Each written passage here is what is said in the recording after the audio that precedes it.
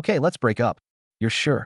Hearing his girlfriend Liu Xi's words, Okai looked at the 100 million yuan in spending money that had just been deposited into his bank account today, then glanced at the system interface in front of him. His face was filled with disbelief as he asked, "Are you sure?"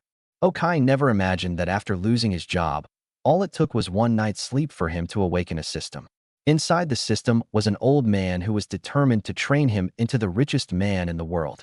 Not only would the system give him 100 million yuan in spending money every day, but it could also assist him with successful investments, helping him achieve his life goals as soon as possible. And whenever he earned certain amounts of money, he would receive additional skill rewards. Perfect body, great compassion hand, master-level vocal skills, master-level medical skills, 90% off card. Looking at his system, Okai couldn't help but smile. Sure enough, becoming the richest man is easy as long as you've got a pair of hands. Hashtag chapter 1. Breaking up? Double happiness? Xiaoxi, have you been waiting long? You sounded so urgent when you called me out here. Is something wrong? Never mind. I actually have something to tell you. Okai, let's break up. After Okai jogged all the way over to Liu Xi, he found her standing there with a gloomy expression. She looked at him solemnly and delivered the words that completely caught him off guard. Hearing her, the smile on Okai's face instantly froze. After a long silence, he finally let out a deep breath and asked, "Did your best friend convince you? Or was it your mom? Don't be like this. This is between the two of us. It has nothing to do with anyone else. I just think they're right." Okai, reality is reality, and love is love. You can't live on love alone. Let's at least leave each other with some dignity. Let's end it here. Seeing the strange expression on Okai's face, Liu Xi continued speaking. Then, suppressing the frustration in her heart, she clearly had no intention of giving Okai a chance to win her back or explain himself. She turned around and walked away, getting into a BMW M4 parked not far behind her. Okai had heard Liu Xi mention that the owner of the car was a rich second-generation heir who had been pursuing her. At the time, he hadn't taken it seriously. But now, she had apparently made her choice. With the roar of the engine, the BMW instantly sped away, and Okai gradually recovered from his initial sadness. Looks like we really reached this point after all. But why don't I feel that sad?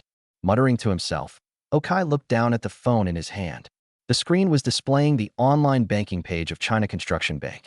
And right there, clearly displayed, was a transaction notification. Transaction time August 17th, 20XX, 55 seconds. Transaction type deposit, savings card ending in XXXX. Transaction amount 100 million yuan. That's right. Okai now had 100 million yuan. And it wasn't just 100 million today. From now on, he would receive 100 million yuan every single day. It all started yesterday. Yesterday was probably the most miserable day Okai had experienced in years. Early that morning, the company he had worked for 3 years informed him that he had been laid off. He gathered his belongings and returned home. After telling Liu Xi the news, he noticed that her expression became increasingly strange. Okai knew that Liu Xi's family had always strongly opposed their relationship, especially her mother, who had even threatened and pressured Liu Xi into breaking up with him. Her best friend was no better. She constantly encouraged Liu Xi to leave him. Even before this, cracks had already appeared in their relationship. His unemployment had simply become the final straw that broke the camel's back. But Okai hadn't paid much attention to any of it at the time. In a terrible mood, he went out drinking with his friends that night. By the time he returned home, Liu Xi was already gone. Half drunk and barely conscious, he assumed she had gone back to her parents' house. So he didn't think much of it and simply fell asleep. Then he had a dream. In the dream, he encountered an immortal. The immortal told him that he could fulfill Okai's wish of becoming the richest man in the world. However, suddenly giving him trillions of yuan in cash would cause the world's financial system to collapse. So instead, the immortal created a system for Okai. The system would give him 100 million yuan in spending money every day. He could spend it however he wanted or use it for investments. The system would also assist him, allowing him to see the returns from his investments. At the same time, whenever he earned money and reached certain milestones, 10,000 yuan, 100,000 yuan, 1 million yuan, 10 million yuan, 100 million yuan, and so on, he would receive additional special rewards. Originally, Okai thought it was nothing more than a dream. But when he woke up, he discovered that there really was an extra 100 million yuan in his bank account. When he saw the money, his first thought was to contact Liu Xi. He wanted to tell her that he had money now. She no longer needed to choose between him and her mother. He could give her the life she wanted. But before he could even call Liu Xi, she called him first. And that led to this very moment. A breakup. Honestly, Okai still felt reluctant to let her go. But besides that reluctance, what he felt even more strongly was emotion, relief, and a sense that a burden had finally been lifted. Just imagine, if he became rich in the future but still had to endure Liu Xi's mother and her best friend constantly making things difficult for him. Okai didn't think he could stand it. If you hadn't left me, I definitely wouldn't have abandoned you. But, unfortunately, you never know what lies ahead. Maybe this is for the best. Okai smiled and shook his head. Considering everything that had happened, this situation could almost be considered double happiness. After composing himself, Okai quickly pushed those thoughts aside. Now, he needed to think about what he was going to do next. He had 100 million yuan in cash. He couldn't exactly go home and go back to sleep, could he? I've heard that once people become rich, they buy houses, cars, and RVs. I don't even have a place to live right now, so I might as well start by looking for a house. After thinking about it, Okai muttered to himself. He closed his mobile banking app and began searching for the best properties in Longmi City.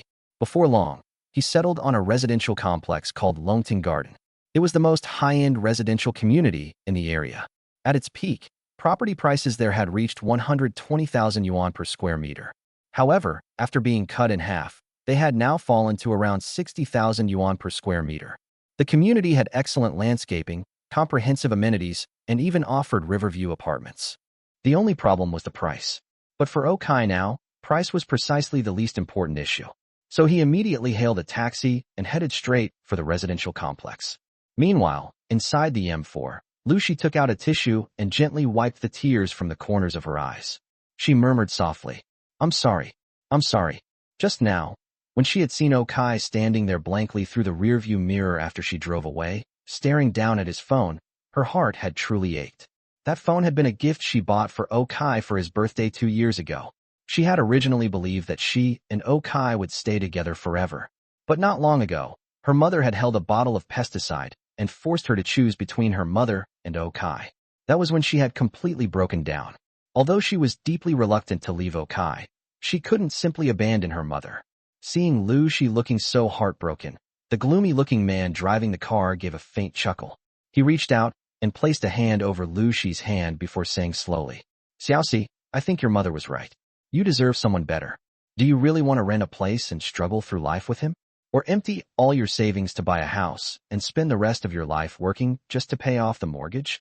Hearing this, Liu Xi's expression immediately hardened. She forcefully pulled her hand away from his.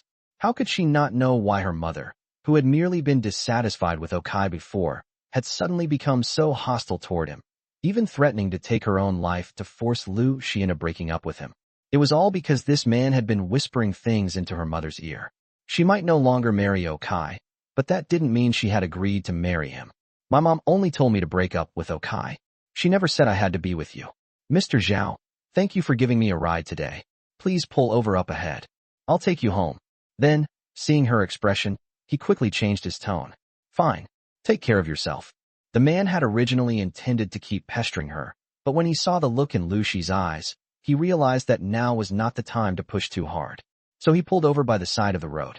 After Liu Xi got out, hailed a taxi, and left, his expression gradually became sinister. He muttered under his breath, What are you pretending for? You'll be mine sooner or later. When that happens, I'll make sure you beg me, and you won't even know where to find me. Naturally, Liu Xi had no idea what young Master Zhao was thinking. She took a taxi to her new workplace and immediately went to change into her work uniform. In order to completely cut ties with Okai, she had even changed jobs.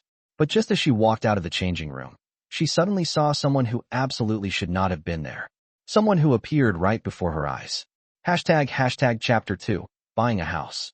5 minutes earlier, while Liu Xi was changing clothes in the locker room, a taxi pulled up outside the sales center of Longting Garden, where Liu Xi worked. That's right. The new job Liu Xi had found was working as a sales agent here. Of course, she hadn't started from the bottom. She had been hired directly as a team leader. But no matter how you looked at it, she was still just a property saleswoman. Naturally, Okai had no idea she worked here. The only reason he had come was to buy a house. As he walked into the sales center, a young woman inside noticed him. Well, to be precise, quite a few people noticed him. But judging by his clothes, They assumed he was probably just there to ask where the restroom was or have a look around. None of them believed that Okai could actually afford a house here. Still, one young woman took the initiative to pick up a bottle of water and walk over to him. "Sir, are you here to look at houses?" "Yeah, I'm looking for a house. What types of units do you currently have for sale?" Okai accepted the bottle of water she handed him and smiled at her. The girl looked to be around 20 years old. She had short hair and a clean, fair complexion. Her looks were almost on par with Liu Xi's. She had a pair of particularly large, bright, sparkling eyes that gave her an exceptionally lively appearance. Her figure was slightly on the flatter side, but she had the charming, approachable feel of the girl next door. Hearing that Okai really was there to look at houses, the girl couldn't help but let out a sigh of relief. "Sir, have some water first. Whether you decide to buy or not, let me introduce the properties to you." As she spoke, she led Okai over to the miniature model of the development. Property salespeople generally earn money through a combination of a base salary and commissions. Although commissions were the main source of income for anyone hoping to make serious money, the real estate market was currently sluggish. For many newcomers without regular clients, forget about commissions. Even earning their base salary was considered fortunate. And the base salary wasn't simply handed out every month just because they showed up and sat around. They had to complete various performance-based tasks, such as explaining properties to customers and getting their contact information. This girl had barely managed to secure even those basic leads this month. If things continued like this, she probably wouldn't even qualify for her base salary. Now that she had finally encountered someone like Okai, this was an opportunity she absolutely couldn't afford to miss. So even though she felt that Okai probably couldn't afford a house here, she remained extremely enthusiastic. However, Okai wasn't in the mood to pay much attention to her at the moment, because the instant he arrived at the model display, something strange happened. An upward-pointing arrow suddenly appeared above what had previously been an ordinary miniature model. As soon as he focused his consciousness on the arrow, a line of information appeared. Longting Garden. Property prices will rise by 62% in 3 years. Oh, seeing those words, Okai's eyes immediately lit up. So this was the auxiliary function the immortal had mentioned in his dream. Although the system didn't tell him why the prices would rise, whether a new subway line would be built here or the development would become part of a prestigious school district, he had absolute faith in the system. So he immediately interrupted the girl, who was about to introduce some smaller units. "Which is the most expensive and best house you have here?" "The most expensive and best." The girl's eyes lit up. "That would definitely be Building 7. It's our crown jewel. It has a 270-degree river view, and especially the top 3 floors. They're all huge 520 square meter luxury flats. They come fully furnished and even include appliances. They're about as good as it gets." As she spoke, she excitedly pointed her laser pointer toward the top 3 floors. Clearly, this was her dream home too. After hearing her explanation, Okai thought for a moment. A 520 square meter luxury flat. That meant each floor would cost roughly 31.2 million yuan. He currently had 100 million yuan, so he might as well buy them all. With that thought, he immediately said, "All right, I'll take those. I want all 3 units." "Huh?" The girl froze. She had been enthusiastically explaining the property just moments ago, but now she stared at Okai in complete confusion. "I said I want all 3. Have they already been sold?" Seeing the girl's bewildered expression, Okai repeated himself. "This. I don't think I can make that decision. I'll go get the manager." Under Okai's serious gaze, the girl was so nervous that she could barely speak. After stammering out those words, she hurriedly turned around and ran toward the manager's office. Watching her leave, Okai smiled, twisted open the bottle of water, and calmly waited while drinking. But just then, a figure suddenly appeared in front of him. "You really are something. You actually managed to find your way here. I already made myself perfectly clear, didn't I? We're over. No matter why it happened, there's no point dwelling on it anymore. We've broken up. Do you understand?" Looking at Liu Xi, who had suddenly appeared before him and was lowering her voice as she unleashed a barrage of words, Okai's eyes were filled with shock. He genuinely had never expected Liu Xi to be working here. In his memory, wasn't Liu Xi working at a cosmetics store? When had she started working at this property sales center? Seeing Okai standing there in stunned silence, Liu Xi's heart was also filled with complicated emotions. On one hand, she was genuinely annoyed. She had finally gathered the courage to make up her mind and break up with Okai. Why had this guy come looking for her again? But on the other hand, she felt a little happy. Okai had come after her. Didn't that mean he still had feelings for her? Unfortunately, she had already made up her mind. Stop pretending. How did I never realize you were actually pretty good at acting? Leave now. Once the manager comes over, I'll have security throw you out. Seeing Okai standing there dumbfounded, Liu Xi continued scolding him. But just as she finished speaking, she saw the young saleswoman approaching from a distance with the manager. After thinking for a moment, Liu Xi still stepped forward and spoke to the manager. Sorry, manager. He's my friend. He found out I work here and came to see me. I'll make him leave right away. Hearing this, the manager, who had been smiling just moments earlier, suddenly froze. He glanced at the young saleswoman beside him, his expression clearly asking, "What's going on?" The young saleswoman was also completely stunned. She looked at Okai. Could he have been joking? Enough. I'm not familiar with her. Okai looked at the two of them and smiled. I'm here to buy a house. Building 7, the 3 luxury flats at the top. I've decided to buy them. Full payment. Any problem? If not, let's draw up the contracts right now. Hashtag chapter 3, the truth comes out. No problem, no problem. As for the top 3 floors, although the top floor has already been sold, the buyer is currently having some financial difficulties, so they've entrusted us to resell it on their behalf. We can handle the entire transaction for you. As for the other 2 units, if you pay in full, I can give you a 5% discount. We'll also cover the property tax and deed tax. The moment the manager heard that Okai was genuinely buying a house, he immediately became enthusiastic. He walked over to Okai with a huge smile, rubbing his hands together as he spoke. A full cash payment. After the real estate bubble burst, property companies throughout the country, even around the world, were tightening their finances, terrified that their cash flow might break down. Once that happened, the consequences would be disastrous. So anyone who could buy a house outright with cash was practically treated like royalty. Okai didn't even need to negotiate. They were already willing to offer him the biggest discount possible.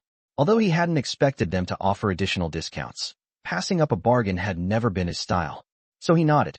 As for the top floor unit being resold on behalf of its owner, the asking price was 32 million yuan. However, according to the manager, the owner's bottom line price was 29.5 million yuan, and he could negotiate it down to that amount for Okai. That would make it even cheaper than the 2 brand new units. Besides the price, these 3 units also come with 15 parking spaces. I can make the decision myself and arrange all 15 parking spaces together for you. Seeing Okai deep in thought after hearing his offer, though in reality, Okai was simply calculating the total cost in his head, the manager quietly added another offer. Fine. I'll take these 3. Go prepare the contracts. After hearing that the manager was also throwing in 15 parking spaces, Okai smiled and then looked toward the young woman who had first greeted him. Me? Hearing Okai ask her to handle the sale, the girl almost stopped breathing. The salespeople here received a commission of 0.3% of the original selling price. The 3 properties Okai was buying were worth more than 90 million yuan in total. That meant her commission would be around 270,000 to 280,000 yuan. The realization left her completely stunned. 270 or 80,000 yuan. She had never seen that much money in her entire life. What are you waiting for? Go. Seeing the saleswoman standing there in shock, the manager couldn't help laughing as he urged her on. Of course he was jealous, but Okai had specifically asked her to handle the sale. There was no way he could object. Compared with the commission these saleswomen earned, he stood to make far more. With nearly 90 million yuan in cash flowing back into the company, he might even be able to use this achievement to transfer back to headquarters. So although he was envious, he wasn't going to pull any tricks. Oh. Hearing the manager, the girl finally snapped back to reality. She immediately ran toward the finance office in the back. A short while later, she returned with a card reader and the contracts. Seeing the card reader and contracts, Liu Xi, who was equally stunned, finally came to her senses. She immediately walked up to Okai. Have you had enough? Looking into Liu Xi's furious eyes, Okai found the situation somewhat amusing. Apparently, she still thought he was joking and showing off. With that thought, he simply handed his bank card to the young woman. She inserted the card into the reader. The manager checked the amount displayed on the screen one more time. Okai then entered his PIN. Beep. A soft sound came from the card reader. The receipt began printing. Payment successful. Everyone present felt their bodies tremble. Okai trembled because this was the first time he had ever spent this much money. And it felt incredible. The manager trembled because the money had officially entered the company's account. He felt even better. The saleswoman trembled because it meant her commission was now secured. Only Liu Xi trembled for an entirely different reason. She stared at Okai in utter disbelief. She had calculated it just now. The 3 properties were worth nearly 90 million yuan. Even if they sold Okai himself, they probably couldn't get 1/10,000th of that amount. At that moment, Liu Xi felt like her entire world had collapsed. Her mentality had collapsed. Her life had collapsed. Even her worldview had collapsed. Unable to hold herself back any longer, Liu Xi stared at Okai and stammered. And no, that's impossible. This money, where did you get it? Did you rob a bank? Hearing her question, Okai looked at her as though she were an idiot. What nonsense are you talking about? Do you even know how much 100 million yuan is? Do you think someone could carry that much money on their back? Besides, we've known each other for 6 years, haven't we? When did I ever tell you that I was broke? I just wanted to live among ordinary people and interact with you as an ordinary person. But all I got in return was distance and disgust. I was actually planning to tell you everything today. Unfortunately, you didn't wait. Whatever. I'm tired of pretending. I'm a billionaire. There, I've come clean. Looking at Liu Xi's pupils, which were already unfocused from shock, Okai spoke with complete sincerity. Then he walked over to the saleswoman and began signing the contracts. He signed 2 contracts in total. As for the unit being resold on behalf of its owner, they would have to wait until the owner arrived before completing that transaction. While signing the contracts, Okai also noticed the saleswoman's name. Sure. It was quite a poetic name. After the contracts were signed, the manager walked over with a broad smile. Sure. Take Mr. O to have a look at the properties first. I'll contact the owner of the top floor and have them come over to sign the contract. Of course. Mr. O, this way, please. There's a sightseeing cart outside. I'll take you to see the properties. Hearing the manager, Sure immediately spoke to Okai with an extremely respectful attitude. After hearing her, Okai didn't even glance at Liu Xi. He simply followed Sure to go look at the properties. Watching Liu Xi remain rooted to the spot, looking completely lost, the manager walked over to her. Your boyfriend? Ex-boyfriend. Hearing the manager, Liu Xi finally recovered slightly from her shock. Her voice was hoarse. At that moment, she felt as if there were razor blades lodged in her throat. Even breathing seemed to cause waves of pain. Hey, look on the bright side. Rich people are all like this.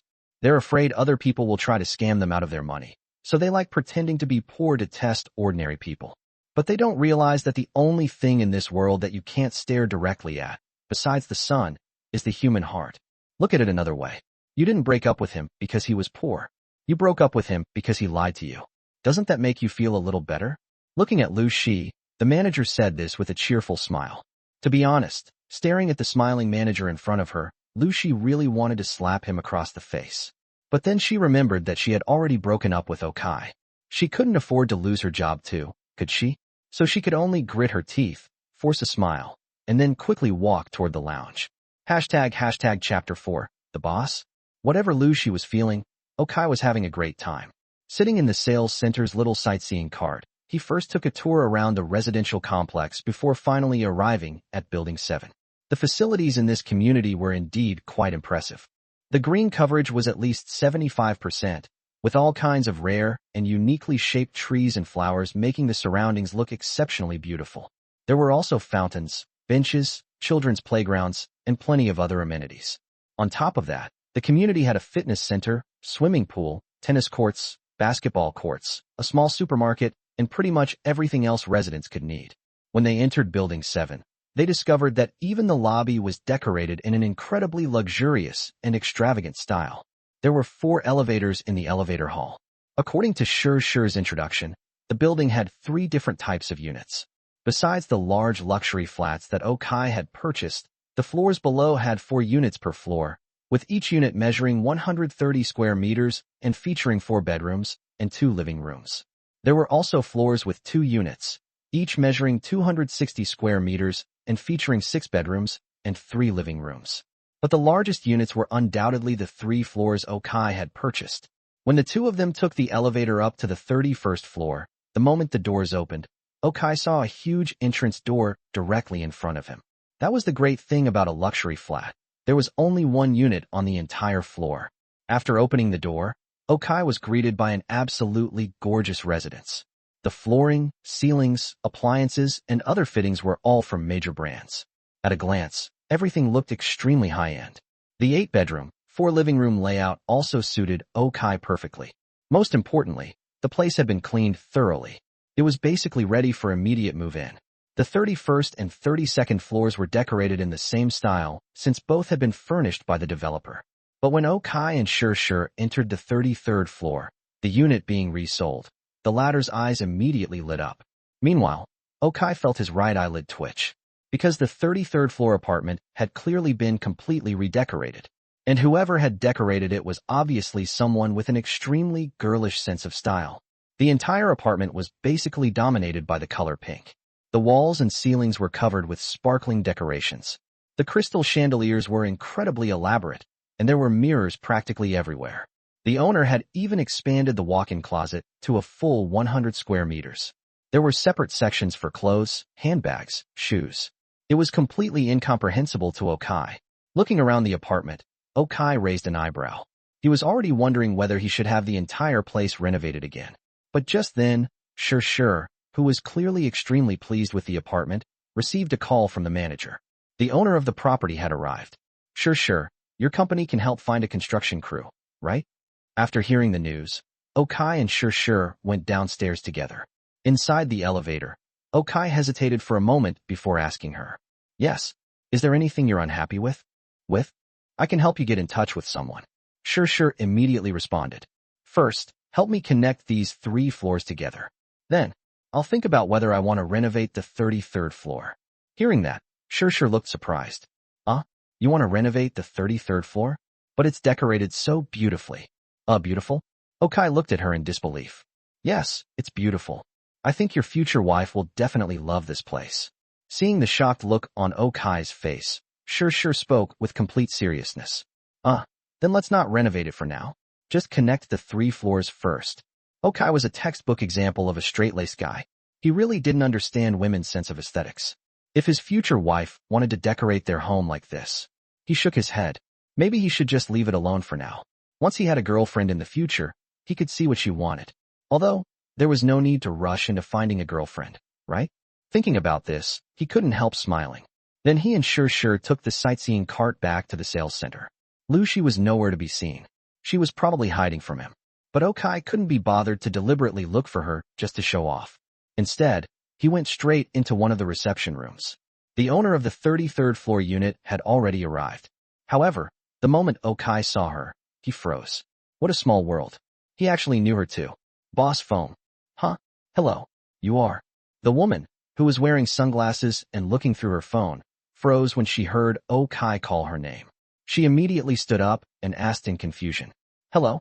You probably don't remember me. My name is Okai. I used to work at your company. You fired me yesterday." Looking at her, Okai smiled and introduced himself. Only then did the woman suddenly remember. She really had seen Okai at the company before. For a moment, an awkward expression appeared on her face. The woman's name was Feng Yu.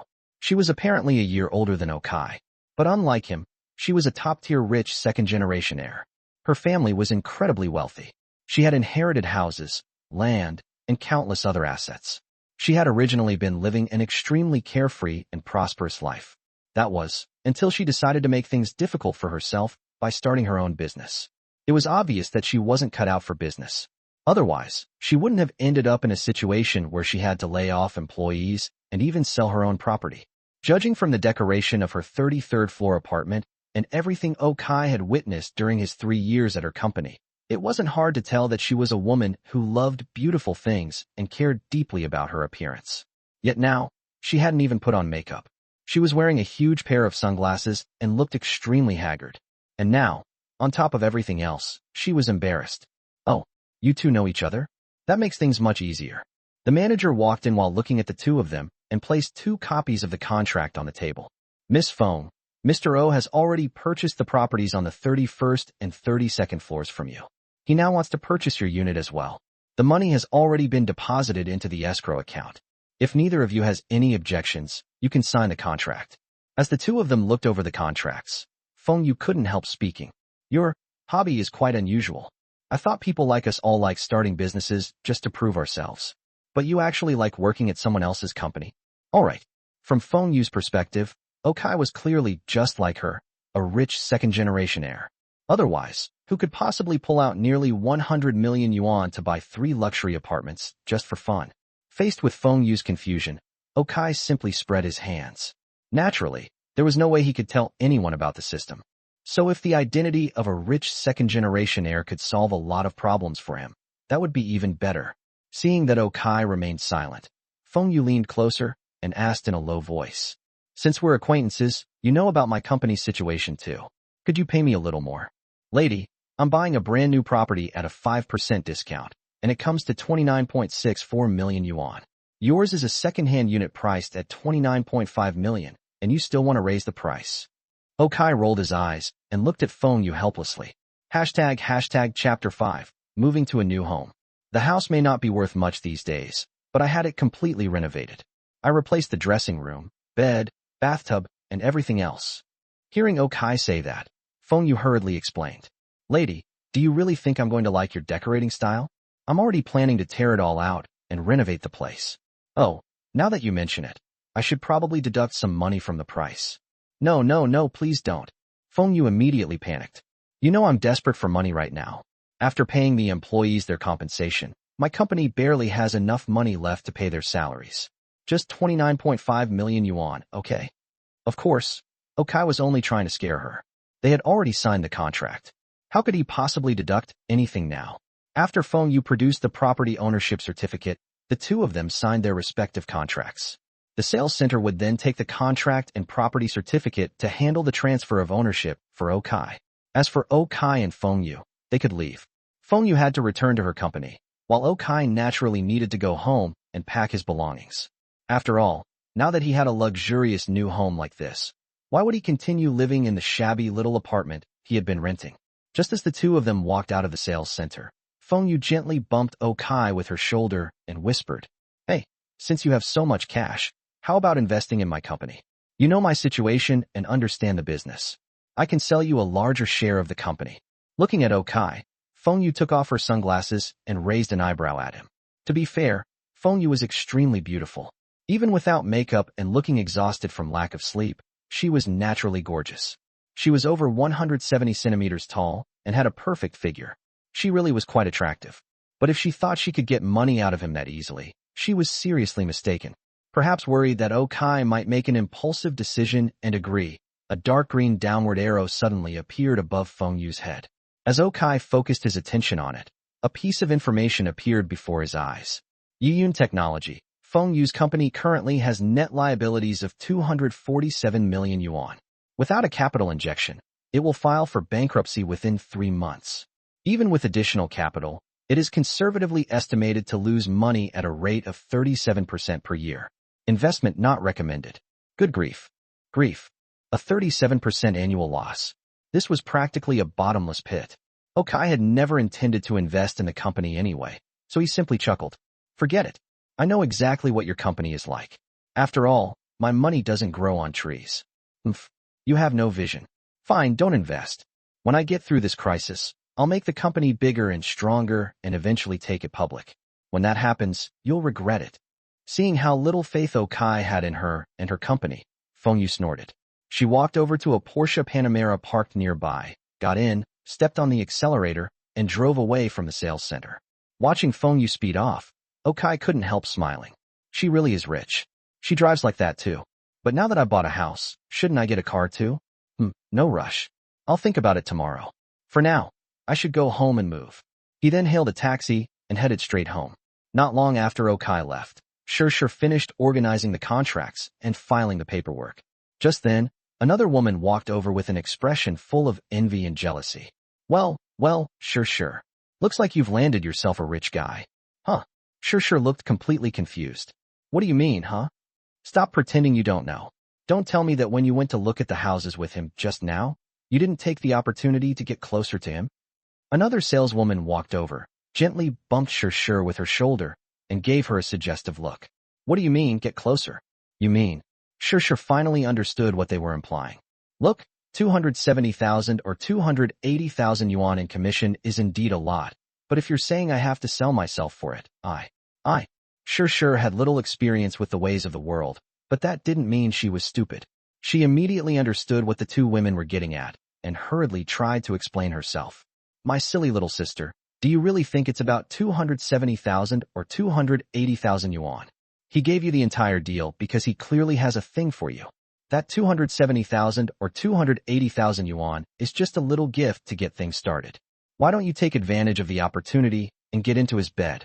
Once you become his woman, forget about being his wife. Even if you're just his mistress, it wouldn't be 300,000 yuan anymore.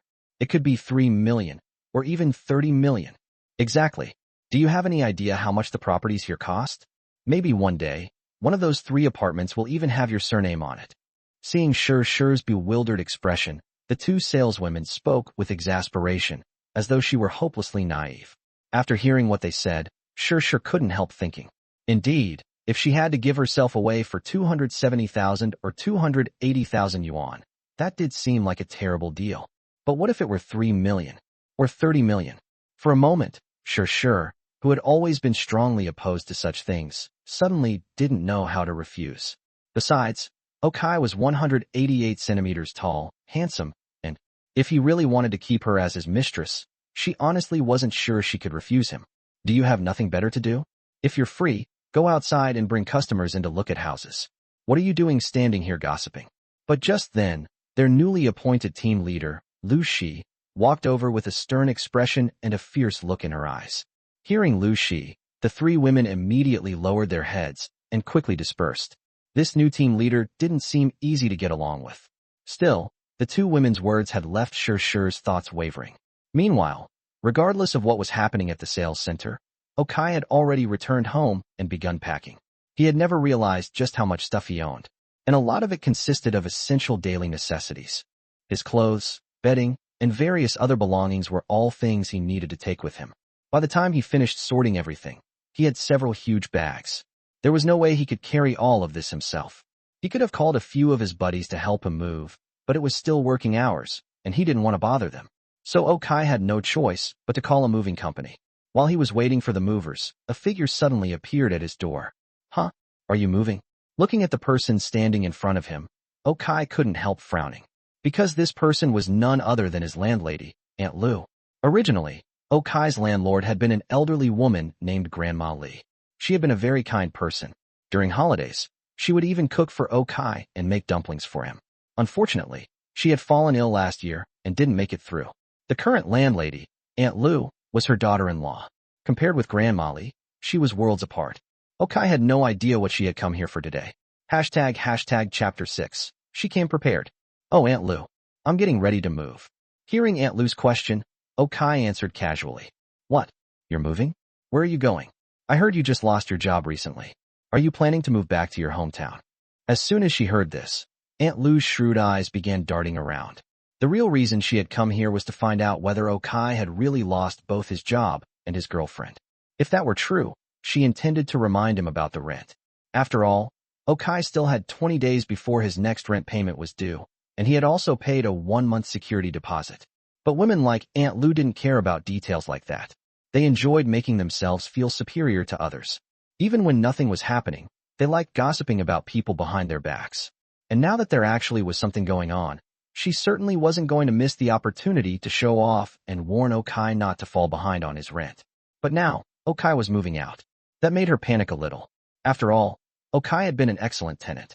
He had rented the place for 3 years and had never once been late with his rent. He kept the apartment clean and never brought a bunch of questionable friends home. It had always just been him and his girlfriend. Landlords love tenants like that, stable and trouble-free. Yet just as she had come over ready to lecture him, Okai announced that he was moving out? Absolutely not. So she instinctively said, Xiaokai, don't take this the wrong way. Young people need to be ambitious. If you lose one job, just find another one. Your girlfriend probably left you because you weren't ambitious enough either. If you just run back to your hometown and admit defeat, what are you going to do there? Farm. Looking at Okai, Aunt Lu began speaking in an arrogant, lecturing tone. Hearing her words, Okai frowned. Forget about whether he had anything to do with farming. He was simply uncomfortable with her attitude. Apparently, renting a room from her had somehow made her feel superior. So Okai immediately replied. First, I'm a local from Longyi. Second, I don't think there's anything wrong with going home and farming. Third, I'm moving because I'm moving into my own house. Oh, you're a local? Then you used to. Oh, you're moving back in with your parents. Hearing this, Aunt Lu froze for a moment before asking suspiciously. No, it's my own house.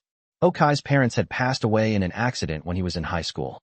His family home had been sold around that time, which was why he had needed to rent a place in recent years.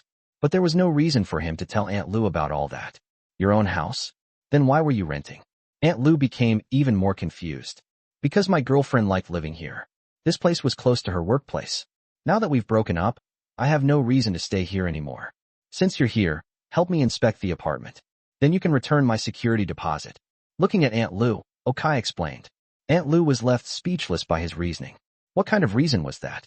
But since Okai had already made his intentions clear, there was no way he was going to continue renting the place. She walked inside and began inspecting the apartment. Originally, she had come prepared to nitpick every little detail and find excuses to deduct the security deposit. She had never intended to return it to Okai, but Okai didn't give her the opportunity. As soon as she entered to inspect the apartment, Okai turned on his phone and started recording. Seeing this, Aunt Lu immediately abandoned any thoughts of playing tricks. If something like this ended up online, the embarrassment would be one thing. The bigger problem was that she might never be able to rent out the apartment again. After inspecting the entire place, she indeed couldn't find anything that justified a deduction. In the end, she could only transfer the 2,000 yuan security deposit back to Okai. As for the nearly 20 days of rent remaining this month, she had no intention of refunding that. But that was fairly normal.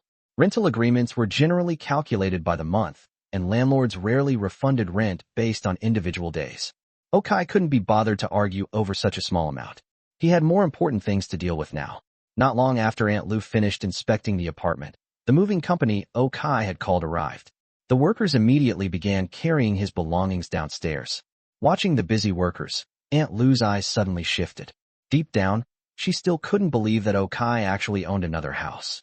As far as she was concerned, Okai had probably run out of money and was simply moving somewhere more remote where the rent was cheaper. So while Okai was helping the movers carry things, she approached one of the workers and asked, "Hello, brother. I'm the landlord of this place. Could I trouble you to tell me where he's moving? He still has some things here, and he might need me to mail them to him later. It would be helpful if I knew his new address." "I'm not sure exactly," the moving worker replied honestly. "I just know we're delivering everything to Longting Garden. You should ask him yourself." Hearing that, Aunt Lu frowned. If he had said some ordinary upscale residential complex, she might not have known anything about it. But Longting Garden?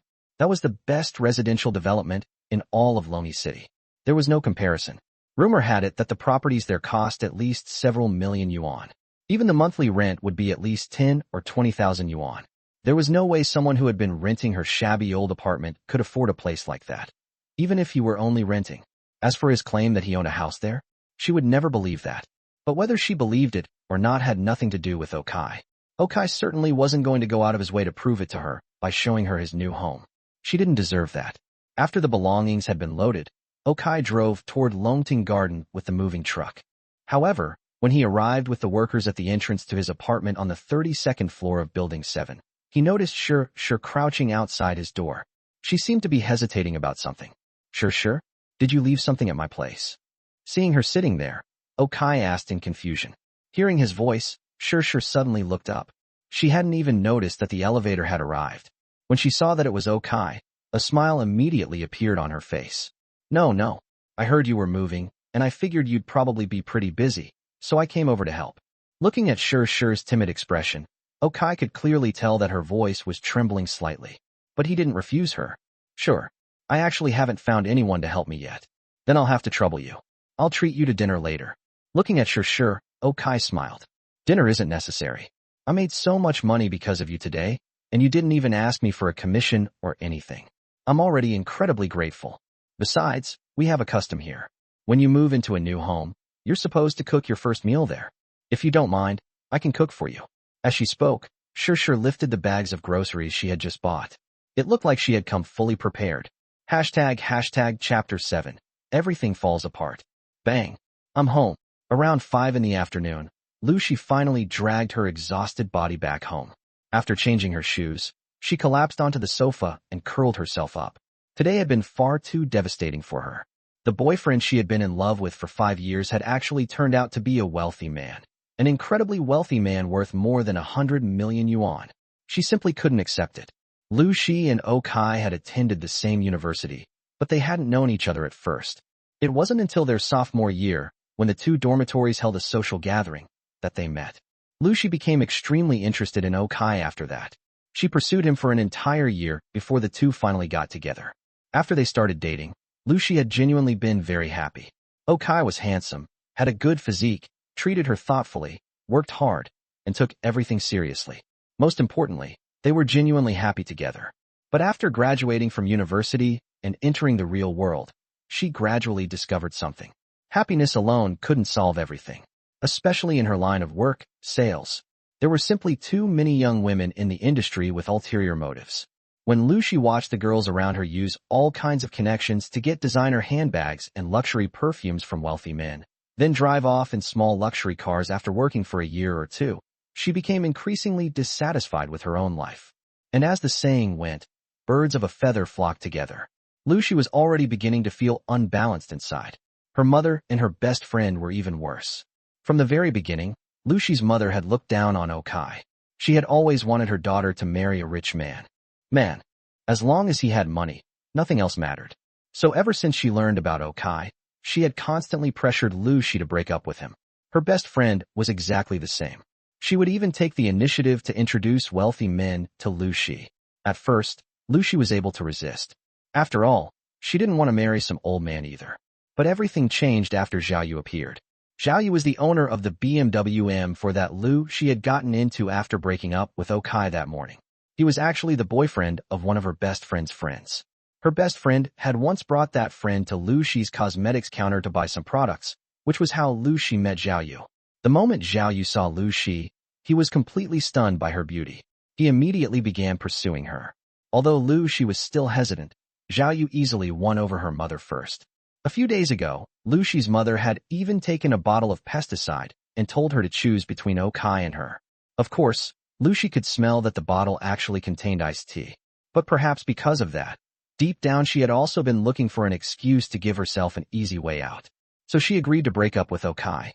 After learning yesterday that Kai had been fired from his company, that thought became even stronger.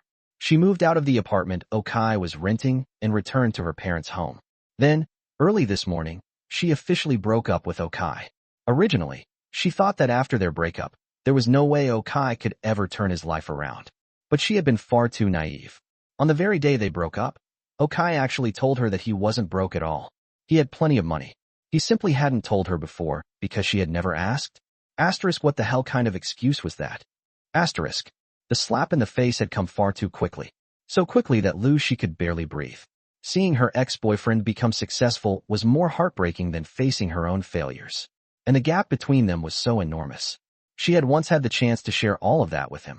How come you're back so early? Didn't you go out with Xiao Zhao? Hearing the noise outside, Liu Xi's mother walked out while fixing her hair. She looked at Liu Xi in confusion. What would I go out with him for? Hearing her mother's question, Liu Xi, who was already on the verge of breaking down, completely snapped. After all, people found it easy to forgive themselves, but much harder to forgive others. In Liu Xi's mind, the first person she blamed was Kai. That bastard had money, yet he had still made her live with him in a rented apartment. He was absolutely unforgivable. The second person she blamed was her own mother. If her mother hadn't pressured her, how could she possibly have agreed to break up with Kai? The third person she blamed was Zhao Yu.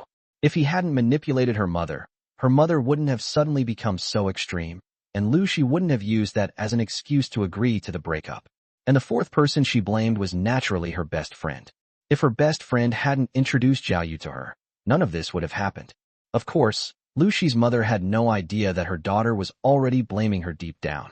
Hearing the resentment in Liu Xi's voice, she frowned. Don't tell me you still haven't broken up with that poor loser Kai. First, I already did exactly what you told me to do. I broke up with him this morning. Second, he isn't a poor loser. He has plenty of money. Today he bought 3 luxury apartments at the development where I work. He paid in full. Nearly 90 million yuan. As Liu Xi spoke, her voice grew louder and louder. By the end, she was practically shouting. Hearing this, her mother froze. Then she forced a smile and waved her hand dismissively. In no way. Stop trying to scare me. That guy has no parents and only has himself. Where could he possibly get that kind of money? If he really had money, would I have made you break up with him? My dad knows someone at the group that owns the development, doesn't he? The money was transferred today. He bought 2 apartments, and the third one was a resale property. There should have been more than 50 million yuan in cash involved. The group should be able to verify it. I'm exhausted. I'm going to rest. Seeing that her mother still looked dismissive and refused to believe her, Liu Xi gave a self-mocking smile. In fact, the person in the entire world who most desperately wanted this to be a lie was herself. Unfortunately, she had already confirmed it several times. It was real. After saying that, she dragged her exhausted body toward her room. She needed some time to recover. Looking at her daughter, whose entire worldview seemed to have collapsed, Liu Xi's mother felt as though her own worldview was about to collapse as well. After hesitating for a moment, she took out her phone and called her husband. She had already retired, but Liu Xi's father was still working and should have been on his way home. Sure enough, the call connected after a short while. Hello? I'm almost home. Do you want me to buy anything? Buy my ass. I'm not asking you to buy anything. I need you to find something out for me. Hearing her husband's voice, Liu Xi's mother immediately told him everything Liu Xi had just said. After hearing the story, Liu Xi's father couldn't help but sigh. Actually, he had always thought highly of Okai. Unfortunately, he didn't have much say in this family. At this point, the only thing he could do was make a phone call and find out whether the whole thing was actually true. Hashtag Chapter 8, Making Money. As for what was happening with Liu Xi and her family, Okai had no idea, and he had no interest in knowing. Right now, he was sitting at the dining table, staring at the 3 dishes and 1 soup Sure had prepared. His appetite immediately went through the roof. Thinking about it, Okai hadn't eaten anything for an entire day. He had gone to meet Liu Xi first thing in the morning, only to get dumped. Then he went house hunting, returned home to pack his belongings, and moved into his new place. His mind had basically been running on excitement and constant activity all day. As a result, he hadn't even noticed that he was hungry. But now that everything he needed to do was finally finished, the hunger hit him all at once. He felt so hungry that his stomach was practically stuck to his back. Fortunately, Sure was amazing. She must have realized that Okai would be hungry. After seeing that most of the moving work was finished, she immediately started preparing dinner. Mr. O, dinner's ready. I only made some simple homestyle dishes. I don't know if they'll suit your taste. As she placed the final dish, stir-fried pork with chili peppers, on the table, Sure sat down beside Okai with a smile and looked at him expectantly. Okai was already staring at the food in amazement. He had to admit, Sure was probably a cooking genius. She had made 4 dishes that evening. Mapo tofu, stir-fried pork with chili peppers, garlic lettuce, and seaweed and egg drop soup. He hadn't even tasted them yet, but just from their colors and aroma, Okai could already tell that they were going to be delicious. Hearing Sure, he immediately picked up his chopsticks and dug in. The moment the tofu entered his mouth, he gave her a thumbs up. Spicy, savory, fragrant, and incredibly tender. This is seriously delicious. If you like it, eat more. Of course, I'm not going to leave a single bite. I'm practically starving to death. By the way, don't call me Mr. O anymore. I should be older than you. Just call me Kaiji. Seeing Sure smiling, Okai responded casually and continued eating. When Sure saw how much he enjoyed her cooking, she gently pursed her lips. She couldn't help recalling what those 2 senior co-workers had told her earlier that day. To be honest, once she stepped outside her own perspective and looked at Okai objectively, she had to admit that he was indeed a man worth taking a risk for. He was handsome, had a great physique, had a good personality, and most importantly, he was rich. Extremely rich, ***. If she could be with him, even if she couldn't become his official wife, perhaps becoming his mistress or second woman, she might not be completely unable to accept it. But she had never even had a boyfriend before. There were some things she simply couldn't bring herself to initiate. Thinking about this, her little face gradually turned bright red. Even the tips of her ears were flushed. Okai, who was eating, casually glanced at her. What's wrong? Why is your face so red? Are you tired? Or is the air conditioner too cold? Looking at Sure, Okai asked in confusion. And no, it's nothing. Maybe I got a little hot while cooking. It'll be fine in a while. As she spoke, Sure quickly started fanning her face with her hand. Hearing that, Okai nodded and continued eating. Before long, he polished off 3 large bowls of rice. By the time he was full, Sure had also finished eating. The 2 of them cleaned up the dishes together. As they finished, Sure began thinking about what she should say next. Finally, after everything was cleaned up, she turned to Okai. All right, everything's cleaned up. I'll head home now. As she said this, Sure looked at Okai. She was actually feeling quite conflicted. On one hand, she really hoped Kai would say something like, asterisk, it's getting late. Why don't you stay? Asterisk. Or perhaps something more subtle. Asterisk, I just moved in, and there are still a lot of appliances I don't know how to use. Could you stay and teach me? Asterisk. If he said something like that, perhaps she could take the opportunity to. Unfortunately, Kai was a textbook straight shooter. What he actually said was, oh, okay. It's only 7 o'clock. It's not late at all. Be careful on your way home. Looking at Kai's warm smile as he said this, Sure silently complained in her heart. What a hopelessly dense man. But she still took the initiative and pulled out her phone. Mr. O, no. Kaiji, should we add each other on WeChat? If I find a construction crew, I'll need to contact you. Oh, sure. Only then did Kai realize that they hadn't even added each other on WeChat yet. He immediately took out his phone, and the two of them added each other. After that, Sure took the trash downstairs and left. Once she was gone, Kai went into the bathroom, filled the bathtub, and sank into the massage tub. As the warm water and powerful jets pounded against his body, Kai let out a long sigh of relief. It felt like he had experienced an incredible amount in a single day. But now, all that exhaustion seemed to disappear. Although his body was enjoying the soothing massage from the tub, his mind wasn't relaxing. Instead, he was thinking about how to make money. Today, he had bought the properties according to the system's guidance. But clearly, the system hadn't considered that as him actually making money. That meant the system probably only recognized his earnings at the exact moment the money was actually generated, and only then would it reward him. If that's the case, things are a little troublesome. If I want to trigger the rewards, I can't just buy things that will make money sometime in the future. I need investments that can generate actual profits right away. Of course, I shouldn't ignore things that can make money in the future either. But what can make money immediately? Stocks. To be honest, Kai had always stayed far away from stocks and funds. But now that he had the system to assist him, he felt that he could give it a try. What else besides stocks? Could I buy antiques and find hidden treasures? And then stone gambling? Gambling. He immediately shook his head. Forget gambling. I'm not doing anything illegal. If I ever get a chance to visit Macau, I can have some fun, but I'm not going to break the law. With that, Kai mentally banished the word gambling from his thoughts. If he wanted to make a fortune legally and legitimately, the stock market seemed like the best option. Thinking about this, he picked up his phone and began searching online for information about how to trade stocks. For an ordinary retail investor, the process would involve going to a brokerage, opening an account, and registering before trading. But Kai was different. He was about to receive another 110 million yuan the next day. For someone like him, it would probably be better to find a professional financial company to manage the investments. Thinking of this, Kai raised an eyebrow. Now that could work. Then tomorrow, I'll find a financial company. After muttering this to himself, Kai searched online and found a financial firm with a solid reputation and strong track record. He tossed his phone aside and went back to enjoying his relaxing bath. Hashtag Chapter 9, The Collapse. Cece, do you want something to eat?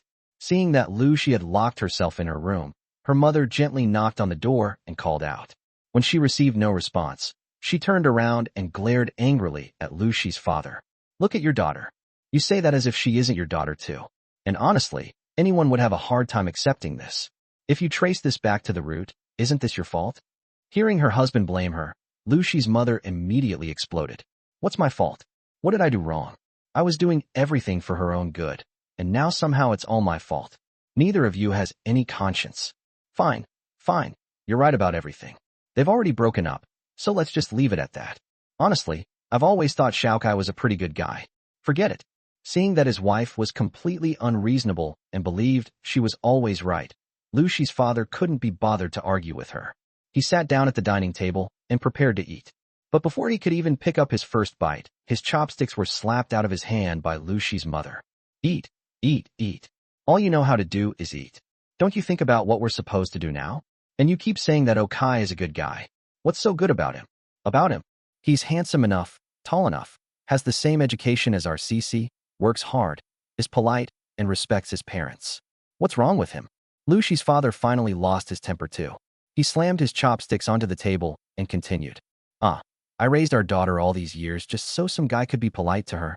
He can have 1,000 good qualities or 10,000 good qualities, but without money, he's still no good. Liu Xi's mother glared at him and snapped back. You really are obsessed with money. Fine. He has money now. Plenty of it. He spent 88.78 million yuan on a house, and not a single cent of it has anything to do with our daughter. Happy now. Seeing his wife's arrogant expression, Liu Xi's father's face darkened. He pointed at her and nodded, throwing the information he had learned that day right back in her face. Hearing this, Liu Xi's mother's expression changed several times. So what? Even if I was the one who told them to break up, and even if my daughter was the one who initiated the breakup, doesn't he bear even the slightest bit of responsibility? And can't you keep your mouth shut while eating? If you're going to eat, then eat. If you're not, then don't. It wasn't Okai who asked Cece to break up. You were the one who told her to do it. What does that have to do with him? And weren't you the one who told me not to eat? Fine, fine. I can't win against you. I'll go eat somewhere else.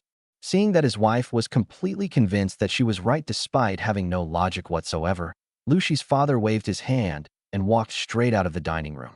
Eat, eat, eat. I bet there's someone else outside. You just want to abandon us, mother and daughter.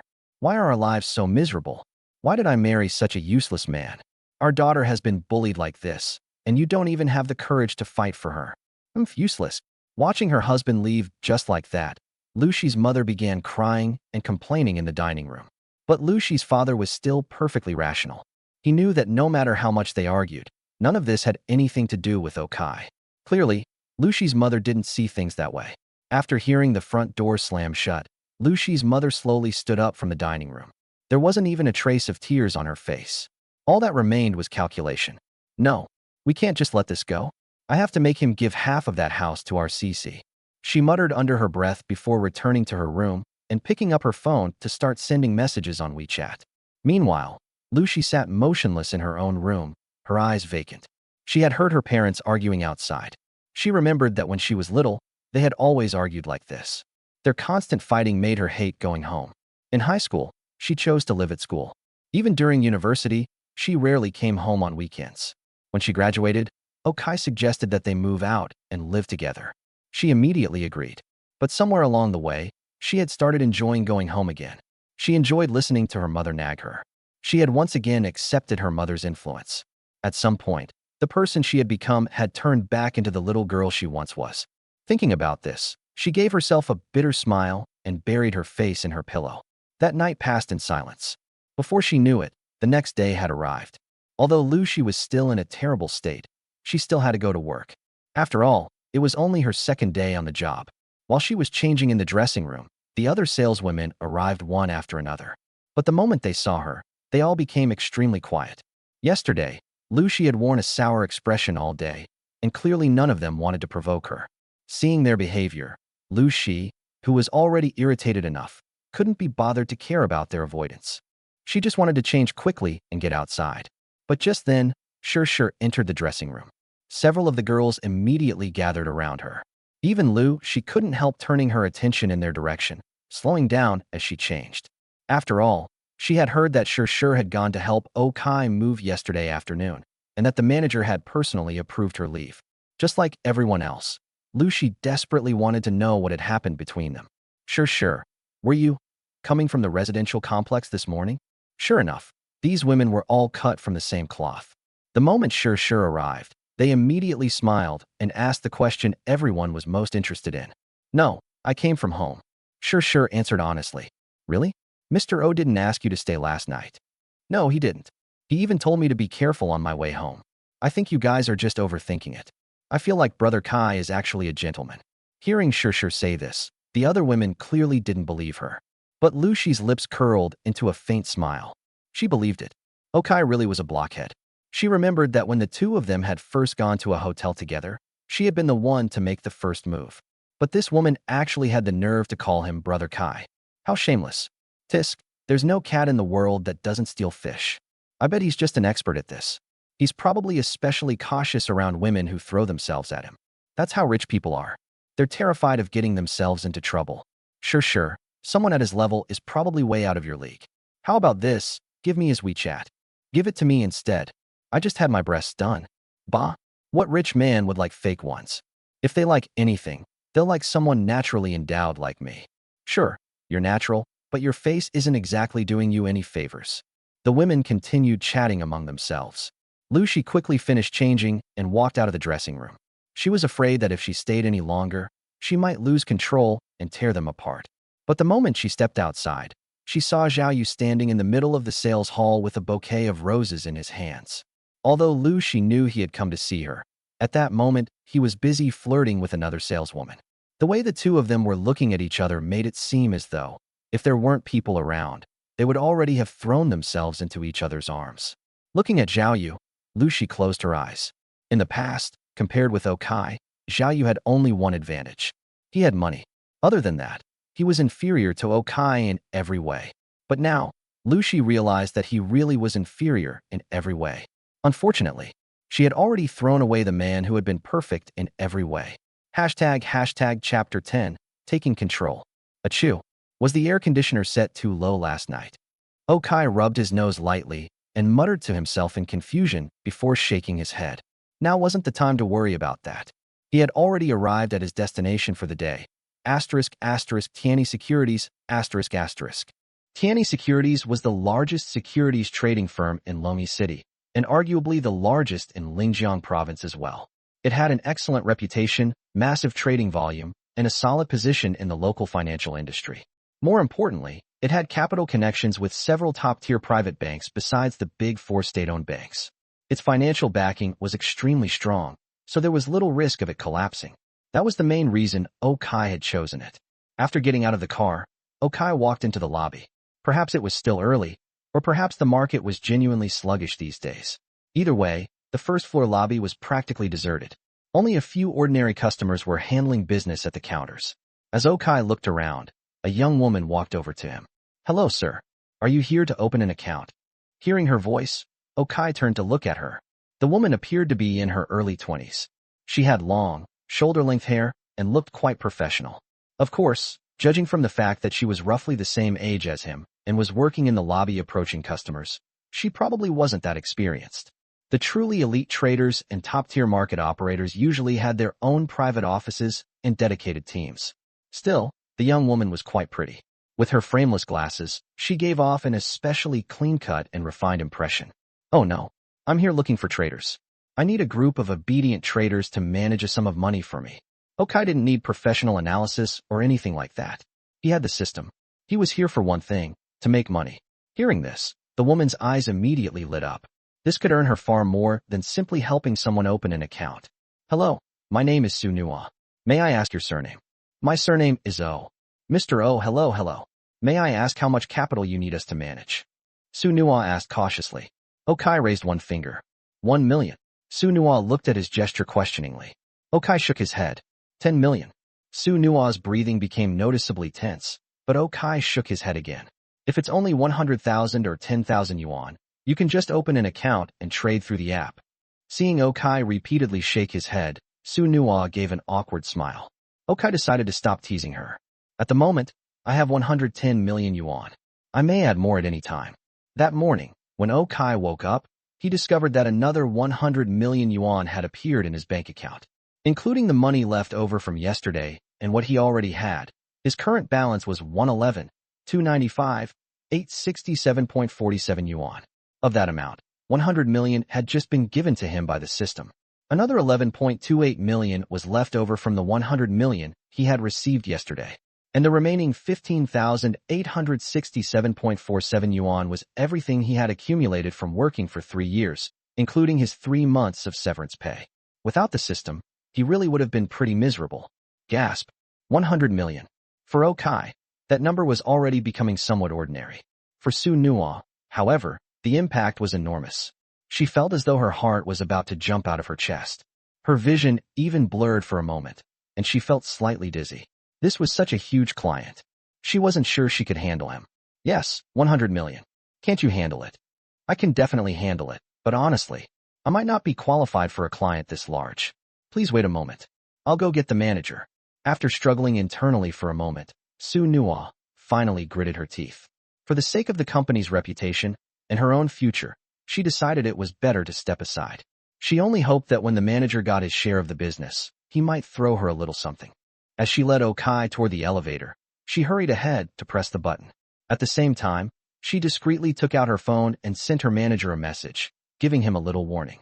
A short while later, Su Nua led Okai to the 3rd floor. A middle-aged man was already waiting at the elevator. The moment he saw Su Nua bringing Okai over, he immediately stepped forward and enthusiastically shook Okai's hand. You must be Mr. O. Hello, hello. My name is Sun Tao. I'm the manager of the business department here. You can just call me Little Sun. Of course, he was only saying that because the financial industry was struggling these days.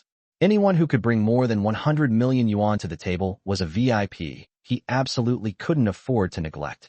Although Okai was at least a decade younger than him, Sun Tao was still willing to call himself Little Sunday. Naturally, Okai wasn't going to play along. No, I'll just call you Manager Sunday. That's fine too. Come, this way please. Su Nua, you can go downstairs now. Yes, Manager Sunday. Hearing Sun Tao dismiss her, Su Nua couldn't help sighing.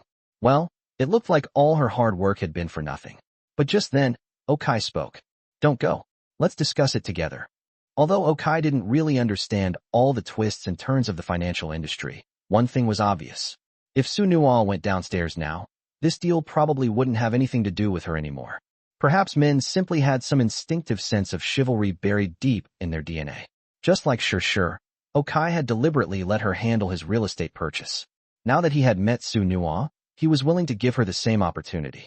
Hearing this, Su Nua looked at Okai in astonishment before turning to Sun Tao. Her eyes were filled with anticipation. Come in and make some tea. Hearing Okai say this, Sun Tao naturally wasn't going to offend a major client over Su Nua. He immediately nodded. Su Nua followed the two men into Sun Tao's office. After they sat down, Su Nua crouched beside the tea table and began preparing traditional Chinese tea. Sales staff like her had received special training in tea preparation. Before long, a small cup of fragrant green tea was placed in front of Okai. The problem was, Okai didn't know anything about tea. The tea he drank most often in his everyday life was iced tea. But he certainly knew how to pretend. He picked up the cup, smelled the fragrance, took a small sip, then put it down and nodded lightly. Seeing his movements, Sun Tao smiled. This is Guzhong Mao Jian, freshly delivered this year. If you like it, I'll have some sent over to you later. We can worry about that later. Let's talk about the discount and commission fees first. Okai waved his hand and got straight to business. Chapter 11 Private Contacts. We charge 0.03% for opening an account with us, but I'll waive that small amount for you. As for the trader, we charge you a 2% management fee and 20% of the profits. Of course, I can adjust this slightly for you, charging you 1.8% for the management fee and 19% of the profits. Upon hearing Okai's words, Sun Tao immediately spoke up as well. Although the reduction percentages may seem small, one by 0.2% and the other by 1%, they are actually a considerable sum of money. With a capital of 100 million, 0.2% is 200,000, and a profit of 1% is even more uncertain. However, Okai is not planning to give them that much. I don't need your advice. The traders I'm looking for just need to follow my instructions. With a gesture, Okai interrupted him and spoke at the same time. You mean to say that we'll operate entirely according to your instructions, without needing our own traders? To be honest, Mr. O, the stock market is far more dangerous than gambling. One wrong move, and you'll be bankrupt. I understand you want to participate in making money, but there's no need. It's better to leave professional matters to professionals. Upon hearing Okai's words, Sun Tao quickly spoke up as well. He said this partly because he was reluctant to give up his share of the profits, and partly because he was worried that they might lose all 100 million yuan under Okai's command. Outsiders have no idea that Okai lost all the money through his manipulation. All they know is that the money was lost through Tianyi Securities, which is a slap in the face to Tianyi Securities. Especially now, with the global financial situation not good, they need to be extremely careful when managing their investments. If Okai were to manage the investments, the 100 million yuan could be lost in no time, which makes it imperative for him to persuade Okai to stay away. I just need some obedient traders. As for the profits and losses, you don't need to be responsible for them. If we lose everything, consider it a lesson learned. So, are you willing to take this job? Seeing Sun Tao's anxious look, Okai also spoke up at this moment. Upon hearing Okai's words, Sun Tao broke out in a cold sweat. He's considering whether or not to accept the offer. If he were to take over now, he could indeed increase the management fee and make a fortune from Okai, but compared to the reputation of this era, he was somewhat unsure.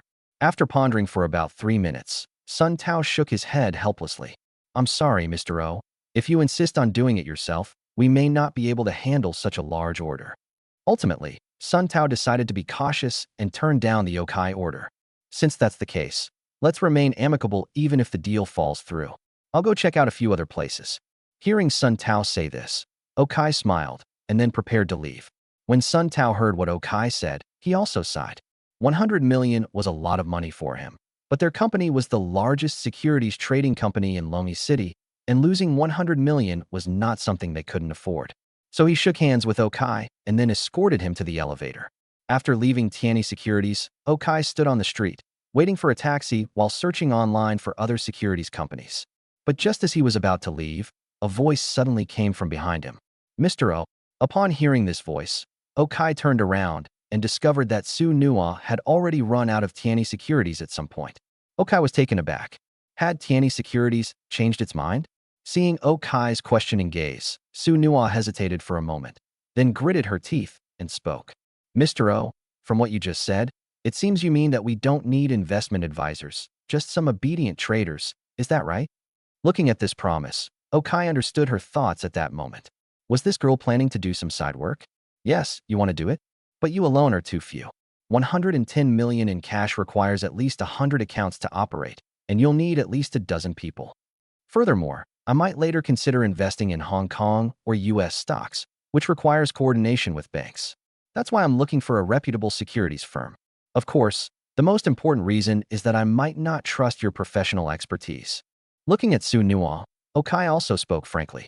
Mr. O, I know all of this. Besides myself, I can bring over a dozen more people to you. As for their professional skills, you can sign a contract with us first to see how they perform. If they don't meet your expectations, you can dismiss them at any time. Regarding connecting with banks, I know people at Jinya, Yinxin, and Minxing Bank, so I can facilitate external connections. Upon hearing Okai's words, Su Nua gently pushed up her glasses and said with shining eyes, I won't miss this opportunity from Okai. If she missed this opportunity, she didn't know how much longer she would have to work as a lowly clerk here. Upon hearing her words, Okai frowned slightly. He is assessing the risks.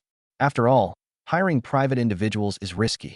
Although these people can do what he needs to do, it's always better to be safe than sorry. If they do something shady, he'll be at a disadvantage.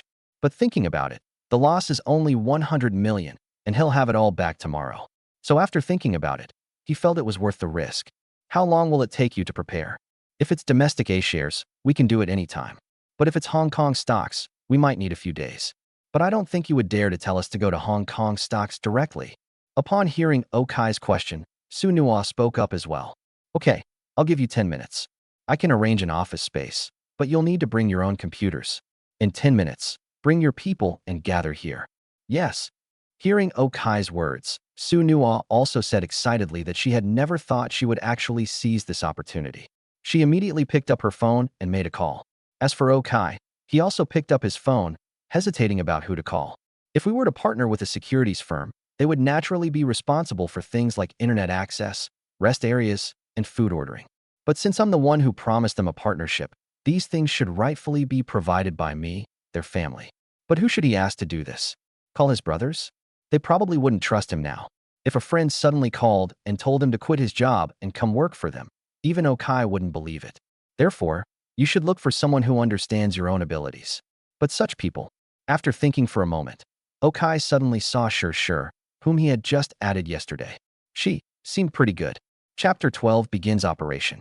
Mr. O, everyone has arrived. 10 minutes is neither a long nor a short time. After Okai called Sure and arranged things at Longting Jiyuan, Su Nua had already gathered 14 people around him. These 14 people, both men and women, were all very young.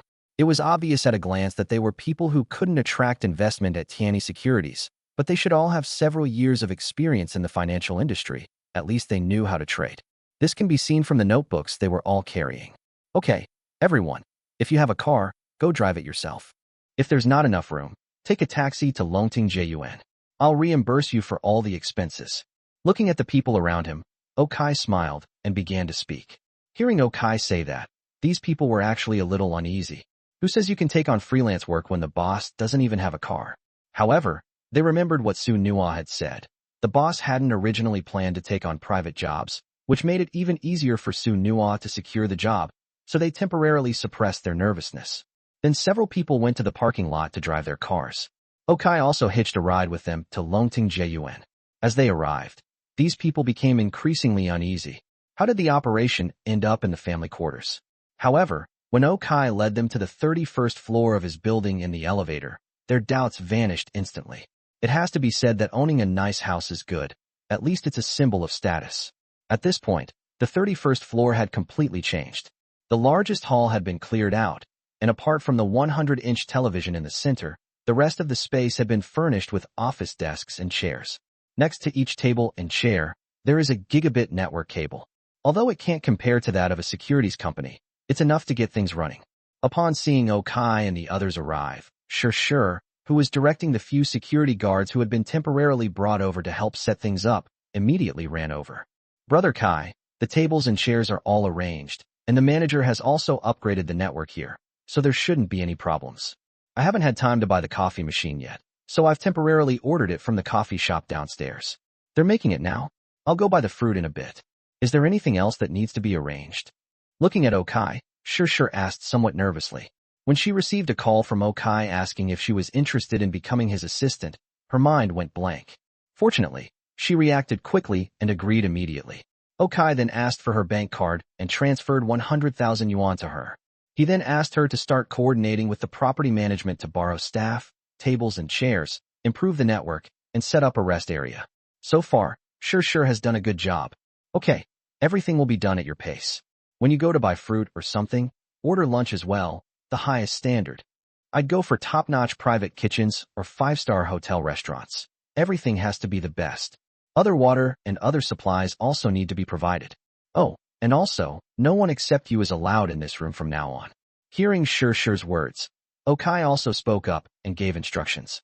Upon hearing Okai's words, Sure immediately nodded in agreement and began to busy herself with the tasks Okai had instructed. As for Su Nuo, he had already led his people to test all the computer networks and synchronize them to the 100-inch television. After everything was set up, Okai stood in front of the large screen, looking at the trend of the market displayed on it. However, in his view, besides the trends of the overall market and stocks, there were also many upward or downward arrows above these stock codes. As his gaze swept across the market, it became clear when each stock would fall and when it would rise. In addition to the timing of price fluctuations, the text also clearly describes the maximum amount that can be invested. This is because if stock manipulators feel they are losing money, they may liquidate their positions and cause a major loss. So this is something to be aware of. Cutting flesh is acceptable, but you can't go too far and provoke the other party. This is still the domestic stock market. If it were the Hong Kong stock market or the US stock market, where leverage is available, then the operations here would require even more caution. Just as he was looking at these stocks, choosing which ones to buy later, Su Nuo came to his side and took out 14 accounts. These are our corporate accounts. The operations will be conducted through these accounts. I'm wondering how to allocate the funds. Looking at Okai, Su Nuo also began to speak. 7.5 million for each account. You guys divide it up. Also, everyone must listen carefully. I will buy whatever I want. If anyone buys randomly, I will not only kick them out, but also hold them accountable, understand? Upon hearing the promise, Okai took out his phone and started operating it. While operating the phone, he also addressed the other 13 people present.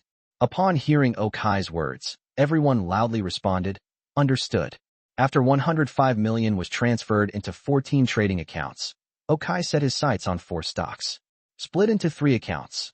1 for Tianyuan Information, 3001XX.SC, 2 for Longyan Environment, 4 for Lantian Medical, and 5 for Yinxia Technology. Upon hearing Okai's words, Su Nuo immediately gave the order. However, when these people found these game licenses and were ready to buy them, they were actually somewhat hesitant, because the 4 companies that Okai mentioned all seemed to have some issues. Tianyuan Information mainly manufactures communication base stations. It recently had a major scandal, with reports that the base stations they researched had problems and excessive radiation. Several residential communities in China had their base stations forcibly dismantled. Its stock price has also fallen for 4 consecutive days. Is it unwise to buy it now? Longyan Environment. This stock has always been very flat, neither making nor losing money. It's not very interesting. Lantian Medical was the company that collapsed last year. It was rumored that their CEO accepted bribes from the president of a top-tier hospital resulting in both of them being arrested, and Lantian Medical subsequently declined.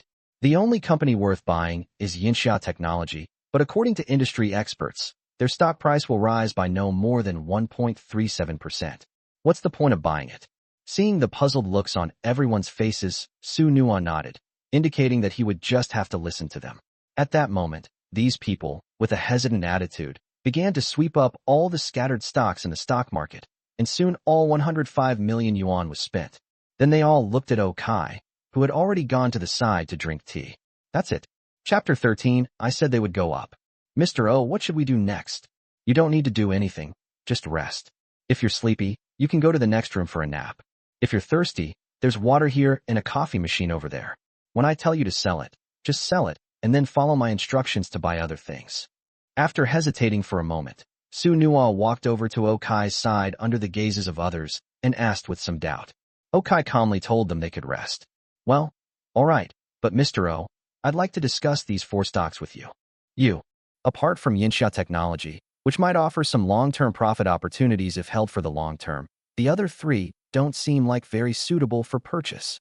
When Su Nuo heard Okai say that she could rest, she was a little confused. She didn't quite understand what Okai was going to do, but since the boss had said that she could rest, she couldn't say anything. What she was more concerned about was the stocks that Okai had bought. Do you believe me if I say they'll skyrocket in price within half an hour? Okai had just seen the changes in holdings on the big screen. He knew that Su Nuo and the others had bought the shares as he had told them, so he smiled and started talking to Su Nuo. Do you have any inside information? Seeing Okai's confident demeanor, Su Nuo was somewhat bewildered, and then tentatively asked Okai in a low voice. However, Okai simply smiled and did not answer. Just kidding. He wouldn't have access to inside information. It's all thanks to the system. Seeing Okai like this, Su Nuo stopped asking. Whether it was true or not, they would know in half an hour. But less than half an hour later, after resting for about 10 minutes, Blue Sky Medical was the first to exert its strength. Blue Sky Medical, which had been emitting a green light, suddenly began to change direction, and a small arrow slowly rose up. This change also made the 2 people who had bought Blue Sky Medical, who were still watching the screen with some unease, pause for a moment, then wipe their eyes before exclaiming, Blue Sky Medical's stock price has gone up. Where? Damn, it really went up. I didn't hear anything about it. It's rising so fast. It's almost gone up by 10 cents. Wow, it's almost 13 cents. Upon hearing what the 2 men said, the group of people who had been strolling around nearby instantly perked up and returned to their chairs to check the stock price of Blue Sky Medical. Seeing the excitement on these people's faces, Okai chuckled. This is nothing yet. It will soon hit the daily limit again. And it will hit the daily limit for several days. It will eventually rise by more than 60%, then gradually stabilize after 7 days. And in the long run, it can probably rise by about 4%, which is at least higher than bank interest rates. But Okai won't care about this small amount of money then. Although he doesn't know why, this is what Okai has in mind. In other words, Blue Sky Medical is too small. If more than 100 million yuan were invested, it would collapse. Otherwise, Okai would have bought all of Lantian Medical's products.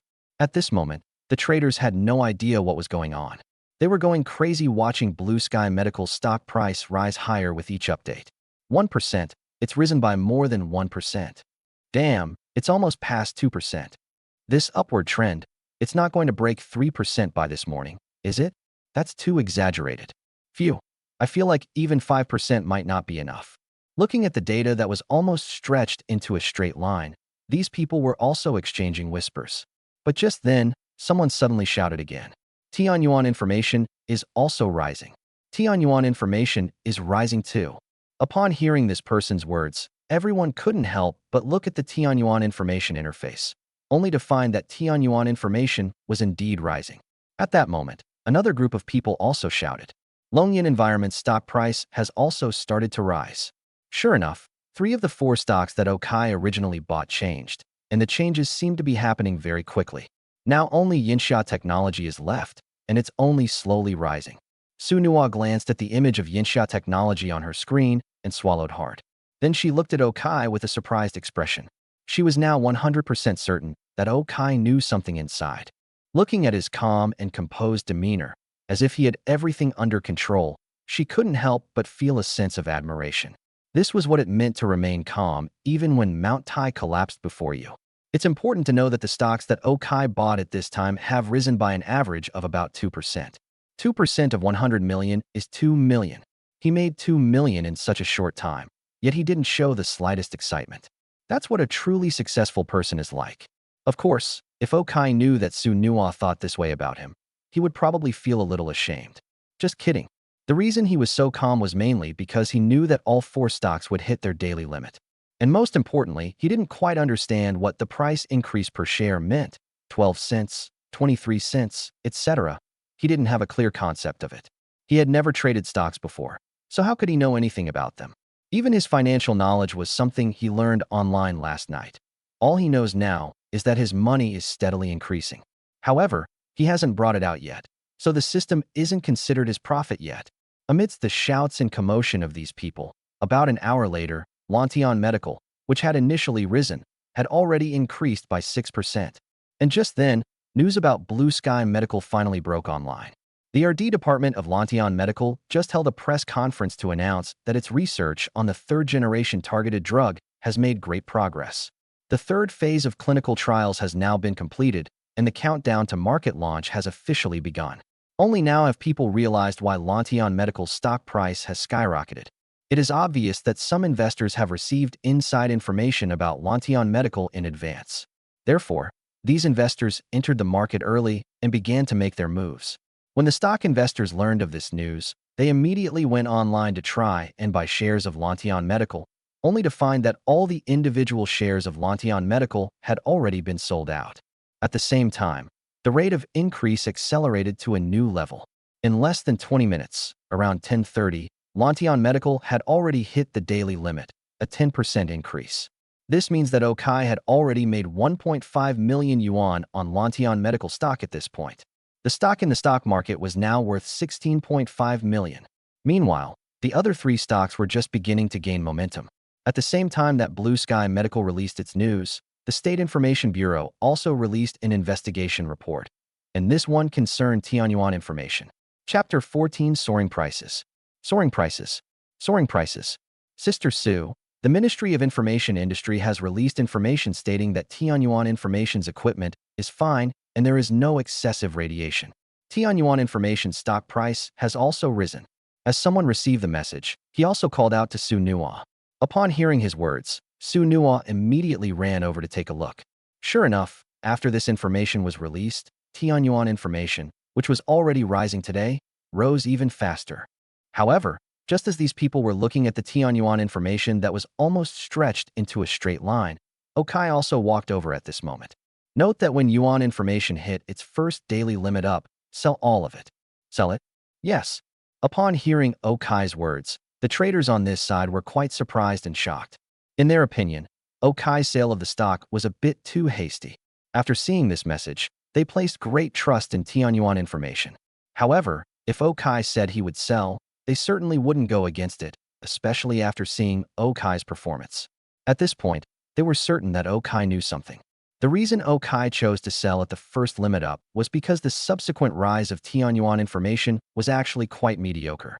Tianyuan Information's stock price was originally around 12.31 yuan, but it was recently exposed that their base station equipment had excessive radiation. Therefore, their stock price has been severely suppressed recently, and it is now only 10.08 yuan. Now that this news has been exposed, it will definitely usher in a wave of growth, and its stock price will at least rise back to the position before the drop. But it is different from Lantian Medical. Lantian Medical has developed something new, but it hasn't produced any groundbreaking products since, so its stock price is likely to remain stuck around its previous level. It's bound to hit the daily limit up today, but further gains might take a long time. Okai isn't going to wait for it to rise. Therefore, taking profits on the first wave of limit up moves today is the best choice. There's also new information from Longyan Environment. Just after Okai finished instructing Tianyuan Information on how to proceed, the few people who were watching Longyan Environment also spoke up. Then everyone immediately went to pay attention to the latest news from Longyan Environment. Just as they had predicted, Longyan Environment was a stagnant company with little to show for its efforts. The new information released by Longyan Environment was unrelated to the company's products. It was a notice of equity changes. Their original largest shareholder sold its shares to Kerry Biotechnology. Kerry Biotech decided to inject 8 billion yuan into Longyan Environment. Kerry Biotech is currently the largest bio-based environmental protection company in China, with a market value of over 200 billion yuan. With the addition of Kerry Biotechnology, the future of Longyan Company is naturally viewed favorably. At this moment, Longyan Environment stock also began to rise rapidly. Upon seeing this, Su Nua's eyes began to sparkle with excitement as she looked at Okai. This Okai is really strong. His inside information actually spans 3 industries: medicine, environment, and communications. If Yinxia technology could also explode today, that would be too outrageous. However, Okai was not paying attention to Su Nua's gaze at the moment. He was currently talking to the people who had bought Longyan technology. You can hold Longyan Environment for 2 days, and then sell it when it hits the daily limit tomorrow. Yes, boss. Upon hearing Okai's words, the others couldn't help but respond. Now they have absolutely no hesitation about Okai's decision. Currently, the company that everyone is paying the most attention to is Yinxia Technology, which has yet to make a significant impact. Everyone wants to know when Yinxia Technology will finally explode. At this point, they had no doubt that Yinxia Technology would explode. They were just waiting for the right time. However, they hadn't seen Yinxia Technology explode yet. At this moment, Shi returned first, bringing with her many workers. She bought all the necessary items and then busied herself in the kitchen. Before long, the rest area was filled with washed and cut fruit, a brand new coffee machine, various drinks, and all kinds of snacks. Just as the stock market temporarily closed at 11:30, her lunch arrived. The lunch was prepared by a high-end private restaurant in the vicinity. The sales center here had held a team-building event there before, so she knew the food was pretty good and the portions were generous, enough for an adult to eat in one serving. The 16 people then had lunch together at the restaurant. Okai was quite satisfied with what Shi had prepared. The delivered meals tasted great, and the other fruits, snacks, and drinks were also quite good. Most importantly, she knew how to save money. She bought these things at a much lower price than retail prices, basically at cost price. Okai was naturally very satisfied with such a beautiful and pleasing assistant who was also efficient and knew how to save him money. So while everyone was eating, Okai also started chatting with Shi. Good job. You seem like you'd be perfect as an assistant. So, have you quit your job yet? Not yet. Upon hearing Okai's words, Shi also said timidly, Go and resign this afternoon. Then find a law firm to draft 14 confidentiality agreements and 15 employment contracts for me. 14 of them will be blank, including yours. The base salary will be 50,000 yuan per month, with commissions calculated separately. Okai said to Shi while eating the boxed lunch in front of him. 50,000. Upon hearing Okai's words, not only Shi, but even Su Nua and the others looked at Okai in shock. A monthly base salary of 50,000 yuan would amount to 600,000 yuan a year. If commissions are included, wouldn't the annual salary be close to 1 million yuan, or even over 1 million yuan? For a moment, they couldn't help but look at Shi with envy. But then they thought that Okai was definitely not just playing the stock market for a few days. If they performed well, they might be able to follow Okai in the future, and their income would only be higher. Thinking of this, they couldn't help but look at each other, and they could see excitement in each other's eyes. Only Shi was a little confused at this moment. 50,000 a month? And that's just the base salary? Thinking of this, she couldn't help but swallow hard. This price was something she had never even dared to dream of before. This truly left her somewhat at a loss. At that moment, the only thought in her mind was, is Okai sure he doesn't want to sleep with me? Now, she doesn't even need Okai to mention it. With just a glance from Okai, she's more than willing to crawl into his bed. After all, she can hardly refuse this price. Chapter 15 Rewards.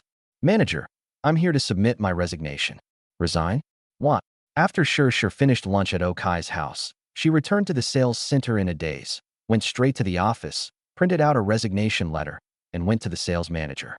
At that very moment, Lu Hope and the other saleswomen were also resting here, preparing to start work in the afternoon. Upon hearing Shi's words, everyone else was puzzled, but Lu Hope's heart skipped a beat.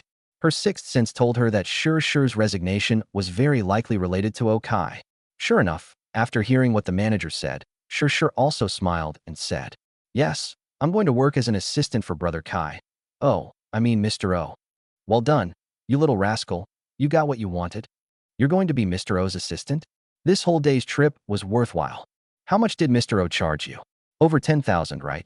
Upon hearing Sher's words, many of the saleswomen nearby spoke with envy, while also inquiring about Sher's new job. People are vain, and besides, Okai never said she wasn't allowed to mention her salary, so Sher smiled and started talking. The salary is quite high, with a base salary of 50,000 a month. Hiss, 50,000. Is she really just an assistant? The kind who doesn't sleep with clients. Even if it's just sleeping with someone, it's worth it. These days, keeping a college student only costs 20,000 to 30,000 a month, or even 50,000 a month, and that's just the base salary. That's hundreds of thousands a year. Upon hearing Sher's words, all the women gasped in shock. Liu Hope, in particular, looked extremely unpleasant. I've known Okai for 6 years, and we were together for 5. He's never given me even 10,000 yuan, let alone 50,000. We just broke up, and now he's offering another girl 50,000 yuan a month. What does he mean by this? Okay, congratulations, Mr. O. Your commission for the house is due this month, and I will pay it to you accordingly. No one cared whether Liu Xi looked good or not.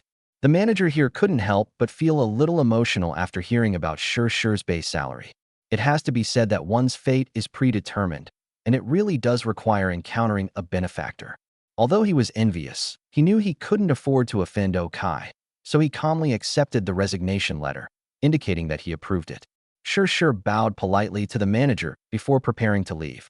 However, just as she was about to leave, the manager suddenly called her back. Oh, by the way, I heard from the security guard you called to help that Mr. O has more than a dozen people at home doing something. Could you tell me? Of course, if it's inconvenient, then forget it. Looking at Sher, the manager asked with a puzzled expression. I'm not too sure either. I only know that those people are traders. It seems that Brother Kai put 100 million yuan into the stock market, and they are in charge of the operations. Specifically, even if Sher knew, she couldn't say, but she could tell them information that anyone could find out, since these people had to be allowed to enter and leave the community by the community's security guards. And when she heard that Okai had taken out another 100 million to speculate on stocks at home, at this moment, everyone couldn't help but gasp again. Sure enough, the rich play it differently. Everything they do costs 100 million. They play with 100 million. As for Liu Hope, her gaze became even more somber at this moment. Think about Okai, and then think about Zhao Yu, whom I sent away this morning. She increasingly felt that her mother must have had a grudge against her in a past life. Definitely. I should be the one standing next to Okai right now. Is there anything Sher can't do? Why should she give her 50,000 a month? Why? Liu Hope felt like her back teeth were about to break. At that moment, she desperately wanted to rush to Okai's house, confront him about why he had treated her this way, and then beg him to forgive her and let her come back. However, given her accustomed arrogance, it was clear that she would never go in front of Okai. Admitting fault? Admitting you were wrong? That's impossible. If Okai were to come and beg her now, she might consider it, and wouldn't be as resolute as she was yesterday. But to beg him? Impossible. Of course, whether she could or not, and what she thought, was none of Okai's or even Sher's business. After saying just a few words, Sher turned and left the sales office. Then he went to a law firm, where he obtained 14 confidentiality agreements and 15 employment contracts as requested by Okai. Then she took a taxi and returned to Okai's home. At the same time she returned, Okai also encountered 2 things. First, Yinxia technology finally rose, and it was a surge right from the start. Just now, while we were eating, the US suddenly announced that it would lift the restrictions on the import of Yanhuang drones. Although Yanhuang subsequently issued an order to restrict the export of drones, Yinxia technology, which researches drones, came into everyone's view at this time. When Sher returned, Yinxia Technology's stock price had already hit the daily limit. As soon as the stock hit its daily limit, Okai immediately sold it along with Tianyuan Information stock. At this time, when both stocks were at their daily limit, there were plenty of people buying their shares. So it can be said that he cashed out perfectly at the highest point. When the amount arrives in the account, at this moment, the balance in Okai's 8 accounts instantly became more than 8.24 million. Trading stocks requires a handling fee, calculated per lot, basically about 0.02% per lot. In other words, these 8 accounts earned Okai more than 5 million yuan in total. The moment the money arrived in his account, a flood of information rushed through Okai's mind. Ding! Congratulations to the host for successfully earning money, reaching 10,000. and receiving the reward. Perfect body. The host's physical fitness will reach the limit of human. Ding! Congratulations to the host for successfully making money. The amount earned has reached 100,000, and you have received the reward. Great compassion hand from One World. Ding! Congratulations, host. You have successfully earned 1 million. You have received the reward. Vocal Master. You will be proficient in all musical instruments and vocal techniques. As the three-sound system notification sounded in his mind, Okai felt a warm current instantly coursing through his body. As this warm current traveled, Okai discovered that his body was undergoing tremendous changes, and the complete set of great compassion hand techniques, along with countless musical instruments and vocal exercises, appeared in his mind. To be honest, Okai found the first two rewards very exciting and useful, since having money made personal health and safety extremely important. But this vocal music, what the heck? With a daily allowance of 100 million, why would I need to work in the entertainment industry? What's the point of this thing? Chapter 16 Contract. Boss, the cash has arrived. Now, which stock should we buy? Looking at Okai coming out of the bathroom, Su Nuo, who was waiting for Okai to make a decision, was surprised to find that Okai seemed to have become more handsome and stronger. However, she felt that this might just be her hallucination, because she was certain that Okai was Okai. His appearance, height, and clothes hadn't changed. It was impossible for someone to go to the toilet and come out as a completely different person. In her opinion, the reason Okai looked more handsome and stronger was probably due to the filter. After all, what Okai did today truly made them admire him beyond measure. They had never heard of anyone buying 4 stocks and getting 4 limit-up days. It was too exaggerated, but that was reality. However, Su Nuo was not mistaken. Okai had indeed changed. At the same time the money was exchanged, a flood of rewards for making money came to Okai's mind. Putting aside the vocal mastery, it was a free skill, so he took it. But that perfect body and the Great Compassion Palm are top-tier skills. The Great Compassion Palm technique needs no introduction. It's a martial art, particularly effective for making lamb spine hot pot. The perfect body gives Okai the physical attributes of the human limit, and most importantly, it seems that his body has also undergone some secondary development. He went to the restroom because his pants, which he had previously found quite loose, suddenly felt a bit tight, so he adjusted them. Legend has it that during the pre-Qin period, there was a powerful figure named Lao Ai who possessed a special ability called turning a wheel. With this ability, he not only got Qin Shi Huang's mother to give birth to 2 children for him, but he also nearly killed Qin Shi Huang, causing the Qin dynasty to cease to be ruled by the Zhao family. During the spring and autumn period, surnames and clan names were separate. Qin Shi Huang's surname was Ying, and his clan name was Zhao. The surname was actually from the maternal clan, while the clan name was from the paternal clan. After the two were combined to form the surname and clan name, the clan name became the primary one. At this moment, Okai felt as if he himself had this special ability. Of course, this is just one perspective. After adjusting his pants, he washed his hands and left the bathroom. As soon as he came out, he heard Su Nuo's words. Looking at the time, it was almost 2 o'clock. Okai immediately went to the screen to check. He had already decided what to buy after selling Yinxiao technology and Tianyuan information, and now he just needed to confirm it. After taking a look and seeing that the arrow and the information hadn't changed, he spoke to Su Nuo. Now, of these 8 free accounts, 4 will be used to buy life insurance at full cost, and the other 4 will be used to buy Tiangong education. Pointing to the 2 stocks that appeared on the screen, Su Nuo immediately responded and then quickly returned to the group to begin making arrangements. Just as Su Nuo was about to buy stocks here, Shi returned. He was also holding a stack of contracts in his hand. After receiving the contract, Okai glanced at it, and then had Shi sign 1 copy, making 2 copies. The content was the same as what he had discussed with Shi. Starting today, she would be his assistant, with a monthly base salary of 50,000 yuan. As for social insurance and housing fund, since Okai is an individual and not a company, that still needs to be studied. But now there is indeed a contract to cover it. He then called over Su Nuo and the others, who had already bought the new stocks. When these people sat down at the dining table that was being used as a meeting room, Okai noticed that their gazes toward him were sparking with unspoken tension. To be honest, he had never encountered this situation before, but to be fair, it was quite enjoyable. So at this moment, he coughed lightly and began to speak. Everyone, this is my job here, but right now I'm just playing the A-share market, a newbie village. In the future, we'll probably go to Hong Kong stocks or US stocks. The workload will be much greater than this. But I can guarantee that your benefits and income will be far superior to what you would have received at the securities company. If you have no objections, you can sign these 2 contracts. If you feel you are not up to the task, you can help me out for a day and receive a reward of 2,000 yuan, which you can collect from Sure.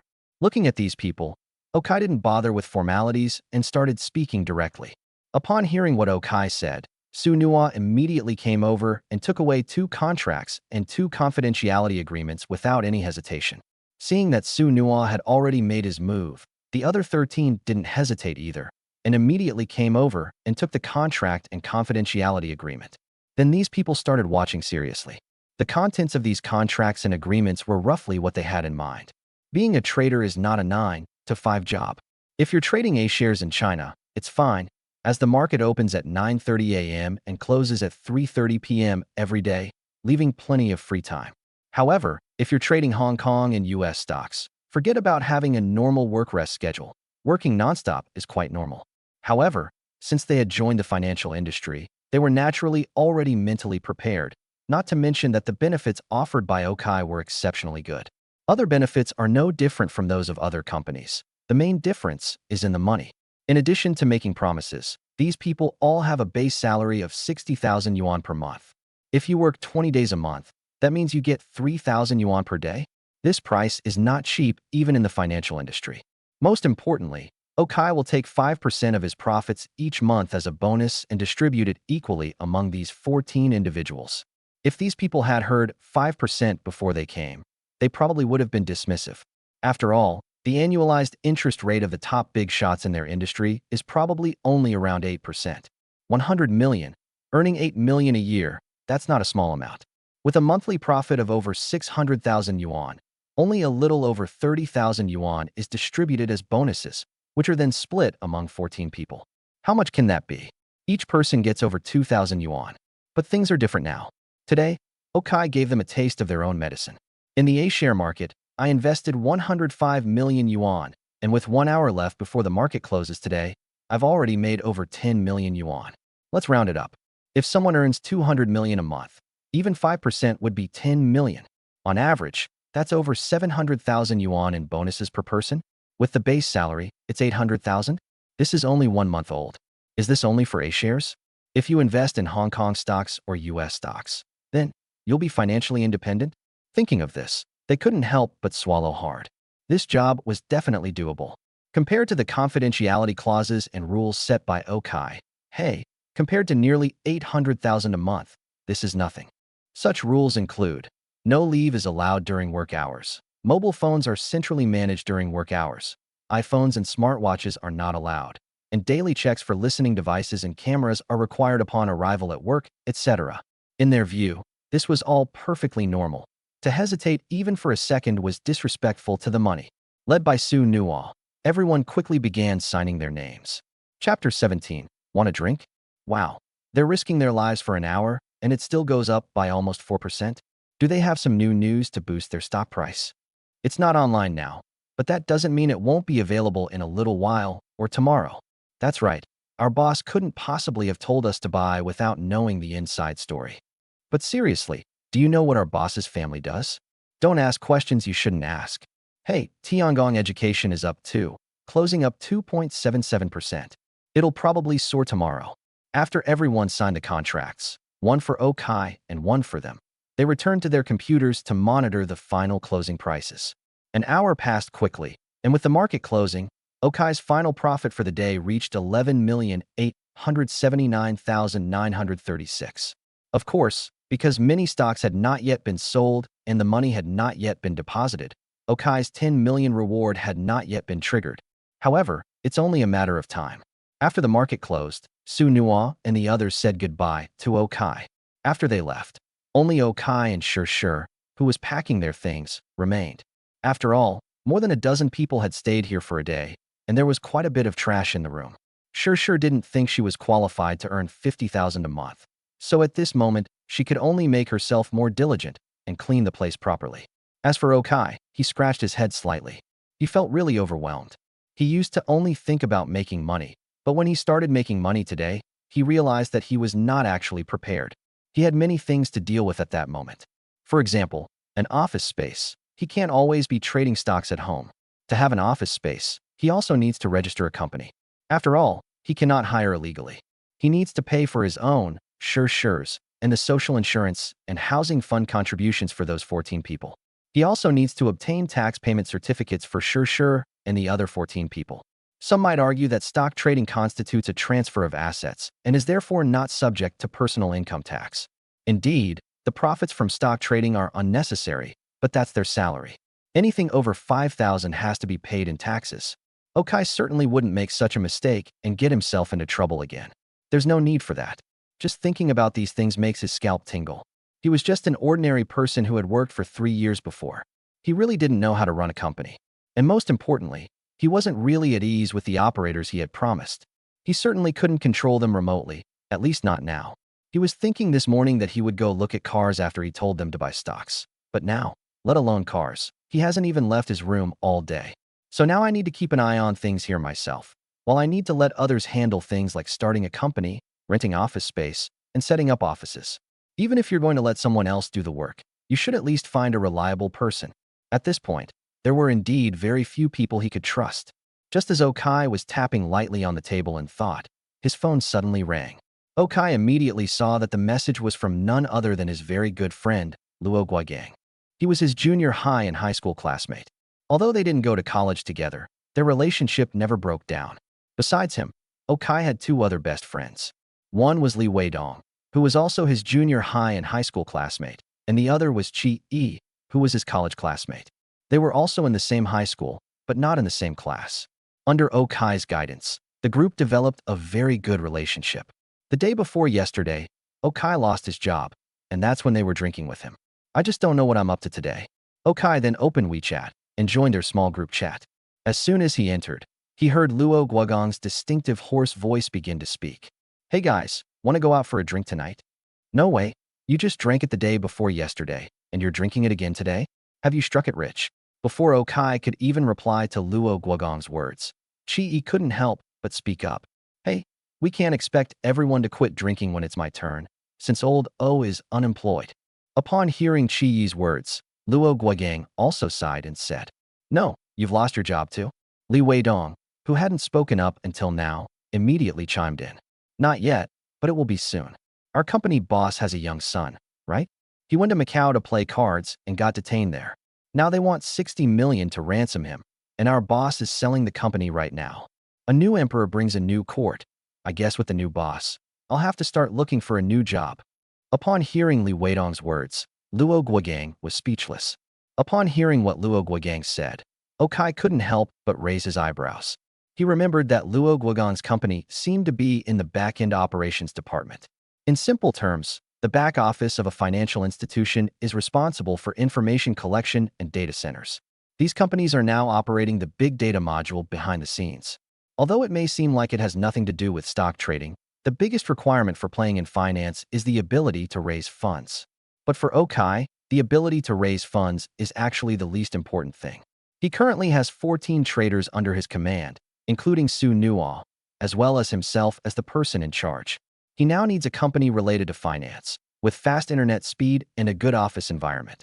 It seems like one has just been delivered right to our doorstep. Thinking of this, Okai immediately spoke up. Let's have some drinks tonight. I happen to have something to tell you guys. Wow, you replied so quickly. Don't you need to pick Lu Hope up from get off work today? Luo Guogang chuckled as he heard Okai's reply. Sigh, they dumped me, and now I'm single. Ha ha ha. It's true what they say, good fortune never comes in pairs, and misfortunes never come singly. Don't worry, today I'll take you to a hidden gem shop that I secretly found. The proprietress there is absolutely amazing. Upon hearing Okai's words, Luo Guogang couldn't help but grin slyly. I've been to that shop too. The owner is truly amazing. That bar is really nice. Upon hearing Luo Guogong's words, Qi Yi and Li Weidong, who were standing nearby, also began to speak. However, upon hearing what the 3 said, Okai rolled his eyes and couldn't help but say, Damn it, you have a good place but you won't take me there. Also, going straight to a bar tonight. No dinner planned. There's a spicy noodle shop right outside that store. It's amazing. You can just have a bowl of noodles for dinner. As for why you weren't taken, Shouldn't you look for the reasons yourself? As soon as Okai finished speaking, 3 contemptuous emojis appeared in unison on the other side, and Chi-E also spoke disdainfully. Well, it seems like we really can't blame anyone else for this. Chapter 18. The province should be saved, the flowers should be spent. Well, Brother Kai, I'm leaving. Go ahead, find 2 cleaners to help clean up tomorrow. Don't tire yourself out. Hey, this little bit of work won't tire me out. As it was getting late, Okai and Shir left his house. At the entrance of the residential complex, Shir went back to her rented apartment, while Okai hailed a taxi to go to the agreed-upon meeting place. Although you can take the subway to get here, you'll have to take a taxi in Okai. His system has been activated for 2 days, giving him 200 million, and he's earned over 10 million himself. But he feels like his life hasn't changed at all. I had a boxed lunch for lunch again, and I'm going to have spicy noodles for dinner later. Spicy noodles. Is that something a billionaire should eat? Although he does seem to enjoy it. So his last act of defiance was to take a taxi. However, just as he was about to hail a taxi, Liu Hope from the sales center also finished get off work. She spotted Okai standing in front of the residential complex, ready to hail a taxi.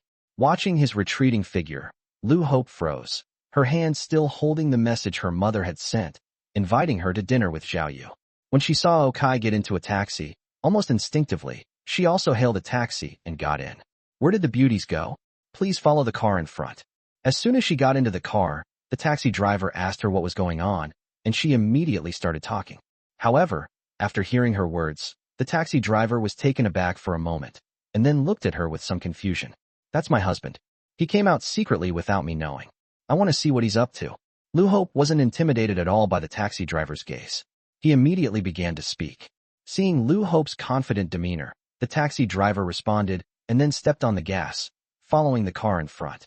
As for Liu Hope, she didn't reply to the messages from her mother and Zhao Yu asking if she had finished get off work. She couldn't think about those 2 people right now. Her eyes were fixed on the car in front of her. The taxi stopped after only a short while, about 10 minutes. As Okai got out of the car, Liu Hope also got out of the car some distance away and quietly hid behind a tree. She watched Okai standing in front of a shop called Big Sister Spicy Noodles, waiting for someone, which made her frown. Who invited him to eat spicy noodles? His cronies. Just as Liu Hope was hesitating, sure enough, several figures appeared. Okai's 3 staunch friends, Luo Guogang, Chi-E, and Li Weidong, came over together. Then the 4 of them walked into the store arm in arm. Upon seeing this, Liu Hope couldn't help but purse her lips. She knew that even if Okai became rich, his and his friends' styles wouldn't change. But why, in her days, did she seem to see herself as the person who walked into the store with Okai? Phew, calm down. You've already broken up. I came here because I'm hungry too. Looking around, she noticed a wonton shop open not far away. So she went into the shop, sat down by the window, ordered a bowl of wontons, and kept watching Okai and his 3 companions in the spicy noodle shop. These 4 guys, especially Okai, really don't have the slightest bit of self-awareness as billionaires. The way they eat noodles is just like always. Soon, they finished their noodles, and the 4 of them left in a group. Liu Hope paid the bill and followed Okai and the others across the street to a bar called Night Charm, where she watched them go inside. Seeing them walk in without any hesitation, Liu Hope frowned even more. She remembered very clearly that Okai hated nightclubs. The first time she and he argued was because she and her best friend went to a nightclub and had a couple of drinks. They almost broke up that time, but Liu Hope still loved Okai at that time, so she never went to a nightclub again after that. And now look what happened. The day after the breakup, he actually went to a bar with his bunch of buddies. Clearly, this guy is no good. I want to see how you plan to have fun here. Gritting her teeth, Liu Hope tightened her grip on her bag and quietly followed Okai and the others into the bar. She then deliberately chose a corner where Okai and the others wouldn't notice and sat down there. Meanwhile, Okai and his group of 4 sat down at the bar. Then, Chi-E, whom Liu Xi also recognized, stood up with a grin and went to the counter, speaking to a very flirtatious woman behind it. Sister Zhou, give me 2 packs of Xiaoha. You're drinking Xiaoha again? How about we try something different? Corona is on sale today. Upon hearing Gao Yi's words, a woman behind the counter stood up and smiled at Chi-E. Upon hearing the woman's voice, Okai looked at her. When he saw her, even Okai's gaze sharpened. This woman must be the unique proprietress that Luo Guogang and his group mentioned. Because this woman is truly exceptionally beautiful. This woman looks very tall, almost 1.8 meters or more, but she doesn't give off a bulky or imposing impression. Instead, she appears very refined. Her long hair was piled up at the back of her head, but many wavy strands fell down around her. She had a perfect oval face, with a pair of eyes that were not very big but as clear as autumn water, a high nose bridge, and slightly thin lips, which made her look like a stunning painting. However, what's most eye-catching is her figure. At this moment, she was wearing a very sexy cheongsam, with a hollowed-out heart at the chest revealing a huge and deep scar. As soon as she stood up, Okai could feel that almost everyone around her was looking at her. As for Chi-E, who ordered the drinks, well, his consciousness is almost fading away now. Corona. Oh, this one on sale, how much is it? Chi-E, come back, sis. We'll have Corona and some ice and lemons. Looking at Chi-E, who could barely speak, Okai smiled. Although the proprietress was indeed quite something. However, in the past 2 days, Okai has seen many beautiful women, and Liu Hope is a beauty, so he reacted quickly and called Chi-E back. Chapter 19, do you want to work with me? You slut, don't you know how old you are? Have you no shame? Seeing Chi-E being called back by Okai and the proprietress starting to prepare, Liu Hope's eyes were blazing with anger. Fortunately, a waiter noticed her and came over, drawing her attention. Miss, what would you like to order? Give me a Corona too, with ice and lemon. Lemon. Upon hearing the waiter's words, Liu Hope subconsciously replied, then pursed her lips, recalling the first time she drank this beer with Okai. They had just watched a racing movie when they found a place outside selling the same beer featured in the movie, so they bought some and went home to drink it. The two of them found it so bitter they stuck out their tongues. They didn't want to drink it, but it was so expensive that they couldn't bear to part with it. After much research, they discovered that if they drank it with lemon, it wouldn't be bitter, but sweet. In the years that followed, it seems that the two of them never drank it again. Surprisingly, Okai still remembers. Okay. Seeing Liu Hope's hesitant expression, the waiter didn't press the matter, simply responding and going to prepare the beer. Meanwhile, Okai, after drawing the attention of his 3 buddies back to him, also explained the main purpose of his visit that day. I have something to tell the 3 of you. Tell us, besides being unemployed and heartbroken, what else is bothering you? Let the 3 of us cheer you up. True friends are like this. They won't be down with you, but will use jokes and banter to pull you out of that gloomy atmosphere. When these 3 were feeling down, Okai did this, and now that Okai is feeling down, they're using the same method on him. No, it's a good thing. I'm actually a billionaire. Looking at the 3 people in front of him, Okai shook his head, and then said seriously, damn it, you simp. I know you love Liu Hope to death, but it's not that bad. She dumped you, and you've gone crazy. As soon as Okai finished speaking, Luo Guogang chimed in. Stop talking nonsense. I'm serious. I really am a billionaire. I'm planning to start a stock trading financial company. Coincidentally, Lao Luo, you said your boss is going to sell the company. Is that true? After slapping Luo Guogang's hand away, Okai looked at him and asked, Huh? It's really true? No, we've been classmates since junior high. We know everything about your family. You're not a billionaire, are you? Upon hearing what Okai said, Luo Guogang looked at him with a puzzled expression.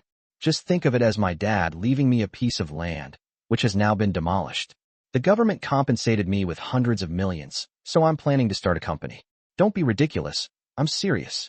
Seeing the puzzled looks on their faces, Okai spoke seriously. Several hundred million. Godfather, why don't you stop courting death? If you really have several hundred million, deposit it in the bank. I'll negotiate an annualized rate of 3.5% for you. 100 million would be 3.5 million a year, 200 million would be 7 million. You can do nothing and make tens of thousands a day. Isn't that great? Seeing Okai's serious expression, Li Weidong also began to speak earnestly. Goodness, he was just calling Okai a simp, and now he's acting like a godfather. Yes, godfather, I know the financial world all too well. When it comes to stocks, you lose money 10 out of 11 times. How about you lend me some money first so I can buy a car? That way, after I lose my job, I can drive for Didi. Luo Guogang said with a smile after hearing Li Weidong's words. Godfather, I'm not that greedy. You can pay for the drinks tonight. He said calmly from the side. Damn, I'm not kidding. I've already found the operators. Now all I need is a company and a location. Are you really selling your company? If you are, I'll come find you tomorrow and acquire your company. Rolling his eyes, Okai gave each of the 3 men the middle finger and then spoke seriously. Seeing how serious Okai was, Chi-E, Luo Guogang, and Li Weidong couldn't help but look at each other. Could it be that what Okai said was true? So, even a salted fish can turn over? What do you want to acquire? My little shabby bar? Business isn't doing too well these days. If you want to acquire it, I'm willing to pay a low price. Just then, a mocking voice came from the side. Okai and his friends looked in the direction of the voice and saw the proprietress walking over with 2 bottles of beer and some side dishes. Behind her was a waiter carrying 2 cases of beer. After they came over, the beer and side dishes were placed on the table. He also spoke with a smile. At this moment, Okai saw the lower half of the proprietress's body for the first time. He hadn't been able to see clearly because of the counter, but now that he did, he almost had a nosebleed. The proprietress was still wearing a cheongsam, but she was wearing black stockings with letters on them. Those who know, know, and black high heels with red soles. Add to that her looks and figure. Wow, she's incredibly captivating. Sister Zhou, stop joking. Your place is so popular tonight, it's hard to get a table. How can business be so difficult? Just as Okai was reciting this, his mind as calm as ice, Luo Guogang and the others had already reacted, and then said to the proprietress with smiles, "Hey, I have a lot of customers, but they're all guys like you who come to look at legs. You don't spend any money just looking, so how can I make any money?" She gave Luo Guogang and the others a flirtatious glance, and then looked at Okai. "Young man, you look unfamiliar. Is this your first time here?" "Yes, that's right." Okai replied awkwardly when the woman asked him. This guy used to be a good man, very loving with his girlfriend. He would even report to us before going out to eat, let alone go out for drinks. But since we just got dumped these past couple of days, we brought him here to broaden his horizons. Hearing the woman ask this question, Li Weidong smiled and began to speak. "TCH, when did good man become a derogatory term? Sister, if I met a good man, would I need to be out in the public running a bar now? Here are 2 bottles of wine for you. Remember to come and patronize my business often." Hearing Li Weidong's words, the woman gave him a disdainful look, then placed 2 bottles of beer in front of Okai.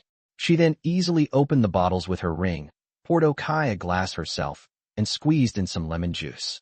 Then he pushed the glass of wine in front of Okai. Chapter 20, The Last Show of Love. Oh, the proprietress poured the wine herself. Haha, bro, you're really lucky with the ladies. Seeing the proprietress's actions, Luo Guogang and the others started to cheer. Although Okai was a little shy, he wasn't too conflicted. He took the glass and took a sip. It was still as sweet as he remembered. Seeing Okai's cheerful expression, Lu Hope, who was far away, felt like she was about to grind her teeth to dust. Did she put droppings in the cup? You're laughing so happily. Clenching her fists, Lu Hope felt as if her eyes were about to pop out. As for the proprietress here, she laughed when she saw Okai drink the wine. Then she looked around and saw the stage in the distance, which was now completely empty. Hey, the resident band hasn't arrived yet. It's so quiet.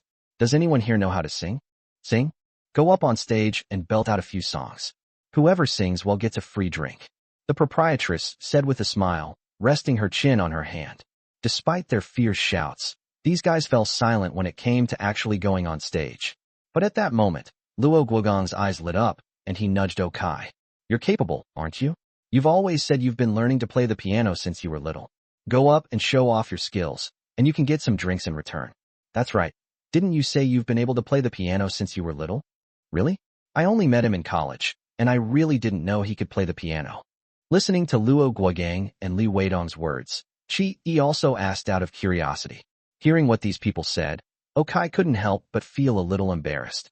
He wasn't lying, but there was an element of exaggeration in it.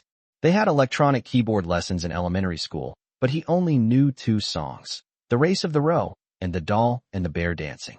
This is clearly not something that can be displayed in public right now.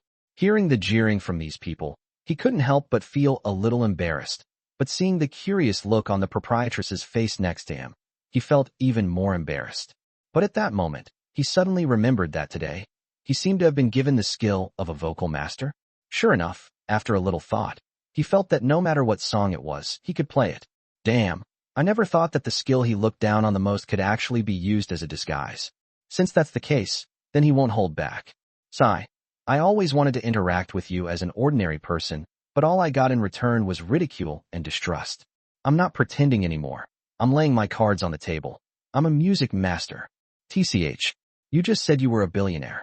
Hearing Okai's pretentious words, Luo Guogang also said with disdain. Is there a conflict between these two? Xiang Luo smiled. And then Okai also took 3 steps at a time to come to the stage. He stood in front of an electronic keyboard and tested the sound. After confirming that there was no problem, a piece of music suddenly started playing, which instantly attracted the attention of many people, especially Liu Xi in the distance. When she heard the prelude, her whole body suddenly trembled, and her pupils unconsciously dilated. She suddenly remembered a song she really liked. I used to be like other girls, liking those sentimental songs, but Okai liked to call them simp songs. This song was her favorite, and one she used to often share with Okai. Although it was just the intro, her past with Okai unfolded before her eyes like the music video for this song. However, the male and female protagonists at this time have become them. On the day we broke up, I got into Zhao Yu's car. In the rearview mirror, Okai was staring blankly at his phone. Liu Hope suddenly felt a sharp pain in her chest. My breath seemed to catch in my throat at that moment. Woman, I'm back. Man, you're back. It's so late. I'll go and run your bath. Woman, Jerry. Man, huh? Woman, I have something to tell you. Man, wow, what national event is it? Woman, lately, someone has been driving me home every day. Man, I know, I saw him. He was the one driving the black Mercedes, wasn't he nice? Woman, he's pursuing me. Man, really? So you've fallen in love with him? Woman, he's really good to me. He thinks of everything for me, plans everything for me, and even gave up the opportunity to study abroad for me. Man, stop talking, just tell me, are you in love with him? Woman, I think is. Man, oh, is that so? Do you remember? I said that if one day you meet a good man who can give you happiness and make you happy for the rest of your life, I will choose to let go and give you happiness. This promise will always be valid. So, that's why you didn't try to win me back. The male protagonist in her memory and Okai's face slowly merged at this moment. At the same time, the memory shattered because Okai on stage had already started singing. I locked myself away, leaving only the balcony open. Every time I open the window at night, I stare blankly at the darkness, watching the past unfold scene by scene, replaying our love once more. The moment Okai's voice rang out, not only did tears well up in Liu Hope's eyes, but everyone who had come to drink was also startled and looked at the stage in surprise. They really hadn't expected that Okai would sing so well. Many of the waiters forgot their work and stood frozen in surprise, staring at Okai on the stage. Especially Luo Guigang, Qi Yi, and Li Weidong. They used to go to KTV with Okai quite often. When did he learn to sing? Weren't those four supposed to be known for their howling and wailing? How come you left the team so quietly? My friend's success is more heartbreaking than my own failure. Well, okay, he apparently said he was a billionaire. Compared to that, being able to sing doesn't seem so hard to accept anymore. Damn, the problem is that a billionaire can also sing well. Is there any justice in this world? Regardless of what these people were thinking, Okai was still singing at this moment. After the second verse ended, he officially sang the chorus. When tears fall, the pain is already overwhelming. Separation is also a kind of understanding. I'll give it to you. The final act of love is letting go, not wanting a double bed to be separated by an ocean. Time will slowly bleach away the stains on our relationships. Put love into the left pocket of your chest. The ultimate act of love is letting go. I didn't want to argue with words, so I chose not to blame them. Relationships are like a train platform. People come and go. My heart is a bus stop. It says waiting. Chapter 21, Seeing Injustice. Encore. Encore. Roar. That sounds great, bro. When Oak finished the last note, about 5 or 6 seconds passed before the guests below reacted and started shouting. Hearing the whistles and cheers from the crowd, Liu Hope, who was still lost in her memories, finally snapped out of her daze. She then took a deep look at Okai, who was still on the stage, and couldn't help but let out a long sigh. Is this why you didn't try to stop me? She finished her beer in one gulp, stood up, and turned to leave the bar. She's feeling very confused right now. She needs to go home and calm down. However, Okai has no idea what her situation is right now. On stage, he looked at the jeering crowd below. Although they were saying nice things, Okai could see a hint of mockery in their eyes. Well, singing so well, it's unlikely he could have done it without a decade of being a devoted admirer. The problem is, Okai has never been a sycophant. When I got together with Liu Hope, it was Liu Hope who took the initiative. You can't say that a man who doesn't go to bars, nightclubs, or foot massages when he has a girlfriend is a simp. That would be too despicable. So at this moment, Okai was actually a little annoyed. Just then, he saw the electric guitar next to him. To him, screw you, simp. I'm a wolf warrior. Muttering something under his breath, Okai also came to the electric guitar. With a pull of the pick, an extremely violent sound of music instantly rang out. The atmosphere in the bar became even more intense in an instant. Compared to the song, Let Go, that we just heard, which some people might not know or haven't heard of, this song is now practically known to everyone. Especially after Okai's wolf howl, the atmosphere in the bar instantly became lively. At this moment, Liu Hope, who had just reached the door, also heard Okai singing in his heavily accented Cantonese. She turned off the evening light and quietly covered her shoulders. Sparks mingled, yet the sediment remained. The heart has just been cut and damaged. It cannot be moved directly. She seemed to be drawing magnetism and electricity with her fingertips. Love is like a hungry wolf, with a mouth that is sweet as can be. If you approach her and try to play with her, her true colors will be revealed. Love is like a hungry wolf. How can one sleep embracing it? She'll definitely leave me with a terrible scar as a souvenir.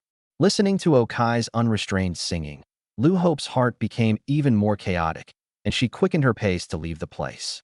After the song, Okai played some guitar tricks for a while, then smiled, bowed, and left the stage. He saw several people waiting backstage, and he knew without a doubt that they were the band that used to perform there. He couldn't take away their livelihood. However, just as he stepped off the stage and was about to walk towards Luo Guogong's table, a furious shout suddenly came from a table near the stage. "What's wrong with you? Don't you know you spilled the wine?" Upon hearing this sound, many people nearby, including Okai, turned to look. Then they saw two middle-aged men, wearing glasses, with a somewhat sleazy, roguish look, staring angrily at a waiter next to them. The waitress was a girl. Although she was wearing a uniform, she had a good figure and, most importantly, a pretty face. However, she looked too young. Okai wasn't even sure if she was an adult at first glance. Of course, it's unlikely that Sister Zhou from this bar would hire a minor, so she's probably only 18, 19, or 20 years old. At this moment, being yelled at by this person, she was also a little flustered. "I'm so sorry, you tripped me just now." "What? Are you blind? Or is it my fault?" Upon hearing the girl's words, the guest couldn't help but speak arrogantly. "No, that's not what I meant." Seeing the customer's expression, the waiter also spoke anxiously. "I'm telling you, little girl, when you're out working, you need to be flexible. I see you're walking around and you look tired. Why don't you have a drink with your brothers, and we'll call it even?" Seeing the girl's intimidated expression, the other guy finally revealed his true colors, but his map of yin was a bit too short. "Hey, you two grown men are bullying a young girl. Don't you have any shame?" Seeing the girl looking helpless, and then seeing the two lewd guys about to make their move, Okai couldn't help but speak up. Seeing that Okai had actually stepped forward, the two men couldn't help but look at him. However, it was obvious that when they saw Okai's age, height, and build, as well as the three companions sitting in the distance, the two men became a little scared. But the guy who had just started the trouble was still making threats. "What does this have to do with you?" "It's nothing. I just saw you bullying that young girl, and I felt bad for it." Looking at the two of them, Okai raised his chin and glared at them with displeasure. "What do you mean we bullied that young girl? He's the one who spilled our wine." Upon hearing Okai's words, another person chimed in. "Here, bring them another identical cup. Put it on my tab. You can go back to your work over there." Seeing the spilled wine on the table, Okai was too lazy to argue with them. He called over a male waiter and asked him to bring them a new drink. Then he pulled the girl aside and told her to go work somewhere further away. Seeing Okai's arrangement, the two of them clicked their tongues. Indeed, there was nothing wrong with it. They definitely couldn't win a fight now, and they were just ordinary workers. If things got out of hand, they would be in deep trouble. Besides, they had no reason to stand up to it now. Okai simply offered them a drink, which made the two men turn away and stop talking. Seeing that the two men weren't causing any more trouble, Okai went back to their table. However, when he got there, he found that the 2 cases of beer that were originally there had now become 6 cases, and the table was almost overflowing. Didn't I say that if you sing well, I'll bring you drinks? And you handled things quite well just now, so I still owe you a favor." Looking at Okai's expression, Sister Zhou said with a smile. Hearing what Sister Zhou said, Okai waved his hand, saying that he had just gotten a little carried away. Seeing Okai's somewhat embarrassed look, Sister Zhou suddenly turned her head and snapped her fingers at a bartender behind the counter. "I've introduced a new way to drink this, so you can try it today." As they were talking, the bartender brought out a large bucket filled with fruit and ice. Then, Sister Zhou stood up and poured the open beer into the large ice bucket. After that, she opened the valve and poured out several large mugs of beer, placing them in front of the group. Let's give it a try. Seeing everyone's gaze, Sister Zhou said with a smile. Chapter 22 Breakfast. Hiss. When the morning sunlight shone on Okai's face through the gap in the curtains, Okai opened his eyes in confusion. What came into view was an unfamiliar curtain. After staring at the curtain for a while, Okai finally realized what was happening. He immediately looked around and found himself lying on an unfamiliar bed. The surroundings were arranged in a completely feminine style, and there were several photos on the bedside table, photos that he recognized. Because the person in the photo is Sister Zhou. Upon thinking of this, Okai's entire body stiffened involuntarily, and then he began to try hard to recall what had happened last night. Last night, Sister Zhou mentioned a new way to drink it, and they tried it out. It has to be said that this new way of drinking is incredibly potent. The sweetness of the fruit, combined with the coolness of the ice cubes and the dilution from the melting ice water, along with the pure malt aroma of the beer, rapidly reduces one's sensitivity to alcohol. Okai, who used to be able to drink about 4 bottles of regular beer and 6 bottles of Corona, doesn't seem to have improved much even after reaching his physical limits. Last night, he felt he drank at least 20 bottles. Although he didn't black out and can still recall the events, he definitely drank too much. He was in high spirits after drinking, and all he remembered was grabbing Sister Zhou's arm and saying that he had to prove he was a billionaire, and then he left with Sister Zhou. Then, somehow, we ended up at Sister Zhou's house. Our eyes met, and we inexplicably went back to our room. And then, thinking of this, he immediately lifted the blanket. Sure enough, the marks on the sheets indicated that his memory of last night was not wrong. Damn, how come I still? With a wry smile, Okai wiped his face, then got out of bed somewhat guiltily. Looking at his clothes beside him, he quickly put them on and quietly left the room. As soon as he came out, he saw Sister Zhou sitting in the dining room eating breakfast. She was wearing a green silk camisole nightgown, and her figure and languid demeanor made Okai's gaze freeze. At this moment, Sister Zhou noticed that Okai had come out, so she couldn't help but look at him. Get up, go wash up. I've prepared new toothbrush and towel for you. Oh. Seeing Sister Zhou's smiling face, Okai responded timidly, then went to the bathroom to wash up. When he came out after he finished, Sister Zhou waved to him and called him to come and eat. When he arrived at the table, he found that the breakfast was quite plentiful. A glass of milk, a fried egg, a bowl of porridge, and 2 slices of toasted bread. Okai was indeed hungry at this moment, so he started eating. However, compared to usual, he was extremely cautious at this time. What? First time out? Seeing Okai's submissive appearance, Sister Zhou couldn't help but speak up. There's no point in hiding it. It was indeed Okai's first time going out to play, and the result was, well, it's really embarrassing to think about it now. This is my first time too. Upon hearing Okai's words, Sister Zhou rested her chin on her hand and said to Okai with a grin, I know. Seeing Sister Zhou's expression, Okai glanced into the room as well. Isn't it incredible? Do you think it's possible that I did it later? Seeing Okai's gaze, Sister Zhou also came over at this moment and whispered something. Cough, cough. Upon hearing Sister Zhou's words, Okai almost choked. What kind of talk was that? Ha. Teasing you is so much fun. Don't feel guilty. I didn't say I wanted you to take responsibility. I was very satisfied with you yesterday. If you're ever bored, come find me anytime. We can go to a bar or come to my house. Add me on WeChat. Seeing Okai's expression, Sister Zhou patted him with a smile, then took out her phone and placed it in front of him. Seeing Zhou Jie's expression, Okai immediately took out his phone, added her on WeChat, and then tentatively asked her a few questions with some hesitation. Sister Zhou, I didn't know your name was. My name is Zhou Qin. I'm 31 years old, 1.78 meters tall, and my weight. I won't tell you, but my measurements are 97-56-88H. Seeing Okai's cautious expression, Sister Zhou laughed and started talking. Upon hearing her words, Okai's face turned red instantly. This was indeed shocking. My name is Sister Zhou.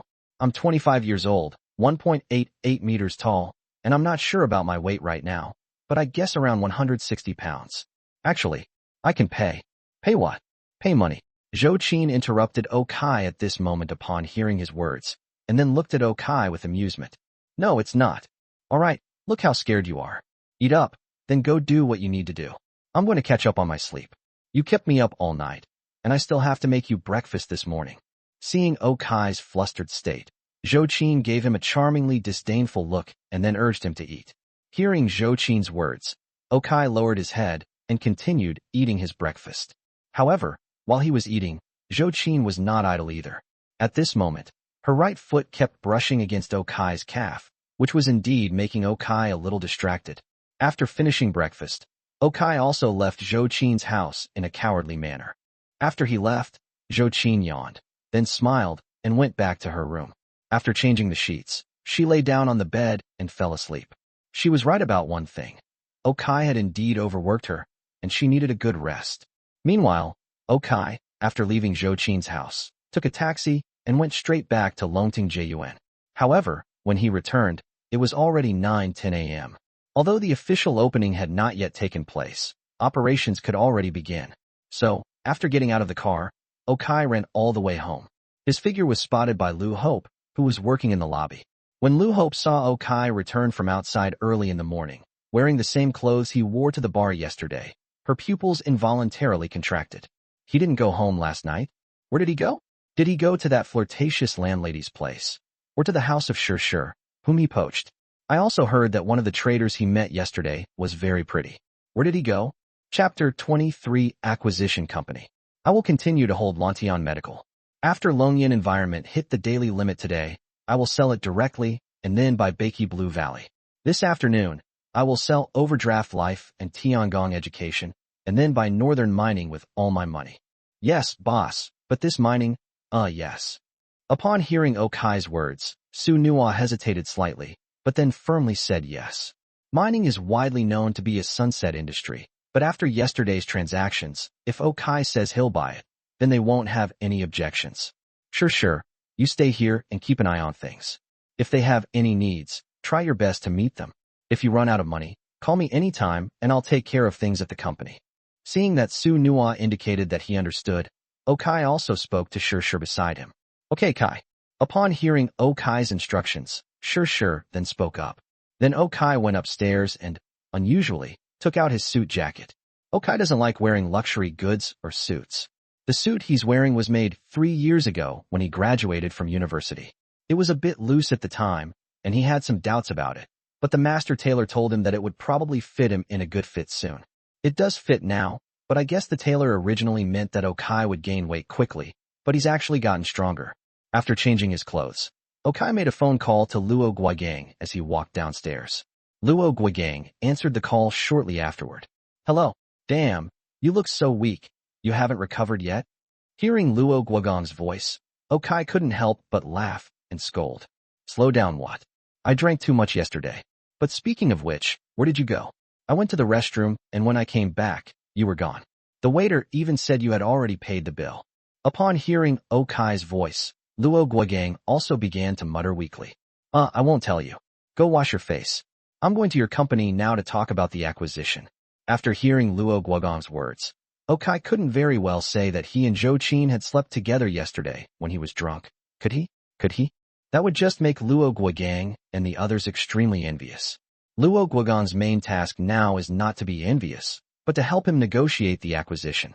No, brother, are you serious? The moment Okai finished speaking, Luo Guigang sobered up and looked at Okai with a conflicted expression.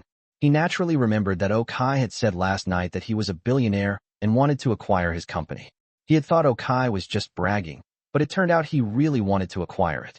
Of course, go wash your face now and make an appointment with your boss. I've already hailed a taxi. Upon hearing Luo Guigang's words, Okai also spoke with absolute certainty. Okay. Hearing Okai's serious voice, Luo Guigang took a deep breath, hung up the phone, went to the bathroom to wash his face, and then found their boss's secretary and told her that he needed to see the boss later. After confirming that the boss wouldn't be leaving the company today, Luo Guigang went downstairs to wait for Okai. Soon after, Okai arrived at Luo Guigang's company building in a taxi. Of course, Luo Guigang's company was a rented floor, not a whole building. If you owned a building like that, it would be worth at least several $1 billion, given current property prices. That way, there would be no need to be forced to sell the company for a mere 60 million. The building where Luo Guigang's company is located is called Jinling Building. This is a landmark commercial building in Longyi City. It has 47 floors, each with 1,300 square meters. Based on current property prices, it is worth at least 3 billion yuan, or even more. Okai has done business here before. However, when he got off the bus again, his thoughts had changed. He was originally just a junior employee here on business, but now he's about to become a tenant in this building. Of course, it wouldn't be bad if he could buy the building himself. However, the moment Okai had this idea, a downward-pointing arrow appeared on the top of the building. The land price of Jinling building will drop by 17% in 5 years, so I do not recommend investing in it. Alright, let's rent it then. Looking at the price of the Jinling building, Okai smiled. Although he was rich, he had no intention of making a loss, so he decided to pass. Although, are you serious? I can still go to my boss and say I was joking. Otherwise, don't fall for my trick and get fired. I can still get 3+N. Just as Okai shook his head and walked into the building, Luo Guigang also came over and nervously spoke to Okai. Don't worry, from now on you'll be Manager Luo. Patting his chest, Okai spoke up, and then followed Luo Guigang in the elevator to the 27th floor where their company rented an apartment. According to Luo Guigang, their company used to be quite powerful. This 27th floor is rented by their company. It's 1,300 square meters in total, and the rent is 8.5 yuan per square meter per day, which is 4.03 million yuan per year. Based on this price, the annual rent here can be around 180 million yuan. The first and second floors are the lobby. There are no companies there. A building worth 3 billion yuan with an annual rent of 180 million yuan and a 6% return is not bad. If it weren't for the 17% drop in land prices, it would be quite worthwhile to buy. But let's forget about it now. As the two arrived at the 27th floor, Luo Guigang led Okai to the boss's office. Having already spoken to the secretary, the two went straight to the door, where they heard a man's voice coming from inside. Old Jiang, if I hadn't really had no other choice, I wouldn't have sold this company. The company's profits are still quite good. 50 million is really not a high price. Okay, let's think about it some more. Upon hearing this voice, Luo Guigang and Okai exchanged a glance, but their expressions were clearly different. Luo Guigang looked guilty. Just kidding. This company needs 50 million, 50 million, 10 million. He could never earn that much money in his entire life. Okai glanced at Luo Guigang and felt that the price was quite cheap. He had originally planned to spend 60 million, or even 70 million, to buy it, because when he wanted to purchase the company, the system gave him the following prompt. Ontai Financial currently has total assets of 68 million yuan and generates an annual income of about 4.2 million yuan, making it a viable investment. Unexpectedly, the boss's target price was only 5,000. It seems that his son is putting a lot of pressure on him. Chapter 24. I'm the boss. Bang bang bang. Please come in. Mr. Sun, this is my friend, Okai, and this is our company's boss, Mr. Sunday.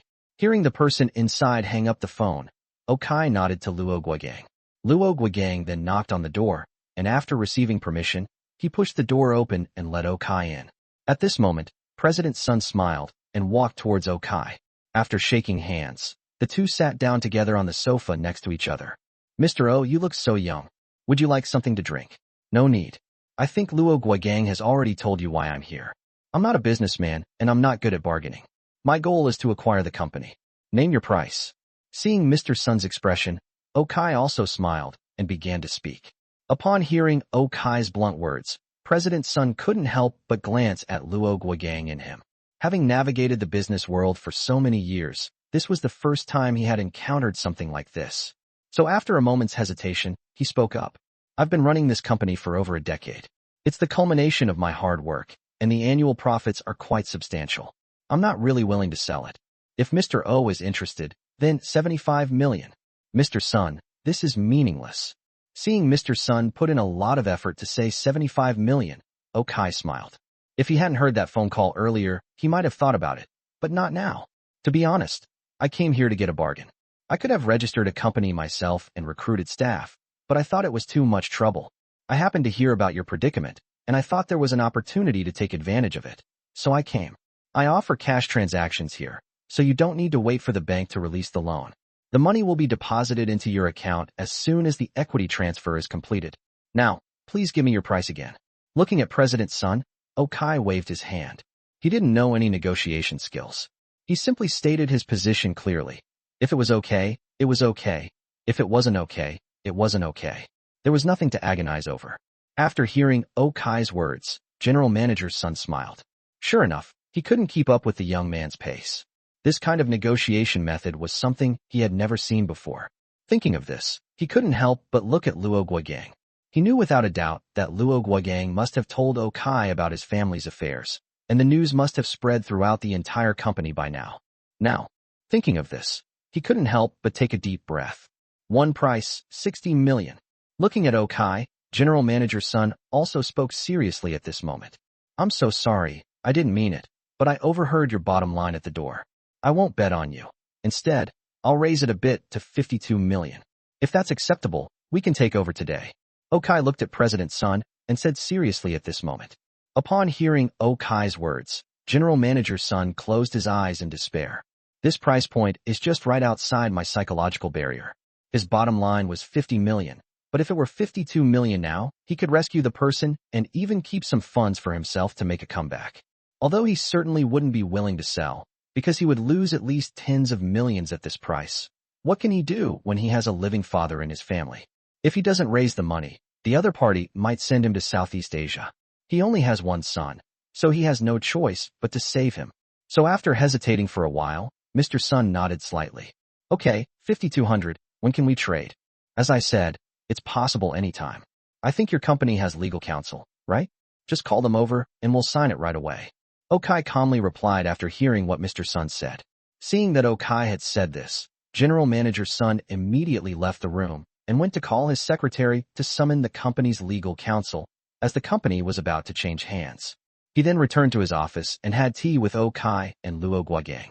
After waiting for about half an hour, several men in suits came in. These people are the law firms that cooperate with this company. The rest is quite simple, because this company is wholly owned by Mr. Sun, and his wife and children do not have any shares in the company. So all we need to do is check if the company has any outstanding debts or loans.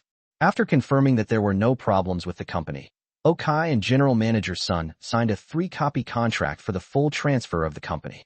Okai then transferred the 52 million yuan in cash to General Manager's son's account. In just one morning, Ontai Financial became completely owned by Okai. Just 3 days ago, I was an unemployed, heartbroken loser living in a dilapidated old house. Now, in just 3 days, I'm living in a 3-story luxury apartment, have nearly 200 million yuan in cash, and own a financial company worth 68 million yuan. Indeed, without a system, it's too difficult to leap forward in life. Then I'll leave this place to you from now on. My secretary knows the contact information for several of the company's partners. Looking at the successful remittance notification on his phone, President Sun sighed, then grasped Okai's hand and said earnestly to him. After saying that, Mr. Sun called over a few people to help him pack his things. They gave up the general manager's office. After Mr. Sun left, several lawyers came over, and the one in the lead couldn't help but ask Okai, Mr. O, regarding the cooperation between your company and our law firm. Every new emperor brings a new court. They charge Ontai Financial a consulting fee of 200,000 yuan annually. They certainly didn't want the money to go down the drain, but how Okai didn't know any big law firms, and he was quite satisfied with the efficiency of these people, so he smiled and said, everything as usual. That's good. Mr. O has just taken over the company, so he must be busy. We won't bother you any longer. Our law firm has an event in a few days. If Mr. O has time, please do come. Upon hearing Okai's words, the leading lawyer immediately and politely handed him an invitation, which Okai accepted with a smile and a nod. After the lawyers left, only Okai and Luo Guogang, who was still in a daze, remained in the office. What are you staring at like an idiot for? Okai said with a smile, looking at Luo Guogang's expression. Try hitting me. I feel like I'm dreaming. Luo Guogang was completely bewildered when he heard Okai's words. He turned his head blankly and said to Okai, but before he could finish speaking, Okai kicked him in the butt. The pain instantly brought him back to his senses. This wasn't a dream, it was real. His own brother turned out to be a billionaire, and had even bought the company where he worked. All right, before lunchtime, call all department heads up for a meeting. General Manager Luo. Chapter 25 Naturally Different. Starting today, you will be in charge of all business operations here. I will only look at the profits, but you can't do anything fancy. Just keep things stable and don't get me involved. And your most important task right now is to take advantage of this afternoon and Saturday and Sunday to set aside a separate space for me. My trader will be working there on Mondays, and I'll be provided with the best desks and chairs, office environment, internet speed, decor, break room, tea room, and so on. Don't be afraid to spend money. I've put 5 million in the company's accounts. You can use it as you like. But you absolutely must get this done properly for me. Seeing that Luo Guogang was still a little dazed, Okai gave him repeated instructions. It's Friday already. The timing is perfect. I'll try my best, but I understand the logic. You're a billionaire, and you're inviting me, the general manager, to dinner, and the first meal you serve is braised chicken. Hearing Okai's words, Luo Guogang also recovered a little from his dazed state. Then, pointing at the braised chicken in front of him with his chopsticks, he said with some confusion, "What else would you like to eat? Besides, this is braised beef, not chicken. We had spicy noodles yesterday, and I didn't even complain, so why are you complaining?" Seeing the disdain in Okai's eyes, Luo Guogang nodded. That makes sense. Hey, did I get a raise? Didn't we just sign a new employment contract with you? You'll have the same basic salary as my trading supervisor, 100,000 a month. Upon hearing Luo Guogang's question, Okai calmly replied, 100,000? What? You think it's not enough? Okai looked at Luo Guogang with disdain and said to him, "It's not too little, it's too much. You don't know this company. Its annual turnover is only a little over 10 million, and I heard from the finance department that its net profit is only a little over 4 million. There are 12 technical staff, with a base salary of 8,000 each, and they can earn about 10,000 each month. This is a significant amount. There are 24 people in total, including HR, business, administration, procurement, and logistics. Each person earns an average of 6,000, and the salaries alone amount to nearly 3 million each year. All you'll end up with is a little over 1 million, and now you're giving me 120? You're just playing around for free." Hearing Okai's words, Luo Guogang started calculating with him. If you only earn 4 million after following me for a year, what's the point of me? Here, take it. Take it. You might earn more than 1 million every month from now on. Oh, and remember to brag to Dongzi and Qi a bit. See if they come. Seeing Luo Guogang's serious expression, Okai smiled. His own company wouldn't make money? Don't be ridiculous. Hearing Okai say this, Luo Guogang was a little confused, but he still nodded in agreement. After all, since Okai had said so, he couldn't say anything more. As for Li Weidong and Qi Yi, needless to say, they would also be smug. The two then started eating braised chicken and braised beef together in silence. After finishing lunch, Luo Guogang returned to the company. Now that the company's big boss had just changed and he had become the general manager, there was bound to be some unrest among the employees. It was a time when he needed to stabilize the situation. As for Okai, he took a taxi directly home. He still has nearly 50 million yuan on him, but there's no point in keeping that money. He's definitely going home to make a small profit before the market closes this afternoon. However, while waiting for the bus, he remembered the problem of not having a bus again. Tomorrow is Saturday, the market is closed, I definitely need to go buy a car.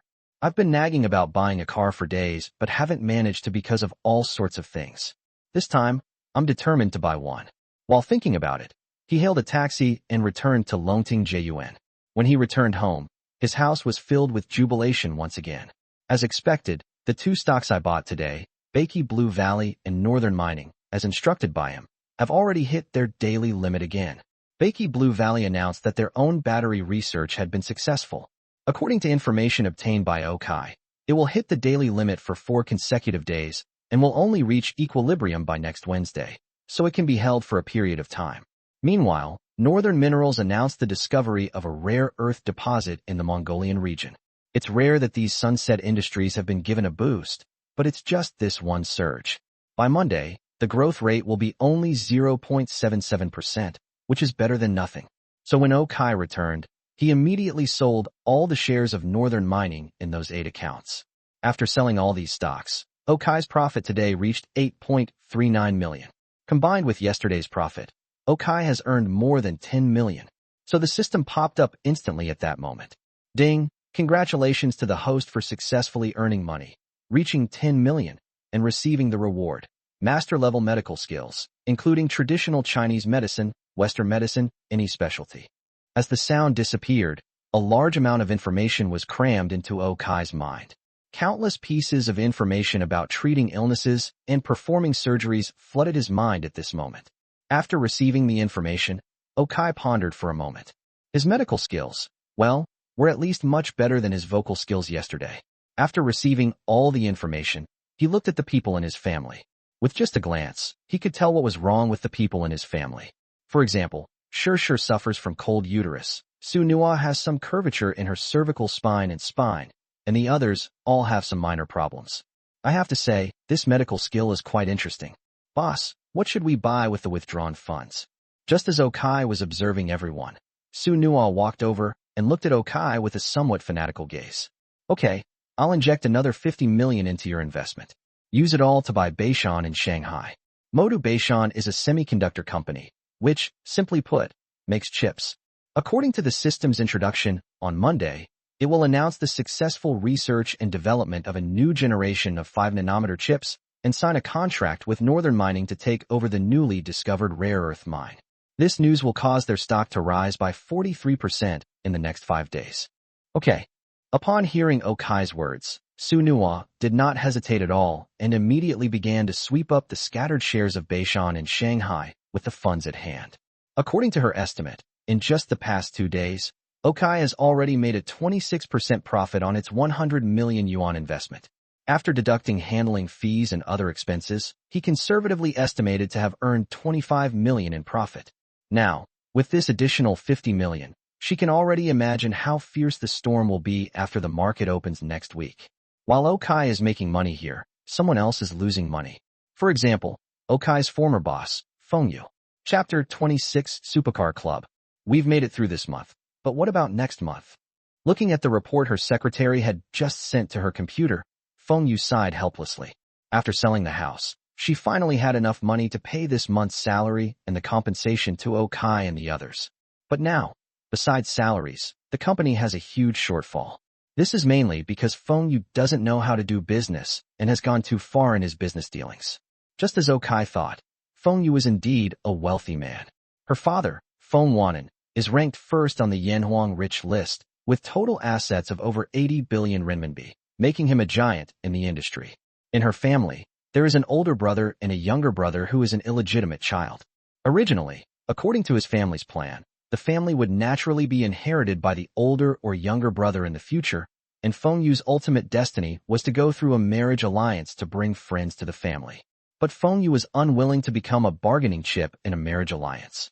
She wanted to prove that she was useful. So while in college, she started a company, and after graduating, she used her father's connections to expand the business. She has the ability, but the problem is that she has too little experience. She mistook the false prosperity before her eyes for her own ability. For years ago, when the company was first established, thanks to her father's connections, the company had so many orders that she couldn't keep up with them, so she continued to expand the company. Currently, her company, Yiyun Technology, occupies 3 floors of another commercial building in Longyi City, Tianlong Building. She spent more than 300 million yuan just to buy these 3 floors with a loan. This money, of course, was also borrowed from the bank. At its peak, the company had more than 200 people. Even if the average monthly salary was 5,000, the monthly salary would be more than 1 million. Then there's all sorts of equipment, network, renovations. Since her father couldn't provide financial support, she borrowed from the bank. By now, the bank owes nearly 400 million yuan. Her company's valuation was only 130 million. Even so, she didn't care at first. In her opinion, she would earn back the money soon enough to break even. However, with the global economic downturn caused by the recent surge in overseas markets, the orders that were originally going to her, including those from her father's old friends, have all stopped. With no income for a time, and her business too large to cover expenses, she had no choice but to lay off employees. Even if layoffs save money, the bank loan cannot be delayed. If this continues, I may have to sell my apartment. Thinking of this, she couldn't help but take a deep breath. I can't sell the building. If I sell it, what's the point of running this company? I'd be dragged back to my hometown to get married. But besides the building, what else can I sell? After muttering something under his breath, Fengyu also picked up his phone and started searching. As she scrolled through her feed, she suddenly saw an advertisement posted on her WeChat Moments. Welcome to Raincloud Supercar Club. Raincloud Supercar Club. That's right, Haoyun Supercars. Upon seeing the advertisement, she suddenly remembered that she had once bought a piece of land for her friend Li Haoyun and built a supercar club. I've been busy these past few years, and this friend of mine also went abroad because of a conflict with his family, so I haven't been to this supercar club for over a year. Since I'm short of money right now, it's not impossible to consider selling it. But who to sell to is another question. Hey, right, Okai doesn't seem to have a car yet, does he? I saw him the day before yesterday, and he seemed to be taking a taxi. Why don't we ask him? Feng Yu tapped the table lightly, her eyes suddenly lighting up. She's always been a rather impulsive person, so since she'd thought of it, she didn't hesitate and immediately picked up her phone to call Okai. Meanwhile, Okai had already made arrangements for Su Nua and the others after the market closed, telling them where to work and meet on Monday, and then he prepared to go find Zhou Qin. After all, it just happened last night. Therefore, in Okai's eyes, the most important woman by his side right now is Zhou Qin. After learning that Zhou Qin was also going to the bar, Okai hailed a taxi to go there first. However, he received a call from Feng Yu in the car. Looking at the call from Feng Yu, Okai couldn't help but feel a little puzzled. He genuinely didn't know why Feng Yu was calling him at this hour, but he answered anyway. Hello? Chairman Feng, what are your instructions? TCH, you're not my employee anymore. What are you instructing me on? Let me ask you again, are you sure you don't want to invest in my company? Feng Yu said, as Okai answered the phone. Don't joke around. I may be rich, but I can't just throw money into the water. Hearing Feng Yu's words, Okai calmly began to speak. I'll make something of myself sooner or later. Seeing that Okai didn't have much faith in her, Feng Yu spoke up loudly. If you're just calling to express your determination, I'm hanging up. Hearing Feng Yu's angry voice on the other end of the phone, Okai chuckled and said, No, I wanted to ask you if you're interested in supercars and supercar clubs. Seeing that Okai was about to hang up, Feng Yu immediately spoke up as well. Supercars and supercar clubs? Upon hearing Feng Yu's words, Okai asked with some confusion. At the same time, a system notification appeared before his eyes. Yuyun Supercar Club, a supercar club wholly owned by Feng Yu. The cars themselves depreciate extremely quickly, so I don't recommend investing. However, the land will increase in value by 113% in 2 years, so I recommend investing. Upon seeing the system's notification, Okai's eyes lit up. Prices have increased by 113%. That's more than double. The location of the Rain Cloud Supercar Club looks pretty good. Interested? What? Are you planning to sell? Okai asked, having thought of this. Well, I have a supercar club. If you're interested, I'll send you the address in a bit. Do you have time tomorrow? If you have time, I can go with you to take a look tomorrow morning at 10 a.m. Hearing that Okai was interested, Feng Yu immediately spoke up as well. Okay, let's go take a look tomorrow. After the two agreed, Okai arrived at the street where the bar was located and then hung up the phone. After Feng Yu sent the address to Okai, she couldn't help but breathe a sigh of relief. If she sold the supercar club, she should be able to hold on for a while longer. Sigh, just thinking about it gives me a headache. Chapter 27 Level Gap. Whether Feng Yu has a headache or not is none of Okai's business. After getting off the bus, he walked into the street and bought a crispy crepe from a stall selling multigrain crepes. Despite his current net worth of hundreds of millions, he still enjoys eating this stuff. He ate a pancake to fill his stomach before entering the bar. However, as soon as he walked in, he saw that many waiters were busy at work. There were people wiping the floor, taking chairs off the tables, and moving bottles of wine. They were all very busy. When Okai walked in, a nearby waiter came over and said, Sir, we are not open yet. Please come back later. Oh, I'm a friend of your boss's. I'm here to wait for her. Upon hearing the waiter's words, Okai responded in kind. Upon hearing that Okai had come to see the boss, the waiter led him to the bar area, which had already been cleaned up. Okai then sat down and sent a text message to Zhou Qin, telling her that he had arrived. Afterward, he also checked his phone. Then, he noticed that the group chat he shared with Luo Guogang already had over 99 messages. He remembered telling Luo Guogang when they parted at noon that he should let him show off in front of Li Weidong and Qi Yi, and asked them if they wanted to come and work with him. It seemed that Luo Guogang had already started. He then opened the chat group and, sure enough, scrolled up to see the photos of Luo Guogang's new contract, which clearly stated a monthly salary of 100,000 yuan, as well as the contract for Okai's acquisition of his company. After seeing these two photos, Qi Yi and Li Weidong were completely dumbfounded. They thought Okai was just talking nonsense last night, but it turns out it was actually true. Today, Okai went up and bought 52 million directly. What's going on? How did Okai actually become a rich man? Just as they were in disbelief and somewhat bewildered, Luo Guogang told them that Okai had asked them if they wanted to come and help. Upon seeing Luo Guogang's words, Li Weidong and Qi Yi hesitated somewhat. They don't need to worry that Okai will treat them badly. He just gave Luo Guo a base salary of 100,000 per month, so he probably won't give them much more. The problem is that Luo Guogang originally belonged to this company.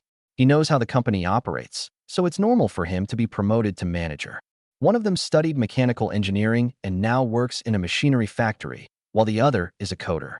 One is a pure IT professional, and the other knows absolutely nothing about finance. You can't just come here and do nothing, taking money for nothing. What kind of brother would that be? So at this moment, they remained silent in the face of Luo Guogang's offer to recruit them, and continued to denounce Okai and Luo Guogang, demanding that the two of them treat them to a meal and a full-service bath.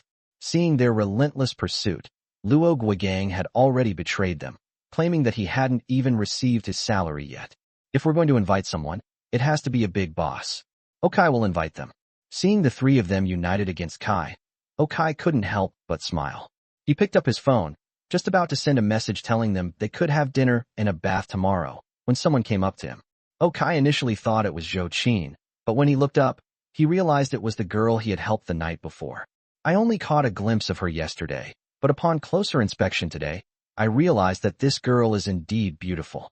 She is probably around 1.75 meters tall, quite slender, with a small round face, probably not even as big as Okai's hand. Coupled with her big lion eyes, small nose, and small mouth, she really looks like a minor at first glance. Although she was wearing a waitress uniform, it still accentuated her great figure. A simple ponytail tied at the back of her head makes her look very innocent. "Hello, sir." "Oh, it's you." "Hello." Hearing the other person's somewhat timid words, Okai smiled and started to speak as well. "Thank you so much for what happened last night." Seeing that Okai still remembered her, the girl spoke respectfully. "Hey, it's nothing, just a small favor." Waving his hand, Okai said calmly, "It's just a small favor for you, but it's a huge kindness to me." Seeing that Okai didn't seem to care, the girl said with a serious expression, "If you really feel bad about it, just buy me a drink later." Seeing the girl's earnest expression, Okai knew that it would be troublesome if he didn't accept her kindness, so he smiled and started to say it as well. "Okay, sure." Hearing Okai explain his way of repaying her, the girl nodded happily. Just then, Zhou Qin walked in from the doorway. Zhou Qin changed her clothes and style today. Yesterday's Chong Sam has been transformed today into a loose-fitting, off-the-shoulder t-shirt on top and a pleated skirt that is only slightly longer than the oversized t-shirt on the bottom. With her black stockings dotted with flecks, paired with white sneakers, and her hair, which had been styled in a bun, now loose and wavy, along with her glasses, she certainly looked a bit too striking. Upon seeing Zhou Qin arrive, the girl nodded to Okai and then went to attend to other matters. At that moment, Zhou Qin walked over to Okai's side. "What? Even after all this time, you're still trying to chat up our waitress?" Looking at Okai, Zhou Qin also gave him a half-smile. "What kind of talk is that? She came over to thank me for helping her yesterday." Hearing Zhou Qin's words, Okai swallowed hard and said speechlessly, "Hee, what's the rush? I don't care if you have other women. Actually, it's good that you have more women, otherwise I can't handle it myself. This girl's name is Sun Shanshan. She should be a sophomore this year, right? Want me to introduce her? I can recommend her to you on WeChat." Looking at Okai, Zhou Qin smiled knowingly, then took out her phone, pulled up Sun Shanshan's WeChat, and looked at Okai. "You little devil." Looking at Zhou Qin's appearance, Okai couldn't help but roll his eyes. He felt that his level was much lower than Zhou Qin's. While Okai and Zhou Qin were chatting, Lu Hope dragged her tired body home. She had barely sat down on the sofa when her mother came out of the kitchen and looked at her. Chapter 28, Going Mad. "Xiao Hope, let me ask you something. Where does Okai work now?" Looking at Lu Hope, her mother asked with some confusion. "Why would he need to go to work? He's a billionaire. Why would he need to go to work?" Rolling her eyes, Lu Hope said with some annoyance. This morning, when she saw Okai come back wearing the same clothes as last night, she felt her mental state crumble even more.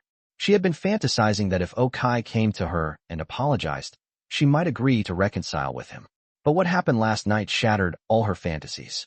Okai's attitude towards her was to let go. Since it was her choice, then so be it. And he actually found a replacement so quickly. Come to think of it, Okai is good-looking, has a good personality, and doesn't have any bad habits. He doesn't even smoke. His only flaw is that he has no money. But now, His biggest flaw has become his advantage. Maybe only a fool like me would choose to break up with him. A billionaire doesn't work? He'll just sit around living off his wealth and squander it all sooner or later. I was right to tell you to break up with him, but breaking up is one thing. We can't let this go.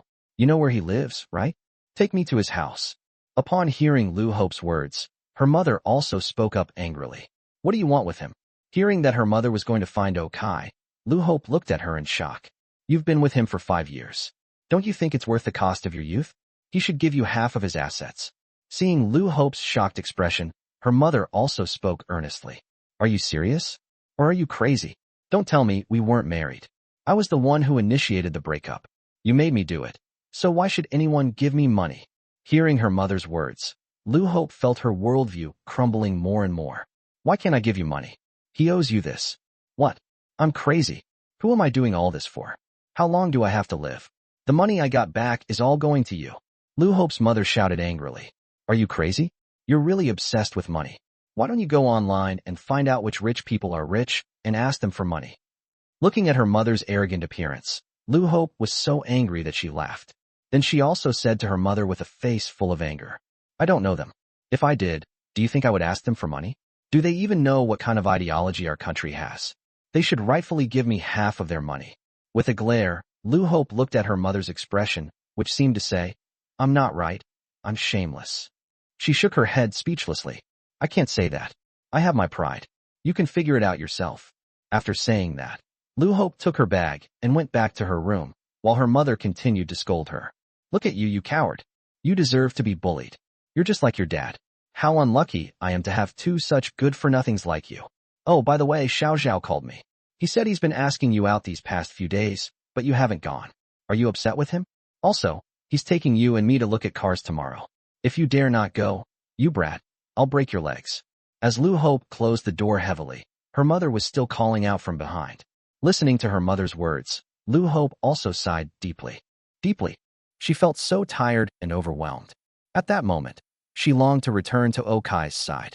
Let's go eat a bowl of sticky, spicy hot pot together, and then snuggle up next to him while watching a movie. But unfortunately, everything is irreversible. Liu Xi didn't know when she fell asleep. When she woke up again, she was awakened by her mother's loud banging on the door. Glancing at the time, she realized it was already past 7 o'clock the next morning. Although extremely reluctant, Liu Hope sighed and sat up. At this point, she felt somewhat numb and empty. It was as if her soul had already left. As for Okai now, he was also woken up, but it was Shi's letter that woke him up. Brother Kai, we've found the construction team. Would you like to come and take a look? No need, it's just installing a staircase. You can take care of it. I'll have to trouble you these next couple of days. Money is no problem. Just make sure the quality and appearance are perfect. Upon hearing the message from Shi, Okai replied. After seeing Shi send him an okay message, Okai put his phone down beside him. So busy even on a weekend.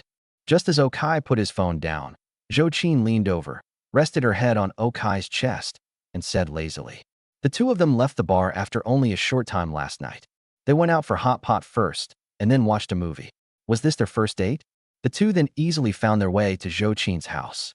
Compared to their impulsive drunkenness the night before, the two were much more sober last night. They worked from around 10 p.m. until about 1 a.m. before washing up again. Then Okai held her as they drifted off to sleep. I had only slept for 6 hours when I was woken up. It's just a small thing. I bought 3 single-level apartments and plan to combine them into one apartment. Do you want to come and live with me? Hearing Zhou Qin's words, Okai put his arm around her and asked her as well. No, I'm picky about beds, but you can come stay at my place anytime. Are you all right now? If you're all right, I'll go back to sleep. Hearing Okai's words, Zhou Qin shook her head and said with a smile. But just then, Okai's phone rang again. It was a message from Feng Yu, telling Okai not to forget his appointment with her today. Why do all the messages have to come this morning? Upon seeing Feng Yu's message, Okai muttered something to himself, then replied with no problem before putting his phone down again. He then saw Zhou Qin looking at him with a half-smile. Seeing her gaze, Okai shrugged. Go to sleep. No one should be coming looking for me anymore. Forget it. I'd rather not sleep. I'll catch up on sleep during the day after you leave. As for now, do you want to get up and have breakfast first, or eat me first? Seeing Okai's gaze, Zhou Qin sat up.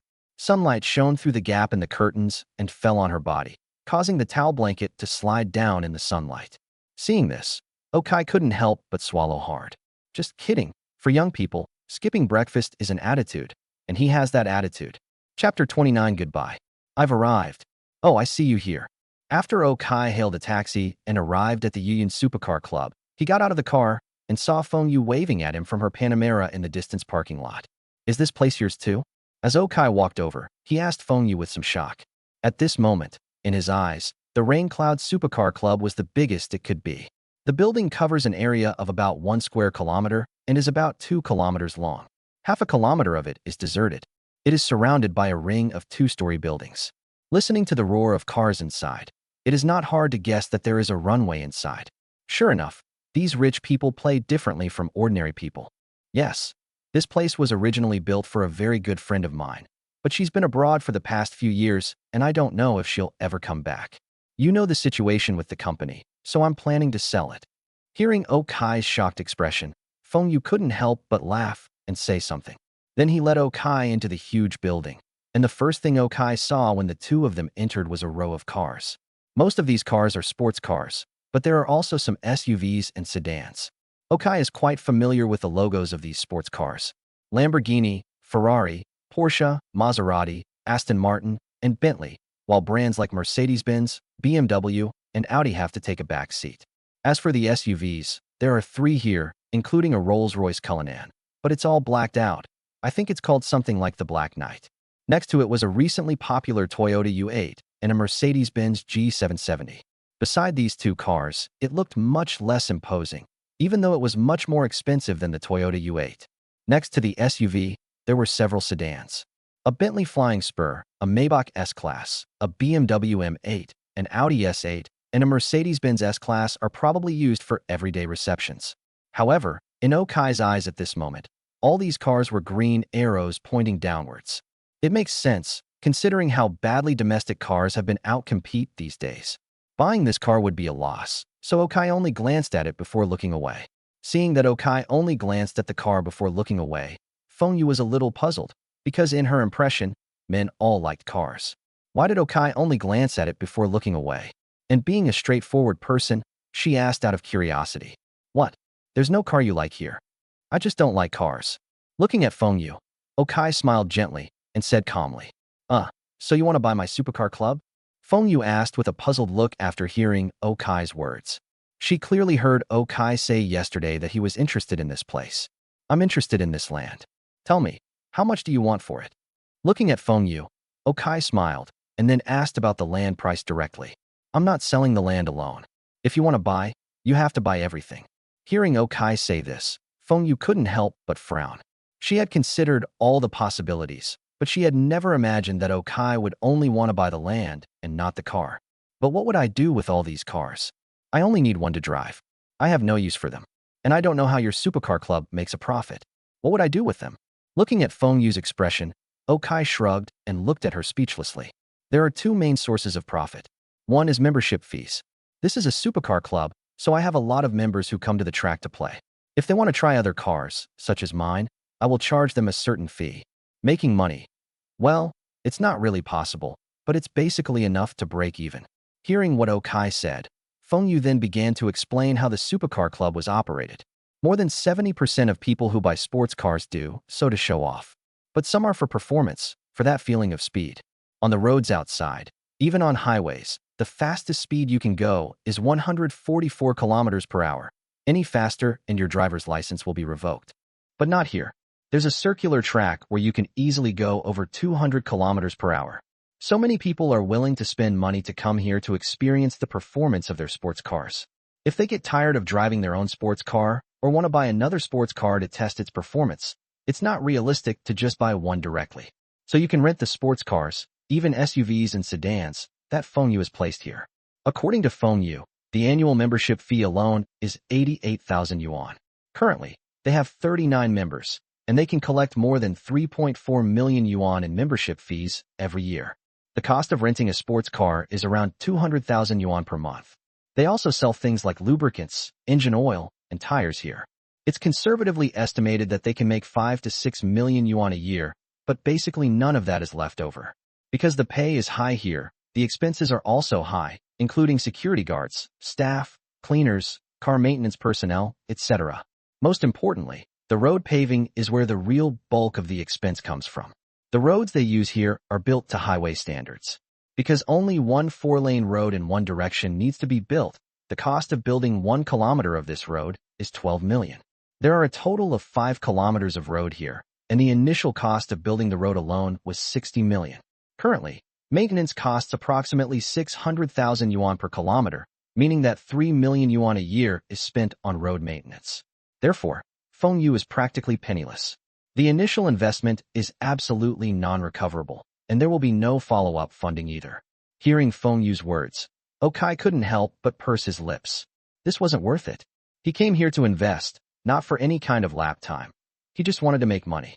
So after hesitating for a moment, he spoke to Fengyu as well. So how much money are you planning to ask for? I spent a total of 230 million to buy this land, build this place, and add the runway. Plus these cars, I'll charge you 300 million. That's not unreasonable, is it? Goodbye. Upon hearing Fengyu's words, the investment advice for the supercar club in front of Okai had changed from an upward arrow to a downward arrow. Although the downward arrow was not much, it still meant a 7% loss. In other words, even if the property appreciates in value 2 years later, it will only be worth 279 million. Since Okai wasn't here to do charity, he immediately prepared to leave. But Fengyu grabbed Okai's arm immediately. Don't go. We can talk. If you're asking for an exorbitant price, we'll negotiate on the spot. Looking at Okai, Fengyu gave an awkward laugh. Chapter 30 Social Classes? What does that even mean? 120 million. After looking around the land, mainly through the system's assessment, Okai learned that 2 years later, the land would be worth 279 million. So at this point, he also quoted a price. You're kidding. All these cars of mine are worth more than 60 million. Upon hearing Okai's words, Fengyu immediately spoke up as well. Then you can take the cars away. I only want this land, 120 million. He glanced at the cars, and well, he didn't recognize most of them. He then spoke up. No, don't be so stubborn. You don't like cars, but you guys definitely love them. When you sell all these cars. Okay, 250 million. Looking at Okai, Fengyu gritted her teeth and lowered the price by 50 million. I really have no use for these cars. Take them away. I'll raise the price by another 10 million to 130 million and buy this land and this building. You can take everything inside. Seeing Fengyu's expression, Okai also quoted a fair price. According to the system, the profit margin for this land is 113%. In other words, the land is now only worth 131 million. He had already offered 130 million, which was the highest price he could offer. If Fengyu didn't want to sell, then so be it. After hearing Okai's words, Fengyu looked at him with a hint of resentment. She knew that this guy wanted to buy the land right away, so he must know the price of the land. She wants to sell this land along with these cars, and she is well aware of the land's price. If this land were to be auctioned, it would be worth approximately 94 million. The supercar club he built cost 60 million yuan, but in reality, the track itself was worthless when the land was developed or purchased. Only the building was worth around 30 million yuan.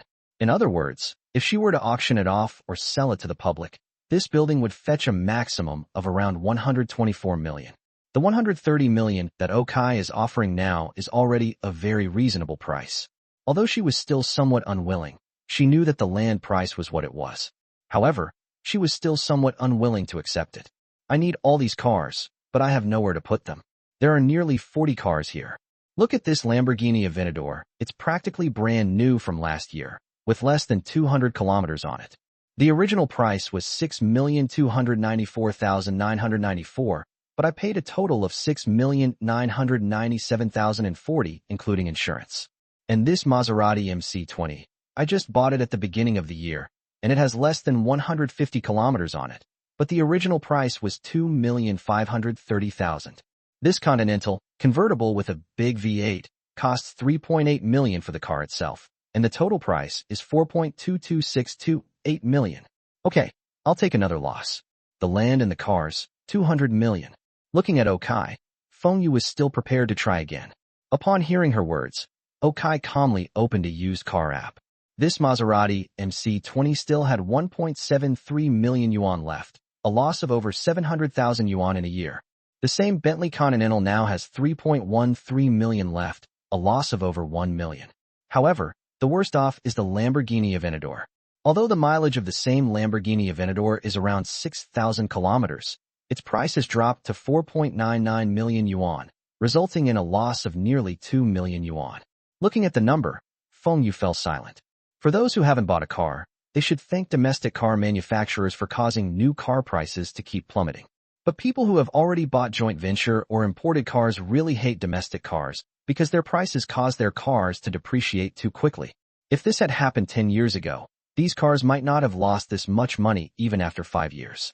But now, in less than a year, it has already fallen so badly. Phew. Okay, fine, I accept it. My final price is 180 million. I'll sell you the car as a package deal. If you want it, great. If not, forget it.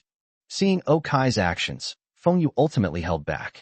Because she knew very well that the people who would take over her supercar club now were either incapable of doing so, or simply didn't have enough cash on hand. In these times when people are tightening their belts, even her father might struggle with 180 million in cash. Of all the people she knew, only this mysterious Okai could probably produce it. Upon hearing Feng Yu's words, Okai also looked at the car in this direction. To be fair, he does need a car. If it costs 180 million, and these cars are only worth 50 million, and that's just an add-on, then it's not impossible for him to buy one. The main reason is that Okai is not like Feng Yu.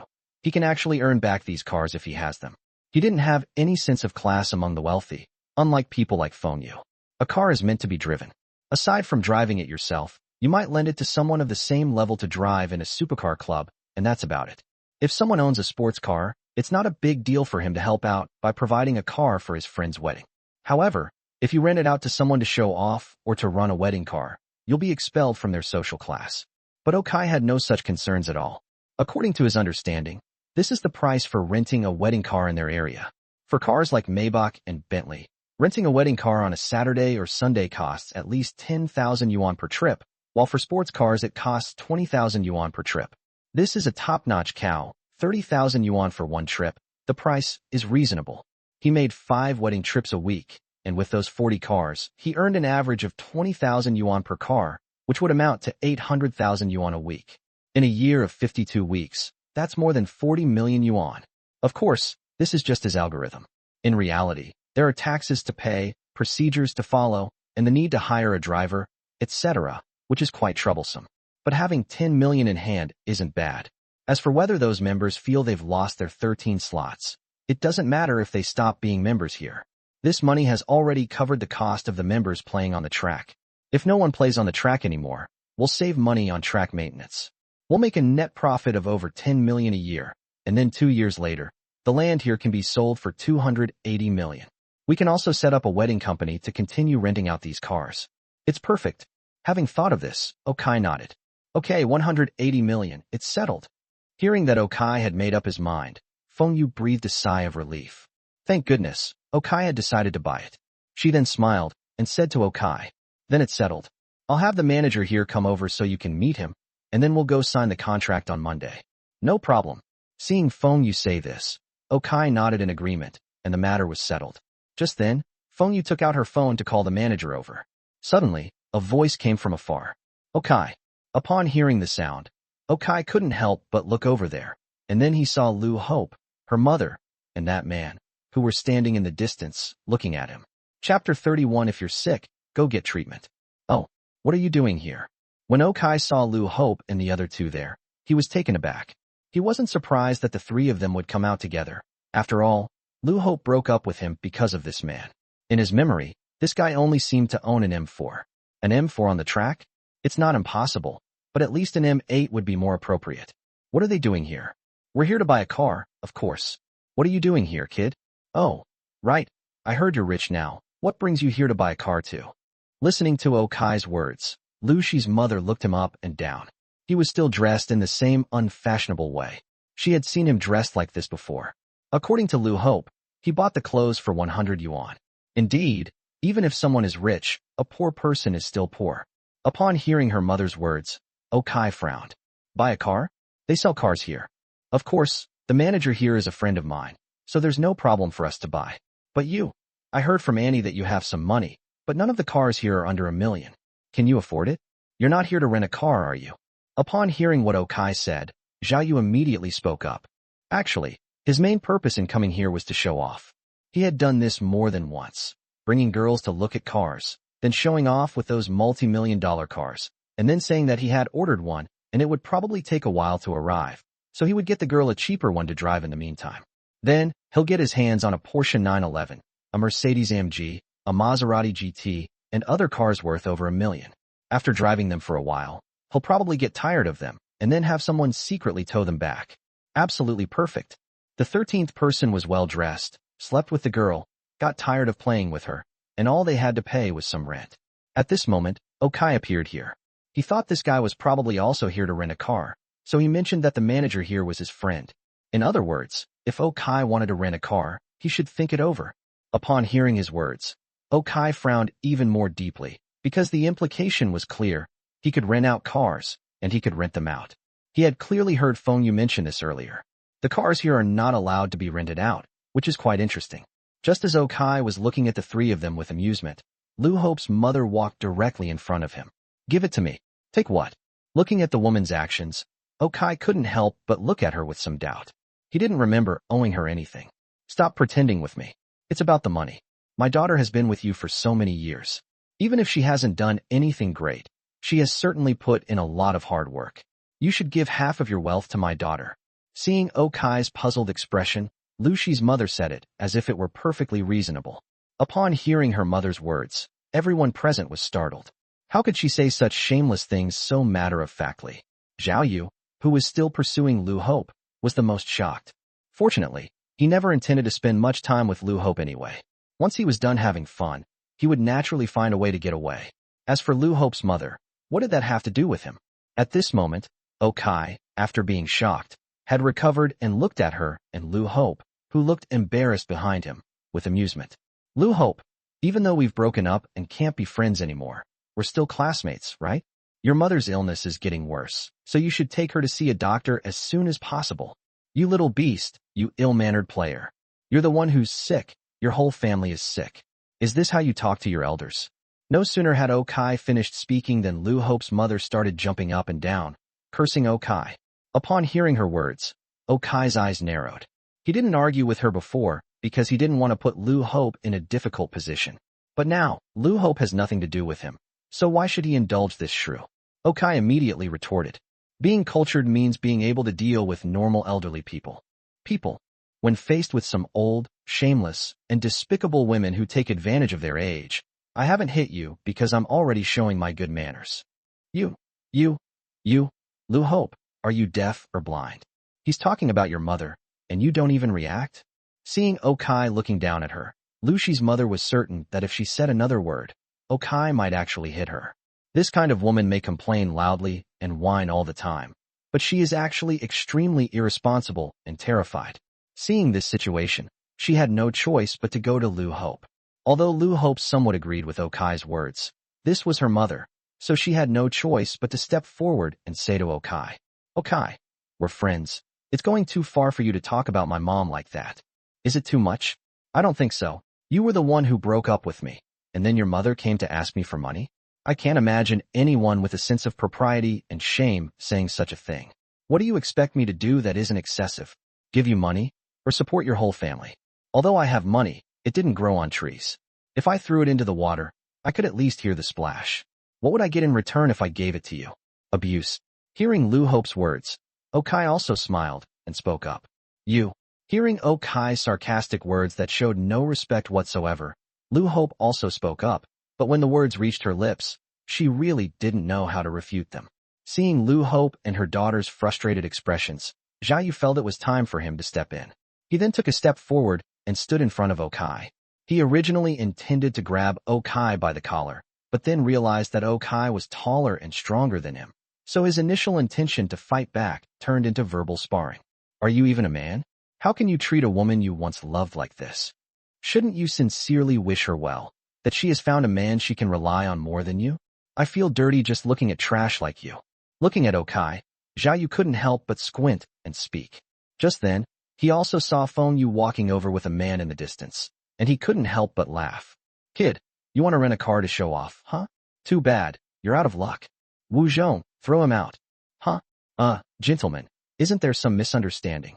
At this moment, Wu Zhong, who was standing next to Feng Yu, and Feng Yu, who had just arrived, were both stunned. How could Okai have gotten into a conflict with someone so soon? And why does it seem like this guy knows the manager here, Wu Zhong? Chapter 32 You're fired. What misunderstanding? I brought my girlfriend here to pick out a car today, and we ran into this poor bastard. Throw him out. Upon hearing Wu Zhong's words, Zhao Yu couldn't help but speak up. Upon hearing this, Wu Zhong's expression changed instantly, while Feng Yu's gaze also sharpened. Choosing a car? This isn't a dealership. All the cars here belong to her and aren't for sale. So what kind of cars are these people choosing? Thinking of this, she looked at Wu Zhong beside her with a puzzled expression. You shouldn't talk nonsense. This is my friend, he's just joking with me.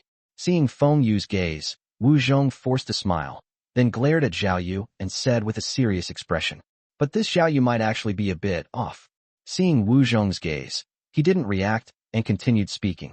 What are you afraid of? Apart from your boss who hasn't been here for years, you're the one who calls the shots here. Who would dare to gossip? Call security and throw him out. Pointing at Okai, Zhao Yu still spoke with a relaxed expression. Shut up, or I think you'll be the one thrown out. Seeing Zhao Yu's increasingly blatant remarks, Wu Zhong panicked and immediately spoke up. Hearing Wu Zhong's disrespectful words, Lu Hope's mother became even more displeased. She turned to Zhao Yu and said, Hey Zhao, what's wrong with your friend? Does he think just anyone can buy a car with us? Does he even deserve it? Auntie, please wait a moment, I'll go talk to him. Hearing Lu Hope's mother's words, Zhao Yu smiled and said something before coming to Wu Zhong's side. Have you lost your mind? Are you trying to embarrass me like this today? I think you've taken the wrong medicine. This is my boss. Looking at Zhao Yu, Wu Zhong also spoke in a low voice with resentment. Upon hearing Wu Zhong's words, Zhao Yu looked at the woman beside Wu Zhong with surprise. He had just seen Feng Yu. To be fair, Feng Yu is quite beautiful, even comparable to Lu Hope.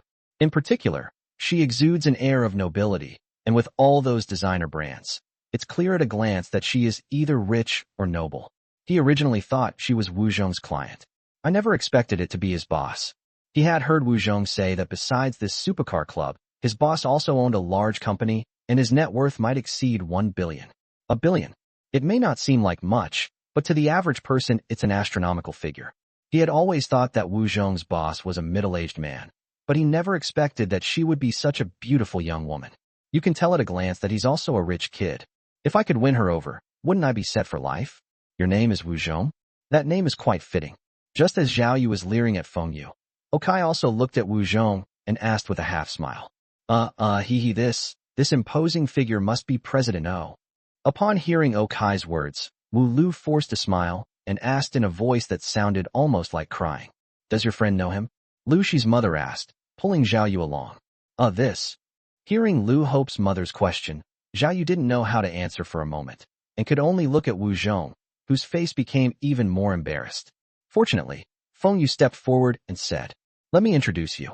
This Mr. Okayu just spent 180 million to purchase this supercar club, which means he is now the owner here. Also, I remember this is a supercar club, not a rental shop, and we don't sell cars. Wu Zhong, I need an explanation. Chairman Feng, no, about this matter, this is how I'm thinking. Upon hearing Feng Yu's direct question, Wu Zhong's mind raced, and he stammered out his answer. However, before he could finish speaking, Okai interrupted him. What else is there to explain? He was secretly renting cars to these trashy rich kids to pick up girls behind your back. TSK, I should really thank you. If it weren't for you, I might still be using him. However, Wu Zhong, you have been fired. You have 2 days to make up for the money you previously spent on privately renting cars. Otherwise, you will be accused of abusing public resources and misappropriating public funds. I have a very strong legal team, and I think they would be very willing to fight this case. Okai patted Wu Zhong on the shoulder and then spoke with a smile. Upon hearing Okai's words, Wu Zhong's legs went weak, and he instantly collapsed to the ground. It was over, just as he had thought. It was all over. Then Okai turned to look at Lu Hope and the others. After hearing Feng Yu say that Okai had spent 180 million to buy this place, the three of them, who were already standing there in a daze, were stunned. Okai bought 3 large single-level apartments for nearly 90 million, and today he spent another 180 million to buy such a large supercar club. Originally, Liu Hope said that her mother didn't have much of a concept of it. Now that she had heard these words with her own ears, she was momentarily stunned. If she hadn't advised her daughter to break up with Okai in front of her, does that mean all these cars will belong to their family from now on? Suddenly, she felt that Zhao Yu beside her didn't smell so good anymore. Zhao Yu couldn't help but feel a little embarrassed at this moment. Did he just call someone who could produce 180 million in cash trash and dirty? His memory isn't very good, so he's forgotten. As for Liu Hope, her gaze was still very complicated. She really wanted to ask Okai for forgiveness, but her pride wouldn't allow her to get back together with him after saying goodbye. Okai, too lazy to care about their attitudes, said at this moment, "Security, escort the 3 of them away, then go with your manager to pack your things. President O, Chairman O, please give me another chance. Please give me another chance. If you don't pay back the money, save those words for the judge. Embezzling other people's property for profit is punishable by up to 3 years in prison for minor offenses and 3 to 7 years in prison for serious offenses. Judging from this guy's appearance, he probably won't escape 7 years." But Okai had no intention of giving him another chance. He waved his hand, and the security guards who had already surrounded him split into 2 groups. One group drove away Liu Hope and the other 2, while the other group took Wu Zhong away. After glancing at Okai, Liu Hope turned and left. Seeing that Liu Hope had left, her mother, who had originally wanted to spit out the food, had no choice but to leave quickly as well.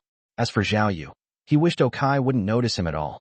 He felt that he might have brought a formidable figure into his family. Chapter 33 Manager Li takes office. I have no objection to you dealing with Wu Zhong, but shouldn't the money Wu Zhong returned belong to me? After all, it was my loss. Seeing that everyone here had finished dealing with their problems, Feng Yu couldn't help but smile and come over, whispering to Okai, "Is your Panamera also registered under this supercar club's name?"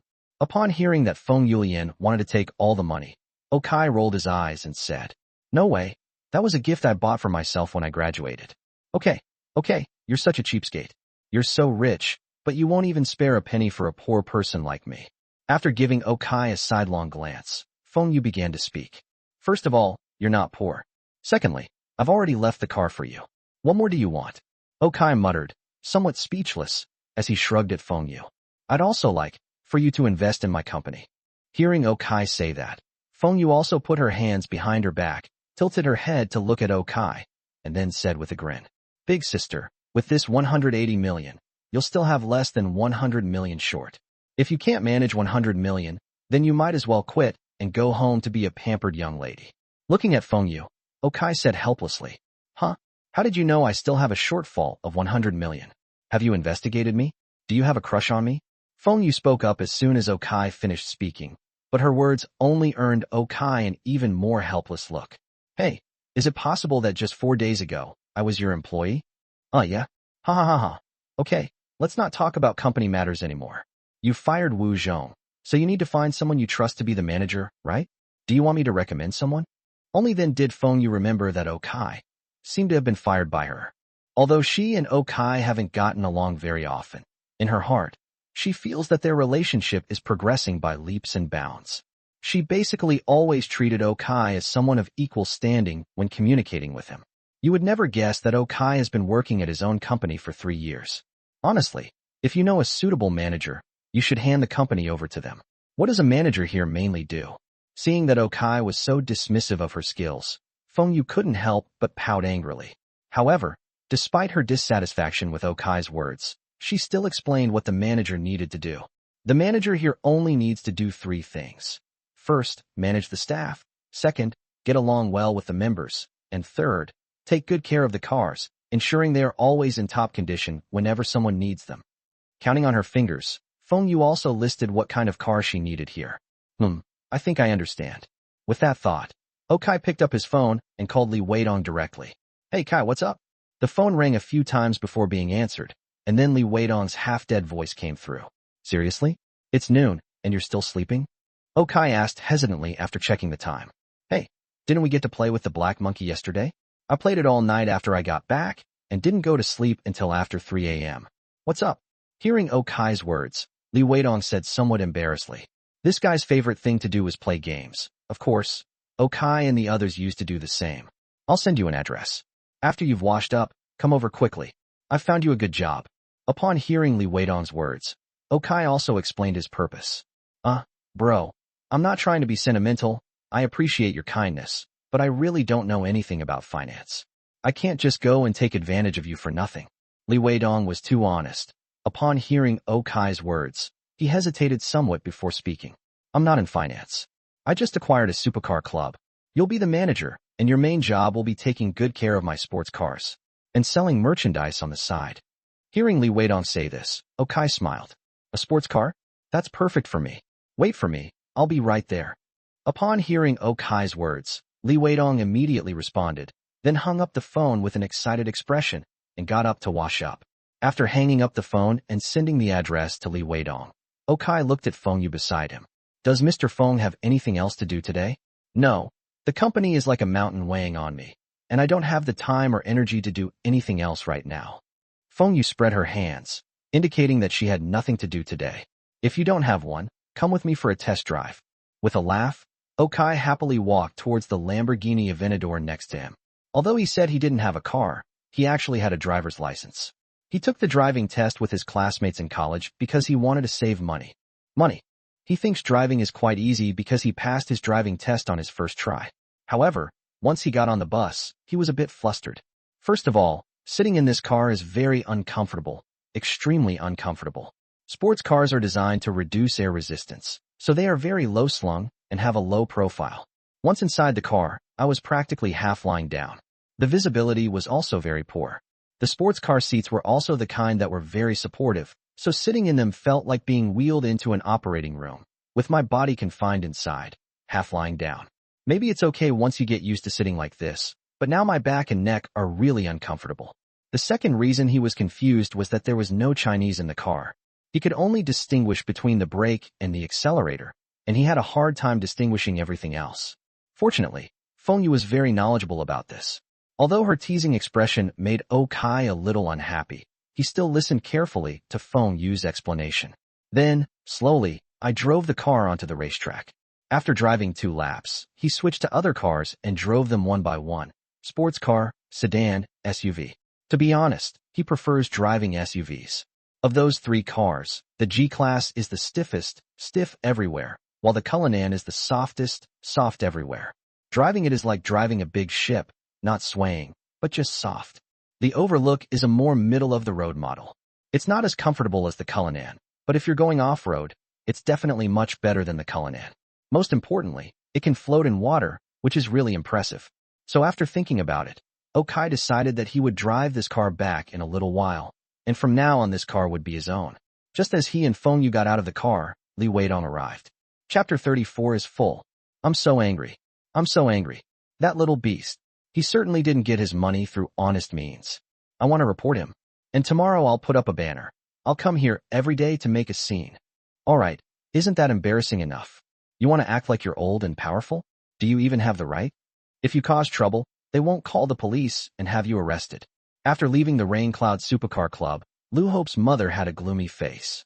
She rode in Zhao Yu's car back home, and the moment she got out of the car, she pulled Lu Hope out of the car and then went home and started acting crazy. Hearing her crazy words, Lu Hope's father couldn't help but speak up. Arrest me. Come on, I want to see who dares to arrest me, and see if I don't make a scene. Upon hearing what Liu Xi's father said, her mother also glared and shouted loudly. Who are you messing with? The police station? What was originally detention could turn into imprisonment because of your troublemaking. Lu Hope couldn't help but speak up as she watched her mother's unreasonable behavior. So what if I get sentenced? You're all just going to watch me get sentenced. Upon hearing Lu Hope's words, her mother also came towards Lu Hope. Stop yelling at the child. You're ruining their happiness. What are we supposed to do if we don't watch over them? We'll kidnap them for you. Why don't you let us rebel? Seeing her mother's expression, Lu Hope's father surprisingly stood up for once. Why can't we rebel? So many people in history have succeeded in rebellion. Why can't you? To put it bluntly, you two are still cowards. You watch me being bullied, but you didn't dare to fight back? You've ruined my child's happiness. I gave her life. Who did I do all this for? Wasn't it all for her? I can't live like this anymore. I get bullied by strangers outside, and then I have to put up with your father and daughter's bullying when I get home. Seeing that Liu Xi's father dared to talk back, Liu Hope's mother immediately started crying and screaming. Hearing her mother say this, Liu Hope and her father both showed a hint of disgust in their eyes. Come on, it's lunchtime. Let's go out for lunch together, without her. This time, Liu Hope's father, unusually, stood firm again. After saying something to Liu Xi, he took her downstairs. At a small restaurant downstairs, the father and daughter ordered 2 plates and 2 bowls of rice and began to eat in silence. When they had almost finished eating, Liu Hope's father looked at Liu Hope. Hey Xiaoxi, do you and Okai still have feelings for each other? Dad, I don't want to talk about this, Liu Hope said, lowering her head after hearing her father's words. Hey, I understand. Actually, I've always thought Xiao Kai was a good person. He's filial, has a good personality, and most importantly, he's good to you. Although you didn't have much money before, it's not like you can't earn it. It would be great if you could stay with Xiao Kai. But there's nothing anyone can do about having such a rascal in the house. If you want to get back together but can't bring yourself to say it, I'll go and talk to them for you. From now on, you two should live a good life together. You don't need to come back to this house anymore. Seeing Liu Hope's expression, Liu Hope's father finally spoke up, which was a rare occurrence for him. Hearing her father's words, Liu Hope gave a bitter smile. She really wanted to ask, why didn't you say that back then? If it weren't for everyone around me opposing it, I wouldn't have hesitated to break up with Okai. Now, even if there were a way to undo it, it's too late. Dad, it's too late. There's no place for me next to him anymore. He already has someone new. With a bitter smile, Liu Hope looked at her father, took a deep breath, and then continued eating. Hearing Liu Xi's words, her father opened his mouth, then closed it again. Yes, life isn't a game where you can save your progress. That's life sometimes. Some things, once they're over, are simply over. At that moment, Liu Hope's father also lowered his head and started eating. Meanwhile, Okai and his group were also eating. However, they didn't go out to eat. Instead, they ate at the Supercar Club's cafeteria. The Supercar Club has more than 40 employees, not counting members. These 40-odd people couldn't possibly eat out or order takeout all the time, because this place is located in a suburban area outside the 4th Ring Road. Otherwise, the land wouldn't be so cheap. Therefore, there must be a canteen here. To be fair, the cafeteria chefs are actually quite skilled. According to Feng Yu, she only hired 2 staff members for this job. One is Wu Zhong, the manager, and the other is the head chef. While wealthy people might be easy targets for rip-offs, their aesthetic sense is generally fine, which is why Feng Yu ate in the cafeteria with them today. During the meal, Li Weidong kept glancing at Okai and Feng Yu. He was a little puzzled about the relationship between his buddy and the girl who kept arguing with him. If that's the kind of relationship, then isn't my buddy moving way too fast? He had no idea that their goddess, the bar owner, had already been won over by Okai on the very first day.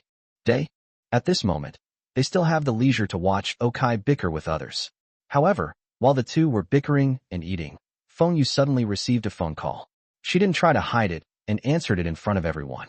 After giving a few perfunctory replies, she hung up. At this moment, Okai asked curiously, "Who is it? Calling you in the middle of the day? Is it someone chasing you for payment? How could that be? Banks are closed on Saturdays and Sundays too. Besides, I haven't reached the point where I need them to keep chasing me for money. It's from an auction. They really don't do any background checks. I'm almost broke right now, and they still call me." Feng Yu rolled her eyes and said, picking up a piece of sweet and sour pork and throwing it into her mouth. Auction. Okai seemed to have only ever seen this word in fantasy novels. In the real world, he had never heard of it, nor ever been to one. Interested? Seeing Okai's somewhat puzzled look, Feng Yu asked. A little. Okai touched his nose. He had never been there before, so he was a little curious. Here, take this. This is my membership card. There's an auction tomorrow.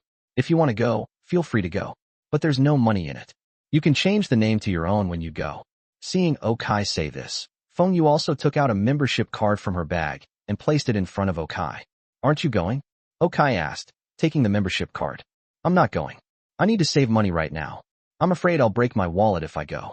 You go by yourself. Oh, and it would be best if you brought a female companion. Looking at Okai's gaze, Feng Yu said with some hesitation. Chapter 35 Female Companion. Female Companion. Sitting in the chairman's office of this supercar club, Okai looked at his phone and muttered to himself. After finishing lunch, Feng Yu left first, as she needed to prepare the contract. It will be good to sign a contract with Okai on Monday. Okai wasn't worried about money at all. He had over 100 million in the bank, which would be over 200 million tomorrow, and over 300 million the day after tomorrow, Monday morning. So even if Feng Yu's 180 million was deducted, he would still have 120 million available. As for the 200 million in the stock market, he can manage it slowly. There's no need to rush. That's why he wanted to go to this auction. However, according to Feng Yu, he needs to bring a female companion to the auction, and Zhou Qin is naturally his first choice right now. So at that moment, he also played Zhou Qin's video. The video call was quickly answered, and Okai saw Zhou Qin, dressed in white loungewear, sitting at the dining table eating snail rice noodles. The phone was held horizontally, so it's easy to tell that she was probably watching a show or something. Upon seeing Okai, she couldn't help but smile and ask, "Oh, you missed me so soon." "Yes, I was just about to ask you if you've eaten. If I hadn't made plans to go drinking with Luo Guogang and the others tonight, I would have gone back to find you right now." Hearing Zhou Qin's words, Okai also smiled and spoke up. "Don't come back. I can't take it anymore. You should go home and sleep tonight. I need to rest." Zhou Qin rolled her eyes charmingly and spoke up at this moment. "No, I promise I'll just hold you when I get home tonight, and I won't do anything else." Seeing Zhou Qin's expression, Okai held up 3 fingers and said with a serious face, "Pa, a man's mouth is a liar's mouth. Even though you're my first man, I obviously don't trust you. And why are you coming to me if you're not going to do anything?" Smiling at Okai, Zhou Qin also raised her eyebrows at him. It has to be said, this fairy is too ruthless. Every move she makes is truly too alluring. Thankfully, Okai has a perfect body. Otherwise he would really be afraid he wouldn't be able to resist Zhou Qin. Even so, her every move is almost making Okai turn into a clam. He felt like he was becoming a sycophant in front of Zhou Qin. She's beautiful, has a great figure, a perfect personality, isn't clingy, and is very caring. Such a woman is truly the embodiment of perfection. "Pa, simp, you'll end up with nothing. He definitely won't be a simp. You didn't just come to chat, did you? If you have something to say it quickly, don't interrupt my show." Seeing that Okai's gaze had become somewhat unfocused after she spoke, Zhou Qin rested her chin on her hand and asked him, "Yes, I do have something to do. There's an auction tomorrow, and I'd like to take you with me." When Zhou Qin brought up serious matters, Okai responded with a nod. "An auction? Forget it. I don't really like those kinds of occasions. But if you're going to attend, you'll definitely need a female companion. If you don't have one, I do have quite a few pretty young ladies in my shop. Would you like me to introduce you?" When Okai mentioned the auction, Zhou Qin shook her head, indicating that she wasn't very interested in it, but she could introduce Okai to a few female companions. "Never mind, if you're not going, I'll ask my assistant." After hearing that Zhou Qin didn't want to go, Okai thought for a moment and decided to ask Shir. If Shir didn't have time, Su Nuo would also be fine. "Okay, remember to tell them in advance and make an appointment. Also, you need to prepare some clothes for your assistant to attend the auction. It doesn't matter to you, but your female companion has to wear a formal dress." Hearing Okai's words, Zhou Qin didn't show the slightest jealousy or reluctance. Instead, she smiled and gave Okai advice. After chatting with Okai for a few more minutes, Zhou Qin hung up the phone and continued watching the show. Okai also called Shir. "Brother Kai, is there anything I can do for you?" As soon as the call was answered, Okai heard the sound of an electric drill coming from the other end of the line. He knew without a doubt that Shir was probably still at home overseeing the work. "Shir, are you still at my house?" "Yes, otherwise I'm always worried about them doing the work. The staircase from the 32nd to the 33rd floor is almost finished, and they're installing the handrails. It's made of metal, solid wood, and tempered glass, and it's quite pretty. It looks pretty to me." Upon hearing Okai's words, Shir also smiled and spoke up. "Okay, I trust you. Just do what you think is best, but there's no need to keep an eye on it all the time. It's all smoke, which isn't good for your health. This is a good opportunity for you to go out and buy some clothes." Hearing Shir's happy voice, Okai also spoke up. "Buy what?" "Buy clothes," Shir asked, somewhat puzzled, when she heard Okai ask her to buy clothes. "Buy a dress. There's an auction tomorrow night, and you'll be my date." "Huh? An auction? A formal dress? Kaiji, am I not good enough?" Upon hearing Okai ask her to buy a dress for an auction, Shir swallowed hard and said somewhat awkwardly, "Why not? You're my assistant, and you'll definitely be attending a lot of events like this in the future. You'll have to get used to it. Okay, go buy some clothes, shoes, bags, and some jewelry while you're at it. Then send me a WeChat message, and I'll reimburse you in full. Oh. Upon hearing Okai's confirmation, Sure also gave a soft, oh. Okai was right about one thing. As his assistant, she would probably have to attend many such occasions in the future, so Sure did need to get used to it in advance. But she didn't know anything about buying dresses. She picked up her phone and looked around. Of all the people she knew, the only one who might be associated with the dress was Su Nua. So she called Su Nua. Su Nua was also a little confused after hearing Sure's words. Because she used to be just a low-level financial professional. She didn't know anything about dresses, but people have this mentality. If someone asks for a favor, even if she doesn't know anything, she has to pretend she does. So the two of them agreed to go shopping together. As for Okai, he started playing games in what used to be Feng Yu's office. Don't let Feng Yu's lack of computer knowledge fool you. The mainframes she has here are top of the line. The kind with a 4090 and a 4K screen. I think a set would cost over 10,000 yuan. After hearing Li Weidong mention the black monkey, Okai also placed a bet here. Then he started playing. But to be honest, his reaction speed was like he was using a cheat code. The boss's attacks looked like they were in slow motion to him. There was no such thing as fast or slow attacks or time differences. An initial chop, breaking everything. No matter who he was facing, Guangji, Guangmo, Datu, Xiushi, Balajling, Link Suzy, or anyone else, he could beat them all in one go. By the time Li Weidong had a general understanding of what he needed to do and the two were about to leave, he had already defeated the hidden boss, Jin Qi. Seeing Okai's progress really hurt Li Weidong. You should know that he played until 3 a.m. and was still stuck on Xiushi, also known as Snake Man. Playing games really does require talent. Chapter 36 Classmates. As Okai and his three companions laid down on the bathing table, their white skin gleaming, the bathing attendants couldn't help but start scrubbing the dirt off their bodies. The four of them closed their eyes comfortably, enjoying the pleasure of taking a bath. Of course, there's another reason for closing my eyes and mouth. I'm afraid mud will get into my eyes and mouth, which would be disgusting. Sure enough, as the four of them lay down, they began to speak. No, Kai, how much money did you actually make? You bought a house, a company, and a sports car club. Looking at Okai, Luo Guogang also spoke up and asked a question.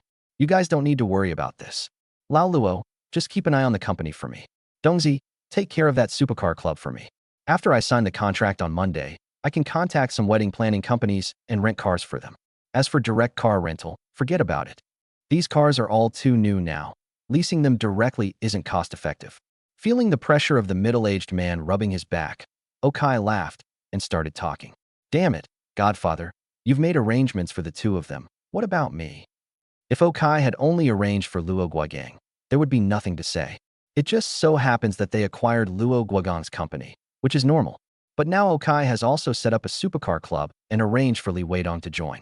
Although Li Weidong may not earn as much as Luo Guogang, it is conservatively estimated that he earns at least 1 million a year. These few years are enough to buy a house, even with cash. This made Qi a little anxious. I don't have any ideas yet, but you can go to Gangzi's place first. Anyway, the company's technical department needs people who can code. We can arrange for you to work for other companies later. Okai said after hearing Qi's words. Okay, fine. It's better than staying here at this company and being bullied. After hearing Okai's words, Qi hesitated for a moment and then spoke up. Hee, you idiot. You think you can get away with being treated badly by me? You're too naive. Luo Guogang said with a laugh after Qi finished speaking. However, all he got in return was Qi's middle finger. Let's not talk about that anymore. After you take a shower, are you going upstairs or going for drinks? After the laughter and joking, Li Weidong finally spoke up and asked a question. Of course, we'll go upstairs and drink. Upon hearing Li Weidong's words, Luo Guogang chimed in. Are you sure you can handle this? After you go upstairs, will you still have the energy to drink? Qi teased Luo Guogang with a smile. Going upstairs isn't for anything. It's just a normal massage. Why shouldn't I have the energy to drink? Don't you know there's been a crackdown lately? Luo Guogang handed the middle finger back to Qi and started to speak up. The four of them then decided on the steps to take in the next moment. After the four of them finished scrubbing and rinsing, they changed into bathrobes and went up to the 3rd floor. Of course, they just found a large private room for a massage. They massaged the shoulders, back, and feet. Although the massages were given to girls who were dressed very simply, nothing that shouldn't have happened occurred. And just as they were enjoying their massage, just then, Luo Guogang's phone rang. Then I saw him chuckle dismissively before he started typing. What's wrong? Why are you so disdainful? Who has offended our manager Luo this time? He asked curiously, looking at Luo Guogang. You're not in there, but someone's showing off in our junior high classmate group. Upon hearing Luo Guogang's words, Li Weidong also picked up his phone to take a look. He then scoffed dismissively, and seeing Kai remain unmoved, he couldn't help but speak up. By the way, you didn't join the group, right? Do you remember that bastard Liu Xi? He's made a fortune recently. His land was taken away, and he lost a lot of money. Then he started a processing plant. I think he used to make pig feed, but now he's in the cement business and has made a lot of money. I just picked up a new car today, and I'm showing off in the group chat.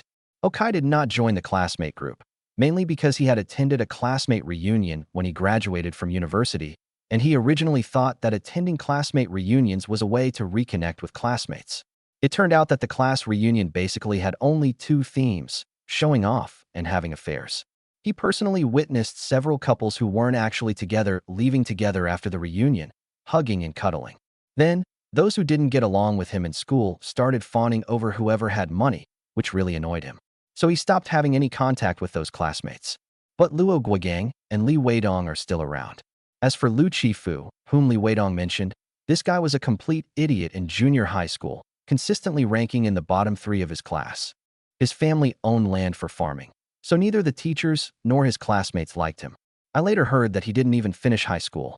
But sometimes that's just how it is. A person's fate is predetermined. The highway was rerouted, and his land was taken. He received a one-time compensation of over 10 million yuan. They used the money to start a pig feed processing plant, and the business was quite successful. Then he started working in a cement processing plant, where he can earn at least 700,000 to 800,000 yuan a year. Among Kai's classmates, he was already the most outstanding. Of course, now we need to remove Kai, Luo Guogang, and Qi Yi from the list. The reason this place is so lively today is because he just bought a BMW X5, and quite a few people in the group are praising him. Seeing this, Li Weidong also spoke to Kai. Damn, he's really putting on an act. Can I use your cars for a bit? Is that all right? No problem, crush him. Hearing Li Weidong's words, Kai also smiled and spoke up. Then Li Weidong directly sent a video to the classmates group.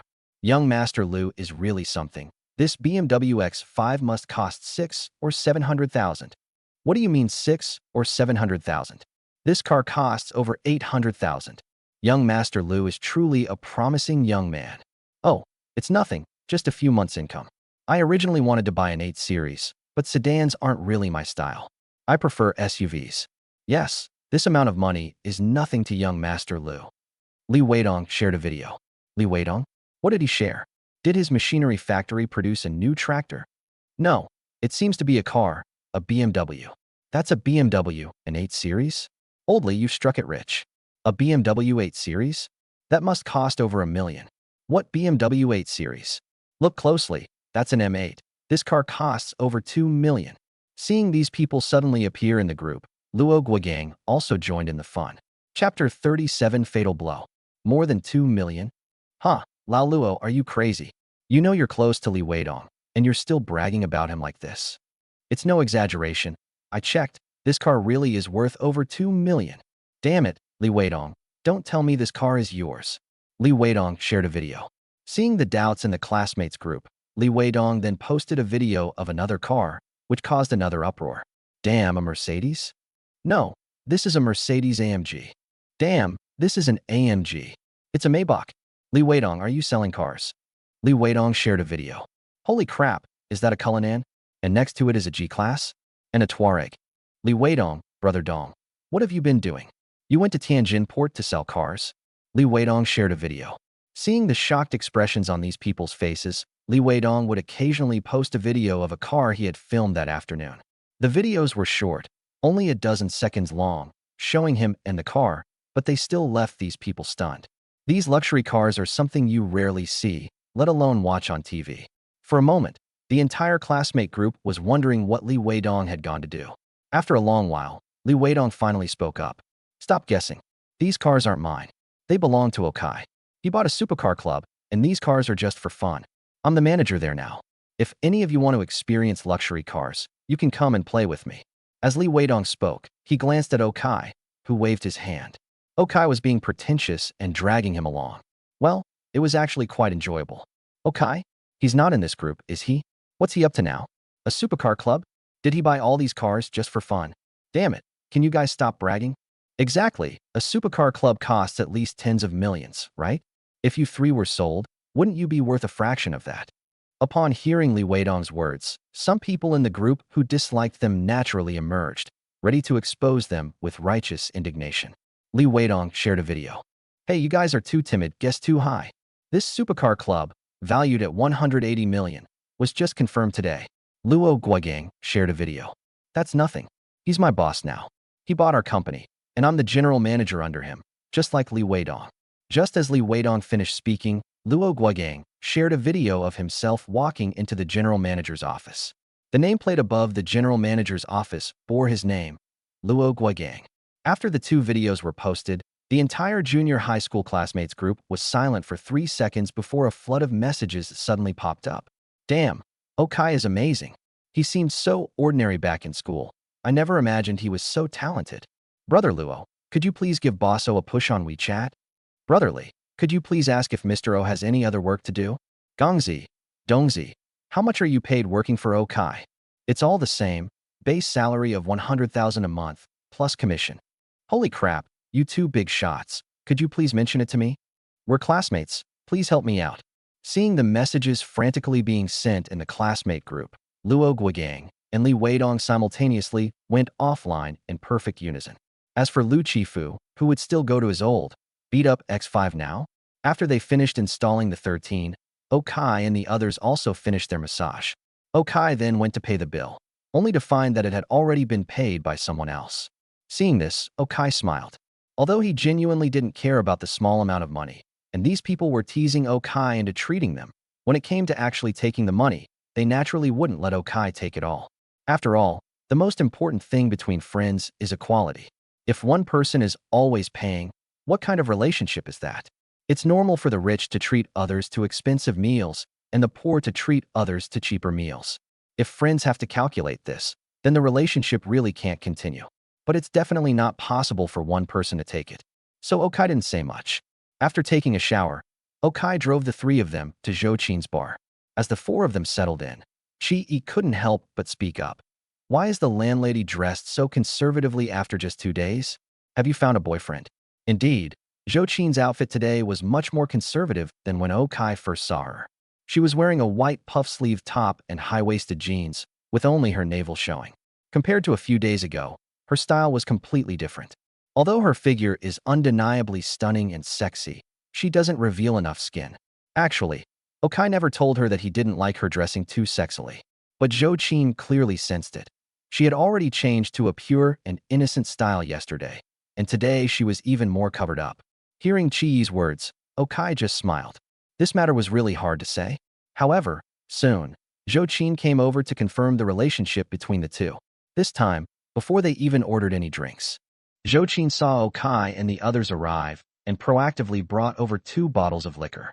After placing them on the table, she naturally walked behind Okai, put her hands on his shoulders, and Okai's head happened to be resting on the spot that everyone was focusing on. Sister Zhou, what are you doing? Sister Zhou is my girlfriend now. Seeing the 3 people's surprised expressions, Okai said with a smile. What girlfriend? I'm at most his lover now. I'm not going to take responsibility.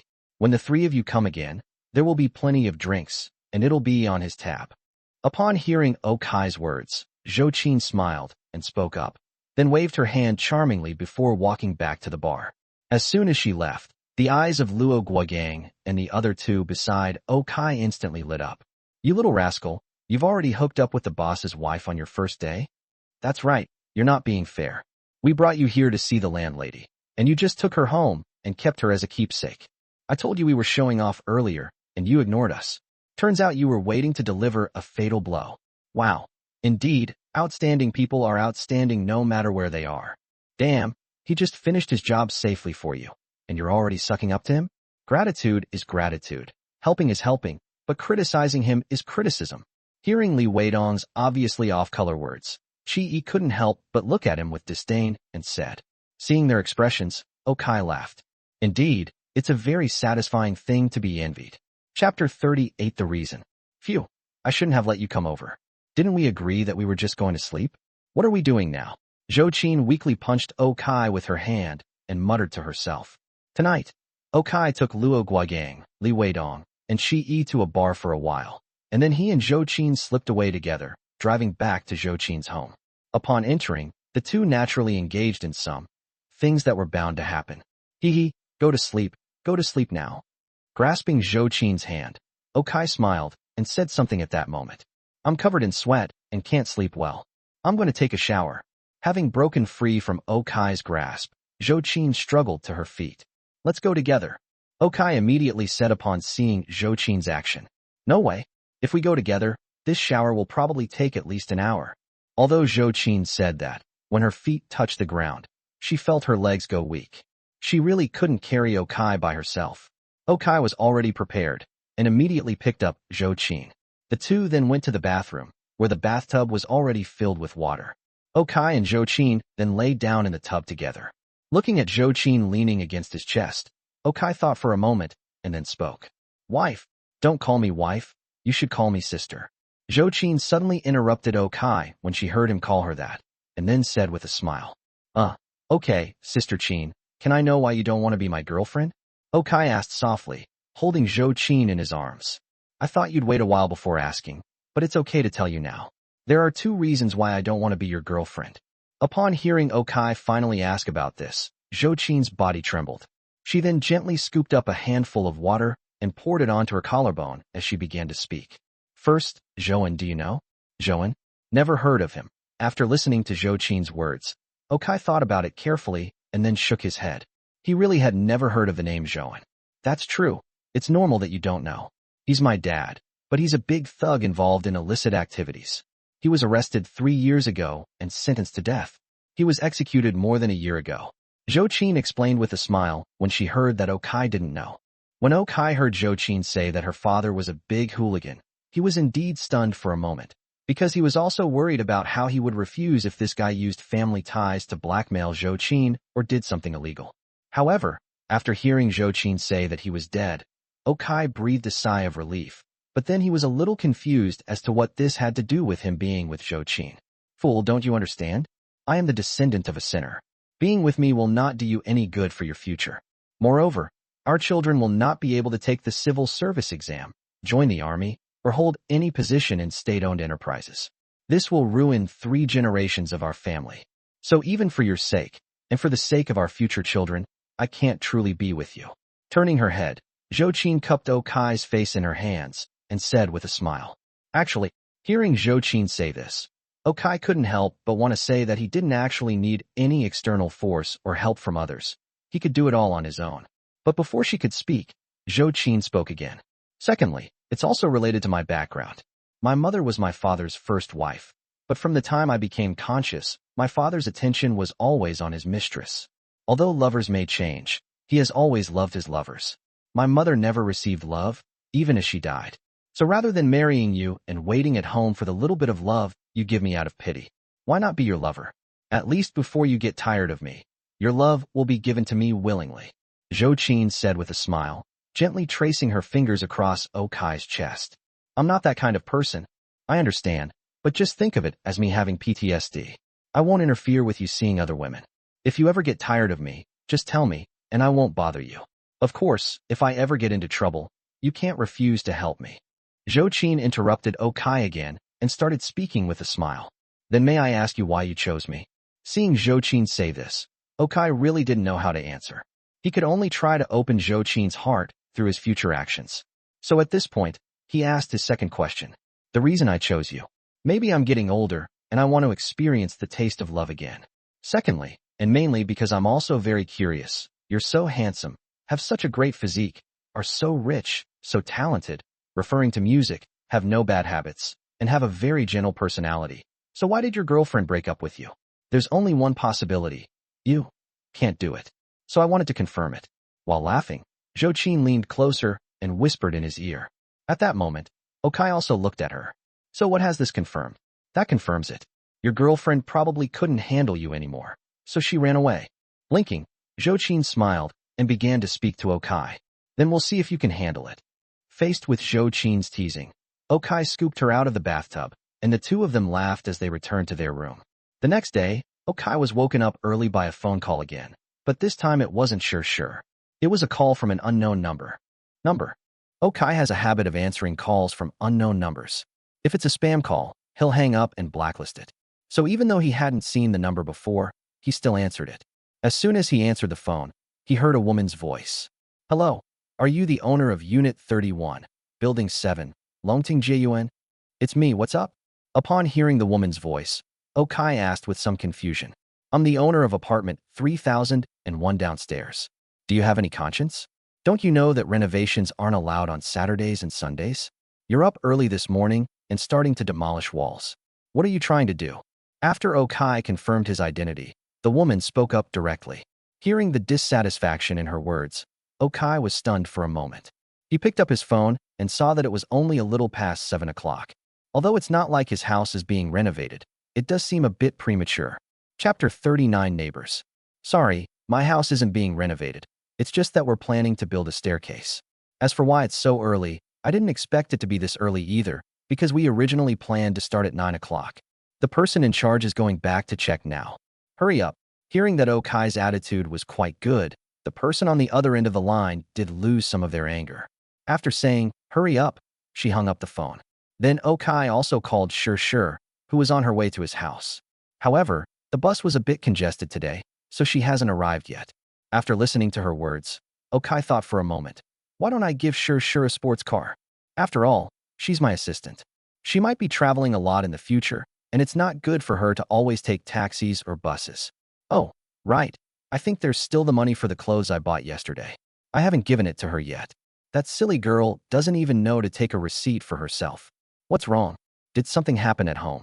Seeing that Okai had hung up the phone and started lying there in a daze, Zhou Qin lazily leaned against Okai's chest and asked, "It's nothing. I bought 3 large apartments and was planning to finish one. I guess the construction team was rushing to meet the deadline.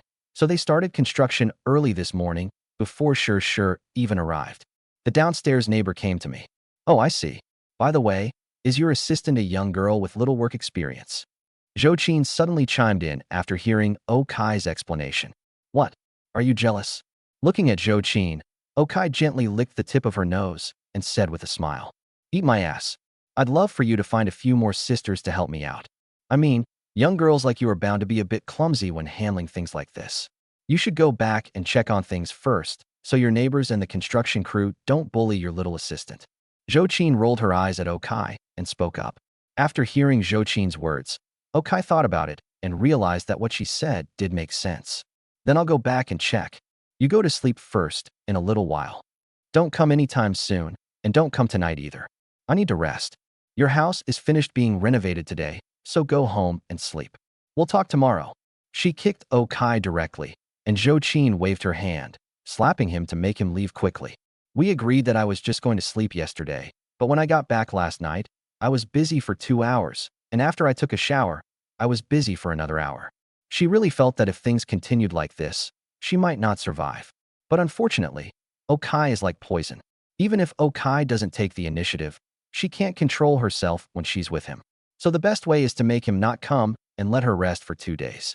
Well, 1 day is fine. If she doesn't see him for 2 days, she'll miss him. Seeing Zhou Qin's expression of both fear and reluctance, Okai smiled, kissed her forehead, went to wash up, and then left Zhou Qin's house. He went downstairs and bought a steamer of buns. While eating them, Okai drove back home. When he got home, Sure was already there. Upon learning this news, Okai couldn't help but quicken his pace. He was genuinely worried that these people would make his assistant cry. When signing the contract, Okai saw Sure's ID card. She was only 21 years old this year. Although he didn't know why she didn't go to university, she was still a child. So it's normal for him to be a little worried. But clearly, he's overthinking it. Sure is indeed 21 years old this year. She started working after graduating from high school, but she didn't waste those 3 years of experience in the workforce.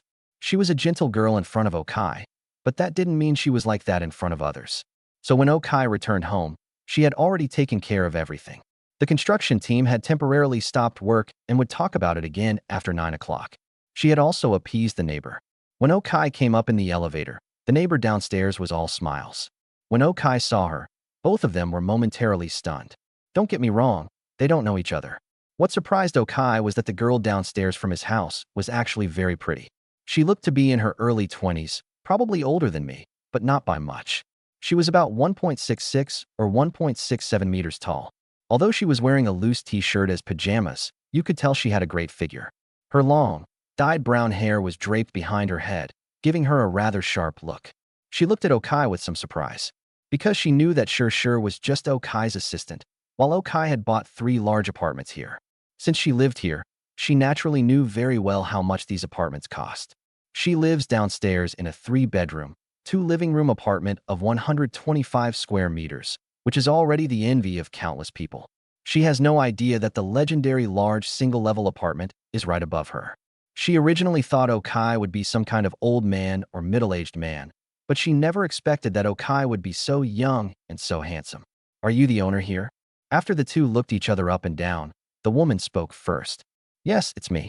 I'm so sorry. I've caused a little trouble so early in the morning. Upon hearing what the other party said, Okai also responded politely. Oh, it's all right. We're all neighbors. Let's be tolerant of each other in the future. I'll go downstairs now. Seeing that Okai's attitude was good, he was rich and handsome, the woman's last bit of anger disappeared. She waved her hand and went down the stairs. After she left, Shir walked up to Okai. Brother Kai, I'm so sorry. You can't even do this little thing right. Looking at Okai, Shir also said apologetically. Hey, what's it to you? The foreman is obviously trying to rush things. Come on, let's go give him a piece of our mind. By the way, did you buy the dress I asked you to yesterday? Okai patted Shir's head and spoke casually. I bought it, but it feels a little weird. Shir scratched her head as she thought of the dress she bought yesterday. The dress did indeed look a bit strange. Try it on in a bit, and I'll see. You bought a dress, but didn't even send me a picture. By the way, can you drive? Okai said with a smile after hearing Shir's words. I do know. That's fine. Come with me to pick out a car first.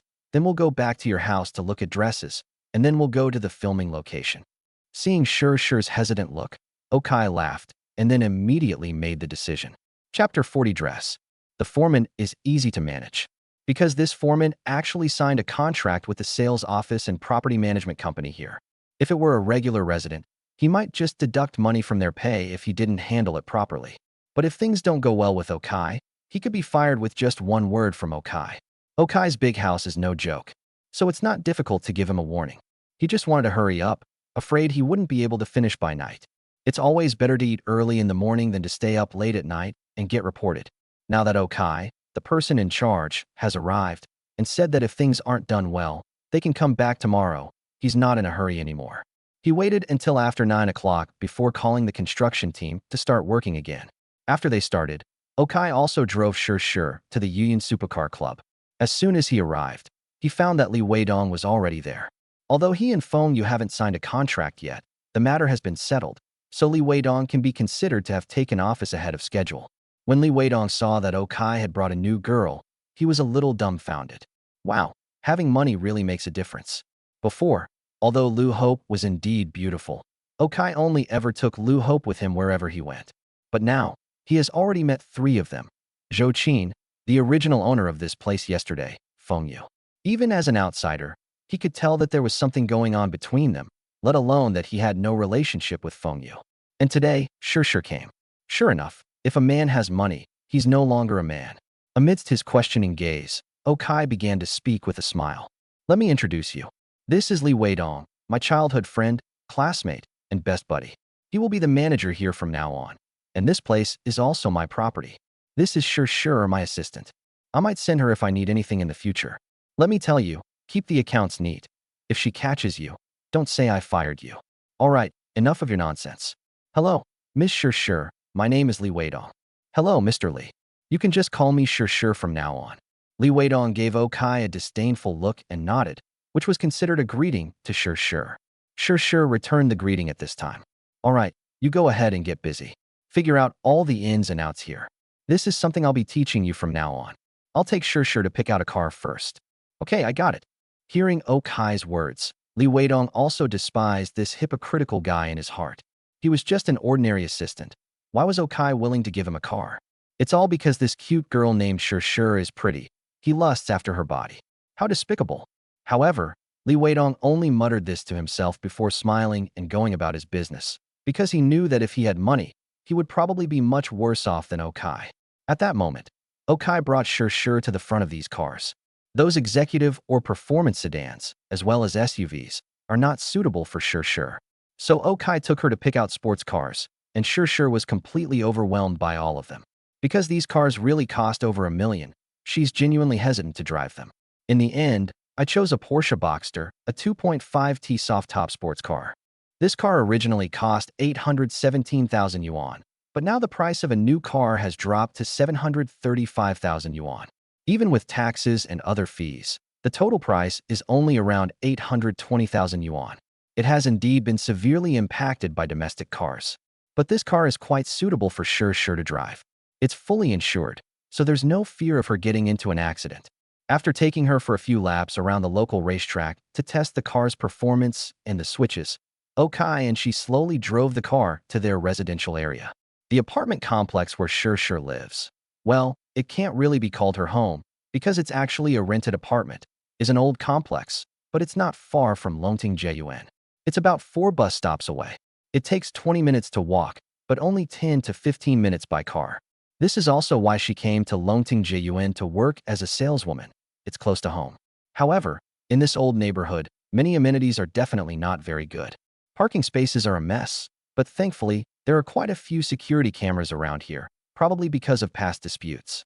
There's no need to worry about anyone scratching or damaging it. It's just that parking is a bit difficult. Actually, Shur is more suited to cars with automatic parking. When she parked the car and got out, the child was sweating profusely. He was clearly terrified. Okay, just drive slowly from now on. This car has full insurance. If there's an accident, don't panic. If you hit someone, call 120 first, then the traffic police, and then the insurance company. If you only hit another car, call the traffic police first, and then the insurance company. If you hit something stationary, like a flower bed, just contact your insurance company. Brother Kai, can't you ever wish me anything good? Upon hearing Okai's words, Shur pouted and spoke to him. All right, as long as you remember.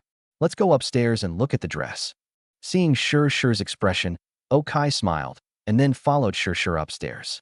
Soon the two entered a room on the 3rd floor. This room is a 2-bedroom apartment, but it's obvious that Shur is sharing it with someone else. The living room was messy, clearly belonging to 2 people. Both rooms had corresponding locks, but they were both locked. Brother Kai, please sit down for a moment. I'll go change my clothes. After letting Okai sit on the sofa, Shur whispered to him before returning to her room. Okai responded and then started playing on his phone. Not long after, he heard the sound of high heels. When he turned around to look at Shur's door, Shur had already opened it. Then, in front of Okai, Shur also walked out wearing a beige dress. The dress was a bodycon style, but not too revealing. The skirt was above the knee, and although the upper body showed the collarbone, there were no visible scars. It had a layered design, like something out of ancient Greece, but it was obvious that Shur had scars. Her lower body was bare, wearing a pair of transparent high-heeled sandals. Her fair and delicate feet and calves were like jade, equally beautiful. Most importantly, when she turned around, Okai realized that the back of the dress had a cutout design, so it looked a little sexy. But the problem was that the back was open, which meant that if she wore a close-fitting dress, it would be exposed and look a bit awkward. Seeing this, Okai was also somewhat bewildered.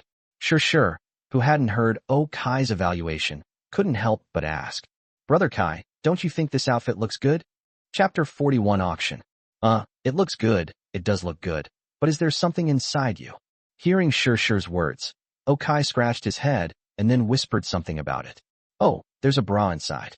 Sister Sue said that you can't wear clothes like this. They're clothes-fitting clothes, so this is what you use. Upon hearing Okai's words, Shur's face flushed red, and she stammered as she spoke to Okai. That's right.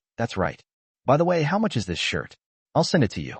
Hearing Shur say this, Okai murmured something as well, and then asked Shur about the price of the clothes. No need, this outfit is only 170 yuan, and with these shoes it's only 200 yuan. Anyway, it's something I'm going to wear, so I don't need your money, Kaiji. Hearing Okai say that the outfit looked good, Shur smiled and ran to Okai's side, then sat down and said to him.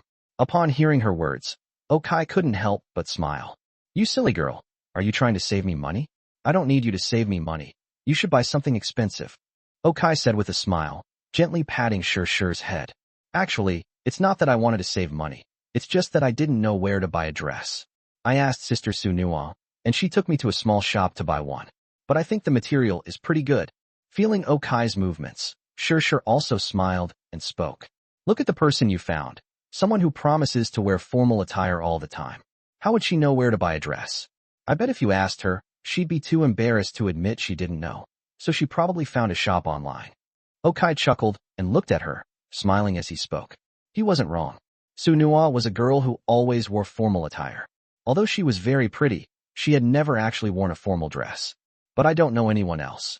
Hearing Okai say that, Shi also stuck out her tongue cutely, and then said with a grin, That's true. You'll meet more people in the future. This is nice. It's beautiful. Go change into it. Let's go eat. Looking at the time, it was almost noon, so Okai said to Shi.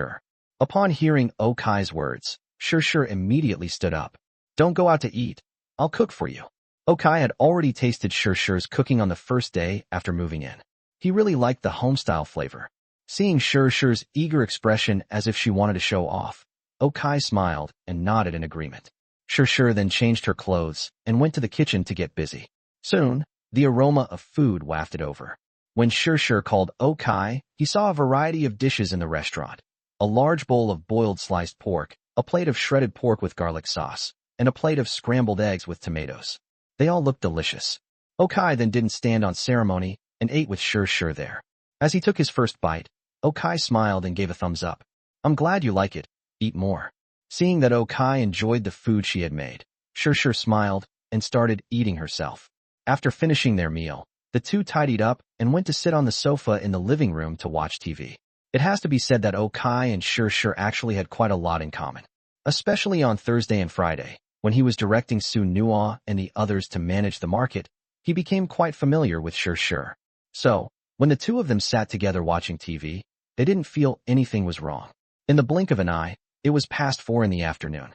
After the two of them heated up the leftovers from lunch and had a simple dinner, they rode together in Okai's car to the auction that Feng Yu had told Okai about. However, this auction is not actually like the one in the movie, where there is a separate auction venue. That kind of thing is only done at large-scale auctions. These small, private auctions are all held in temporary locations. For example, in some private estates or private museums. This auction, for example, was held in an art museum. When Okai and Shi arrived, they handed the car over to the doorman and entered the auction hall. It has to be said that almost everyone attending the auction was dressed formally. Some older people wore Zhongshan suits or Tang suits, but most of the young people wore Western suits. Only Okai was dressed more casually. Their female companions, though also dressed in evening gowns, were all adorned with jewels, unlike Shi, who, apart from being beautiful and young, didn't even have a decent piece of jewelry. However, these women were all quite cultured. Although they might have looked down on Okai and his group from the bottom of their hearts, they didn't say anything. As for Okai and Shi, they also entered the auction venue together. To enter from here, you must have that invitation card. Furthermore, you need to swipe the card to confirm its authenticity before you can enter. There was no problem with the card Feng Yu gave him, but after entering, Okai asked the person who greeted him how to change his name. He couldn't keep using Feng Yu's name forever.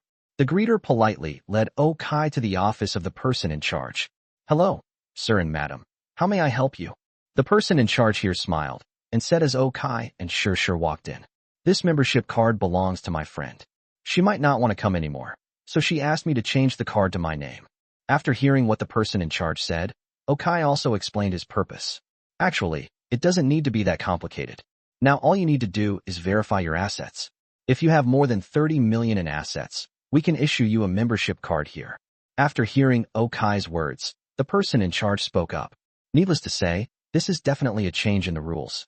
After all, the current economic environment outside is not good, which has also affected the domestic situation. In the past, 13 points might have been a high requirement, but now anyone with assets can come, which has saved Okai a lot of trouble. He immediately made a call to the bank, put it on speakerphone, and made sure the other party heard clearly that he currently had more than 200 million yuan in cash deposits. The person in charge's smile became even brighter. In just 5 minutes, a new membership card appeared in Okai's hand. As for Feng Yu's note, I'll just return it to her when we meet tomorrow. Whether she cuts off her hand or not. What does that have to do with Okai? He then led Shur into the main venue. After finding a place to sit down, a waiter came over and brought them a tablet. They would use the tablet to call out the price of whatever they wanted to buy. Just as Okai and Shur were looking through what would be auctioned today, a bell rang, and the auction officially began. Chapter 42 Auction begins. Welcome everyone to our auction today. Your presence truly makes this place shine. As the bell tolled, a middle-aged man in a tuxedo walked up to the auction stage in front of Okai and his group, smiling, and began his opening remarks. However, since it wasn't a school opening or graduation ceremony, the guests attending the auction weren't going to listen to his nonsense. So after giving a brief introduction to his company and the art museum that was being used for the auction, he went straight to the auction. The first item up for auction today is a pair of earrings from Chopard. This is the Red Carpet Series, Model 8 49796-1002. The earrings are pear-shaped, made of 18K white gold, with two main emeralds weighing a total of 29.12 carats and white diamonds weighing 22 carats. These earrings are a perfect match for women with fair skin. Its original price was 6.46 million, but it has long since been discontinued. This is a piece of jewelry with great collectible value. The starting price for this auction is 4.8 million, with each bid increasing by 200,000. Please place your bid. As the auctioneer was introducing the earrings, a tall, elegant hostess walked onto the display stand with the pair and deliberately showed them to everyone around her. When Okai saw the two earrings, he also saw the details about them. Indeed, just as the auctioneer had said, these earrings were quite valuable to collectors. According to the system's valuation, it is already worth 7.2 million, which is about 800,000 higher than the release price. It is expected to increase by about 3% every year thereafter. It is neither too high nor too low, and it does have some collectible value. Although it's not very expensive, if the price is right, I might consider buying it. At this moment, there were quite a few people in this venue who had this insight. Although they didn't know the final price of this item, they had a general idea, so quite a few people started making bids. At the same time, a number for the auction to begin appeared on a large screen behind the auctioneer. Okay, buyer number 3 bids 5 million. Buyer number 12 bids 5.2 million. Buyer number 17 bids 5.4 million. Buyer number 21 bids 5.6 million. Buyer number 16 bids 5.8 million. Buyer number 3 bids again, 6 million, 6 million. Is there any higher bid? Okay, buyer number 8 has made a bid of 6.2 million. As the bidding progressed and the necklace slowly approached its list price, the buyers began to hesitate. Bid. At this point, Okai felt it was time to make a bid. Huh? Brother Kai, if you bid any higher, it'll be 6.4 million. 6.4 million for a pair of earrings. Upon hearing Okai's words, Shur lowered her voice and asked softly. Keep in mind that 6.4 million yuan is enough for her to buy an apartment in Longting Yuan. But now Okai only wants to buy a pair of earrings? Make an offer, it's worth it. Upon hearing Shur's words, Okai also smiled and spoke up. Then Shur also placed his bid at that moment. At the same time, O'Keefe's number, 26, appeared on the large screen behind the auctioneer. It was also the last number in the entire auction.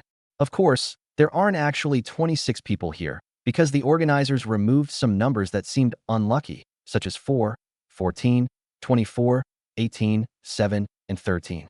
But O'Keefe's number 26 was indeed the last number of the game. As he offered 6.4 million, many people turned their attention to him. His number was practically an open secret, because everyone else there knew who the other person was and what their number was. Only Okai was a new face, and it seemed like he was here for the first time, so he was definitely the last number. These people were initially thinking that Okai was just here for fun, since he didn't seem like the type to participate in the auction. It really does seem like people can't be judged by appearances. Okay, guest number 26, asking for 6.4 million. Any higher bids? 6.4 million the first time, 6.4 million the second time. Just as these people were observing Okai, the auctioneer spoke up. The person in seat number 3 at the front frowned as she looked at the number. This number 3 is a woman, and she came alone. She doesn't look very old, probably only a little older than Okai. She is very beautiful, but not in the conventional sense. Rather, she possesses an exceptional beauty of temperament. With an oval face, a wide forehead, and eyes that are not particularly large, paired with fair and delicate skin, She exudes an artistic aura when she sits down. It's clear that she really likes this pair of earrings. But 6.4 million was 60,000 lower than the original price. If she raised the price again, she felt she might lose money. After thinking for a moment, she looked back at Okai and then raised the price. Number 3 has bid 6.6 million. Wow, I didn't expect the first item to be so competitive. 6.6 million. Are there any more bids? The auctioneer initially thought 6.4 million was a good price and was about to bring down the hammer when bidder number 3 placed another bid, which made him shout excitedly. It's important to know that an auctioneer's salary is directly linked to the profitability of that auction. So the higher the price, the happier he is. After hearing the auctioneer's words, Shershur looked at Okai, who then calculated in his mind that another bid would be 6.8 million, which would only earn him 400,000, which seemed unnecessary. With that thought, he shook his head. He made a gesture of invitation. Seeing that O'Keefe had given up, the auctioneer immediately brought down the gavel. The first item sold for 6.6 million. After the first item was sold, the auction proceeded smoothly for the rest of the lots. The second item was a Hermes bag, made of crocodile and cowhide, a Blue House Birkin bag, and most importantly, it cost 1.95 million. Although Okai couldn't understand it, this thing was indeed valuable, because in his eyes, the bag was now worth more than 1.8 million. However, he definitely won't buy it. In the end, the bag was bought by an old man. When the third item was brought up, Okai suddenly understood why this was a private auction. Because the third item brought up for auction was actually an antique. The auctioneer said it was a Yuan dynasty Longquan or double fish washer, but the Okai system's description was a double fish washer from the Longquan kiln of the Northern Song dynasty. Looking at this thing, Okai couldn't help but smile knowingly. Chapter 43 Painting. Brother Kai, what's wrong? Is this thing very valuable? Seeing Okai's amused gaze, Shershur couldn't help but ask curiously. The money isn't much, but these people are skirting the law here. This thing is illegal. Hearing Shershur's words, Okai also smiled and spoke up. Borderline? Illegal. Hearing Okai's words, Shershur was completely bewildered. He looked at the hostesses on the auction stage. Although they were all wearing cheongsams and showing off their figures perfectly, they weren't revealing anything. This couldn't be considered borderline, let alone illegal. Seeing her puzzled look, Okai whispered something to her. According to our country's laws, items from the Yuan dynasty onwards can be bought and sold, but items from before the Yuan dynasty, that is, from the Song dynasty, cannot be bought and sold.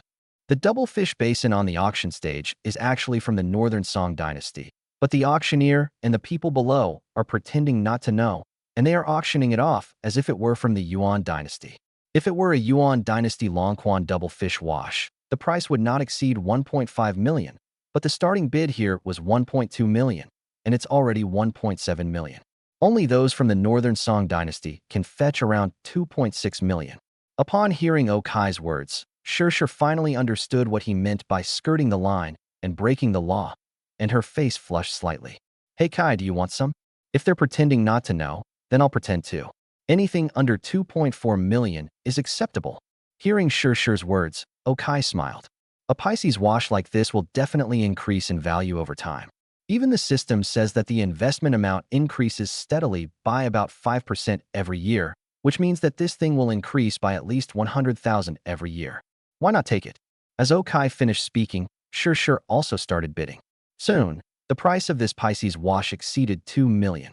When it reached 2.2 million, only Okai and number 9 were left competing, but he clearly felt that he had reached his limit. So when he finally bid 2.3 million, Okai immediately countered with 2.4 million. Then, a middle-aged man who looked to be in his 40s in the distance made a gesture indicating that he would stop bidding. At that moment, the auctioneer called out 3 times and brought down the gavel. With this, Okai has acquired his first item from today's auction, a double fish basin from the Longquan kiln of the Northern Song dynasty. As for its purpose, he didn't know either, but as long as he could make money, that was fine. After the Pisces was finished taking photos, 3 more drinks were served in succession. These are the grand celebrations of the spear, originally priced at 158,888, but now they're only worth 100,000 per bottle. Only worth. Okai's heart has become wilder now. This item is sold here in cases, 6 bottles per case, with a starting bid of 500,000. Okai also joined in the fun, spending 620,000 yuan to bid on a box. The second wine was from abroad, a 2009 Romanicani, priced at 168,000 yuan per bottle. It was sold individually, with a total of 10 bottles. Okai also bid for 2 bottles. The last wine was Wuliangye's 2009 sealed jar wine, which originally cost 198,888 yuan, but is now only worth 140,000 yuan. Okai also bought 2 bottles. Even though he doesn't drink it, can we still display it at home? After the 3 types of wine were auctioned off, the auction of calligraphy and paintings began. The first painting I photographed was by Fan Zeng. Although Fan Zeng is still alive, he is quite old now and rarely paints anymore. That's why the price of his paintings has been rising over the years. Take this lousy Leaving the Past painting, for example. Although it is only 4 feet in size, it has a starting price of 1.6 million at auction, which is more expensive than the Northern Song Dynasty's double fish-washing painting. However, in Okai's system, the actual price of this painting is as high as 3.6 million. Moreover, according to the system's estimates, its price will increase by about 8% every year, making it a very valuable collectible. If we wait until after Fan Lao's passing, the price of this painting will rise even higher. So Okai didn't hold back. He was there to make money, so he was determined to buy the poem. To be fair, if we're talking purely about total assets, Okai should be last in this room. But in terms of cash, all these people combined probably don't even have as much as he does now. So when he bid 3.3 million for the painting, the others didn't dare to bid anymore, and in the end, he won the bid. After photographing this painting, Okai photographed quite a few more paintings and calligraphies. Li Kuchin's, Lin Fengyan's, Pan Tianshou's. Basically, as long as he sees calligraphy or paintings and the system gives an investment price higher than 6%, as long as it doesn't exceed the current price, Okai will bid on it. Soon, he had bid on 6 paintings. However, after the auction of these works by established painters, the auction entered a relatively peaceful state. The next batch of paintings up for auction were mostly by young artists. Honestly, people who bid on these paintings basically have 2 ideas. Either they really like the artist's style, or they're taking a gamble to see if the artist will become successful and if their early works will sell for a high price later. Therefore, these paintings are not expensive. Basically, the cheaper ones start at 200,000 to 300,000 yuan, while the more expensive ones are around 400,000 to 500,000 yuan, and the final price is rarely more than 700,000 yuan. Okai had no interest in the paintings of these young artists. He doesn't understand calligraphy and painting, he just bought it purely as an investment. However, in his system analysis, it was difficult for any of these people's paintings to exceed 600,000. They were all getting worse than the last. So at this point, he basically focused his attention on chatting with Shi, only glancing at each item that came up for auction. But it was precisely because of this sweeping motion that he actually found a painting. Next up for auction is a new painting by the young artist Tang Mofen, titled Starry Night. As we all know, Tang Mofen is a very famous Chinese-American writer.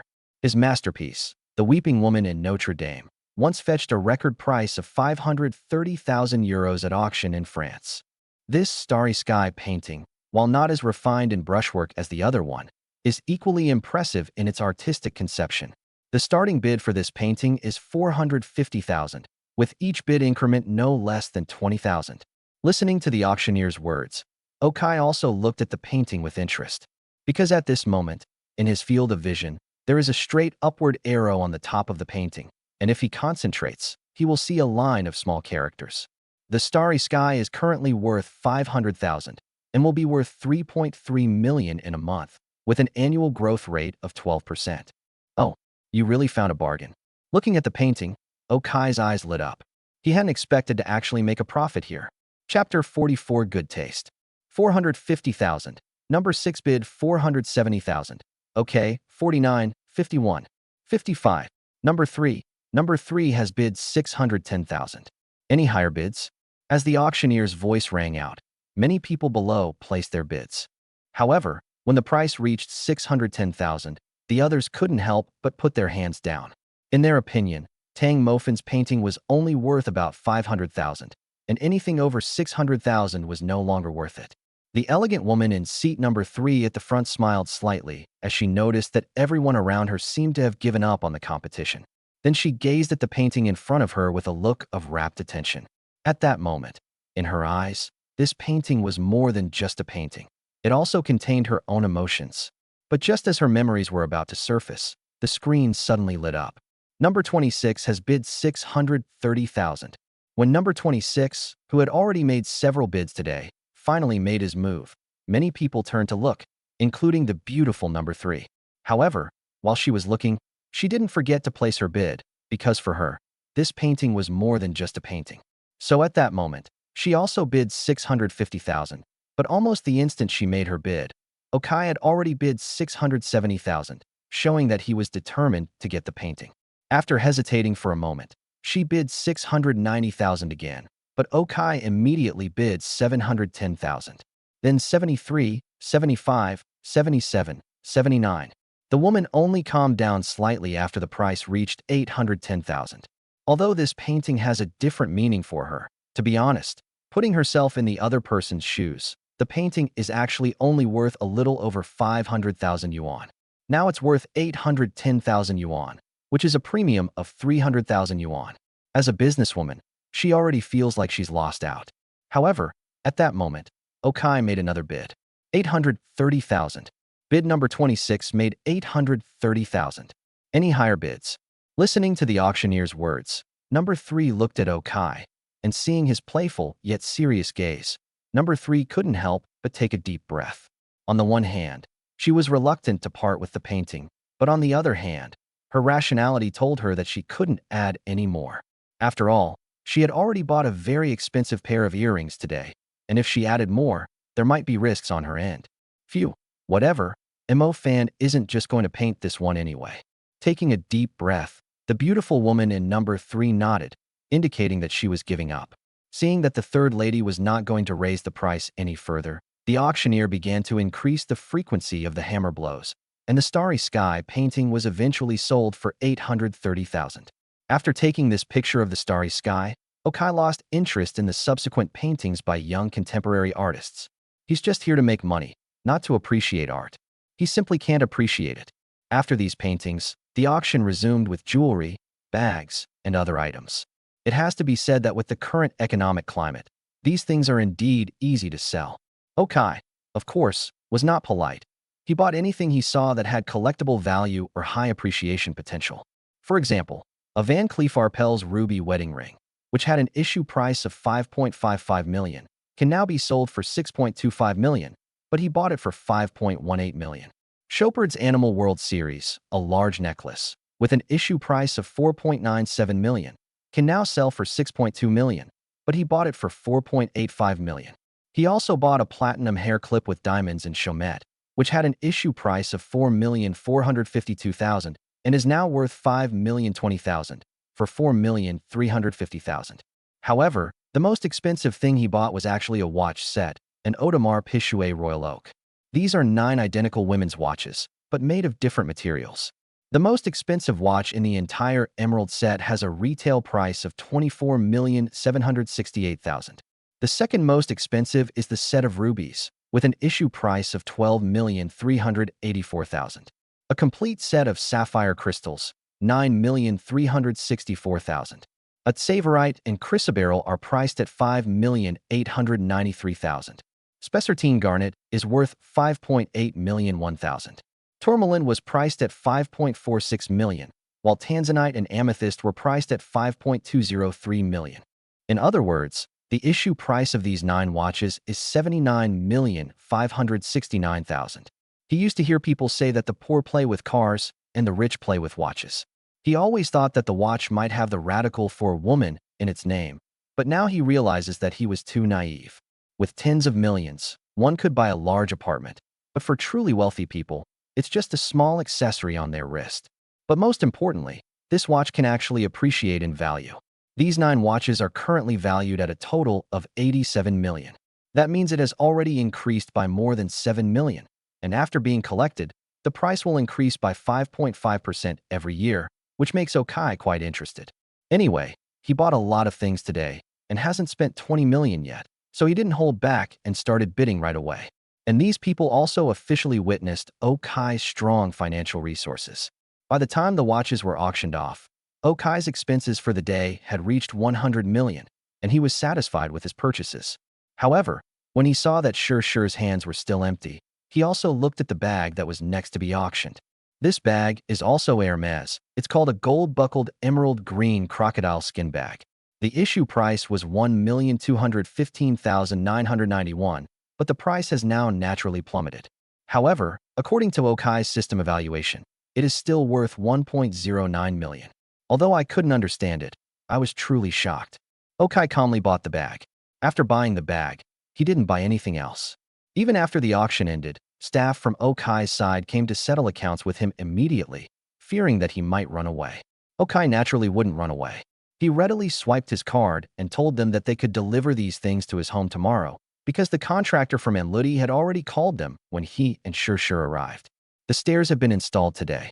If you have any questions, please feel free to contact them. So it won't delay these people from delivering goods tomorrow. After paying, he also quietly asked these people to bring over the bag he had photographed. Shur didn't hear him say that. So although she didn't know why Okai was still waiting there after paying, she naturally didn't have any objections. While he and Shur were waiting for their bags, the beautiful woman with an artistic air, number 3, also walked over. Do you also like Tang Mofin's works? You know, you made a profit on all the other things you bought, but you lost money on that one. Looking at Okai, the beautiful woman smiled and said, maybe. But art is something that's hard to categorize into 1, 2, 3, 4. Okai can't very well say that he foresaw the future, can he?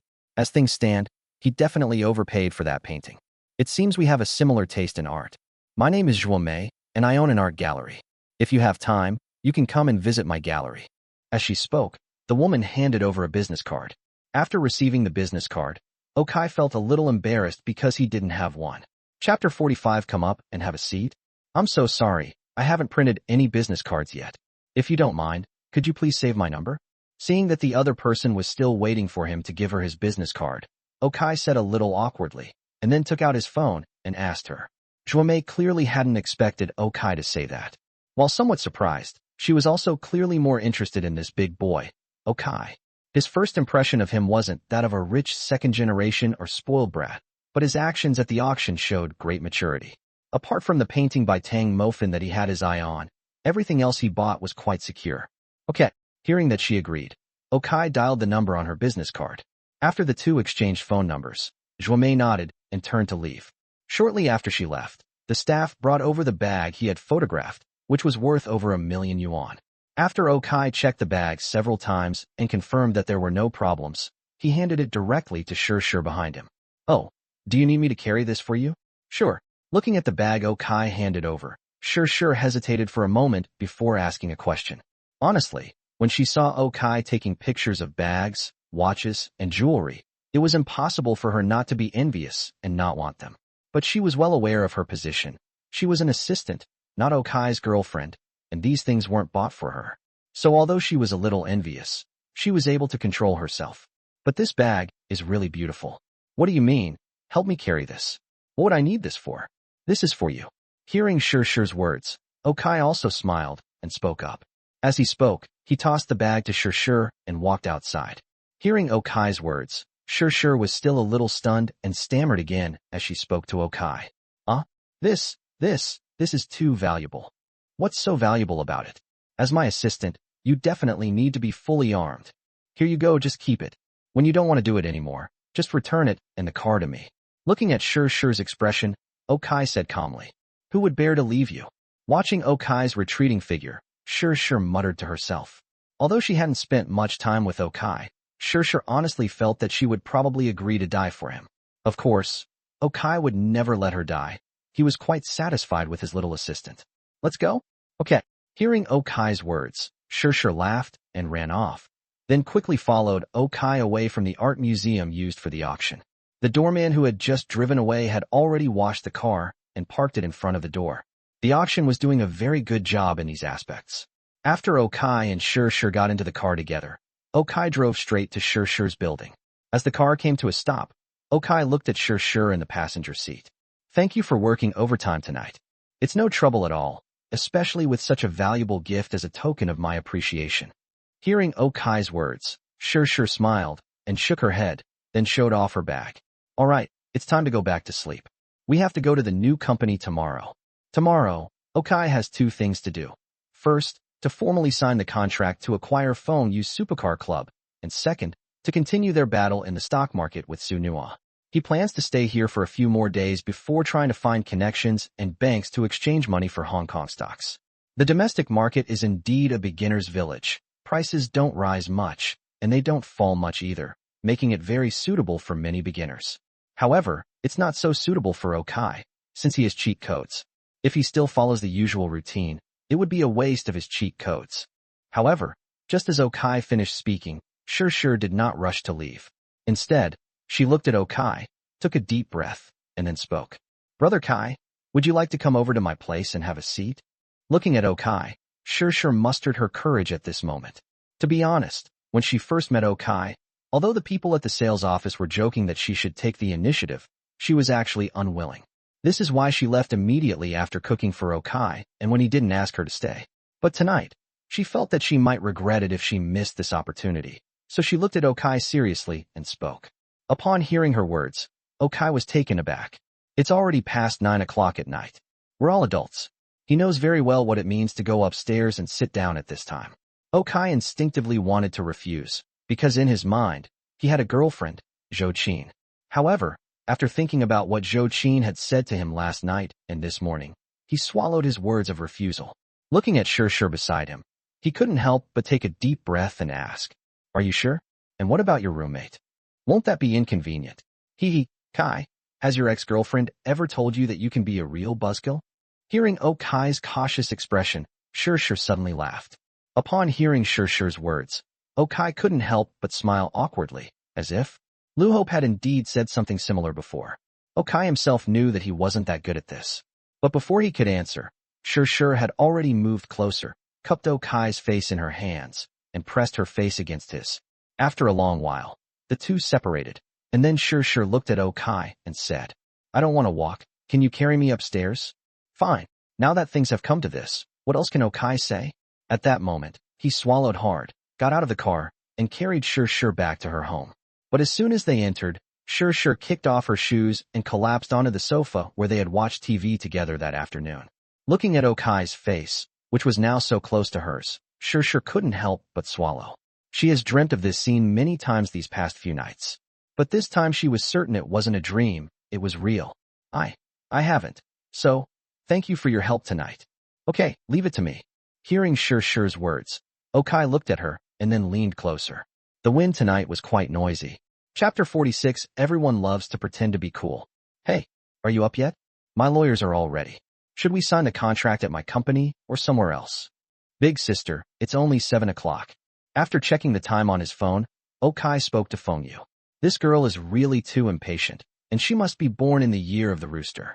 In just a few days, Okai has already been woken up by her twice. Yeah, it's only 7 o'clock. Hey, I was just worried you'd oversleep. Anyway, you're up now, so answer my question. Hearing Okai say that, Feng Yu also looked at her phone and then smiled and spoke up. Let's sign it at my company. I've even called my company's legal team over. Hearing Feng Yu's laughter on the other end of the phone, Okai said speechlessly, Hey, you started a company.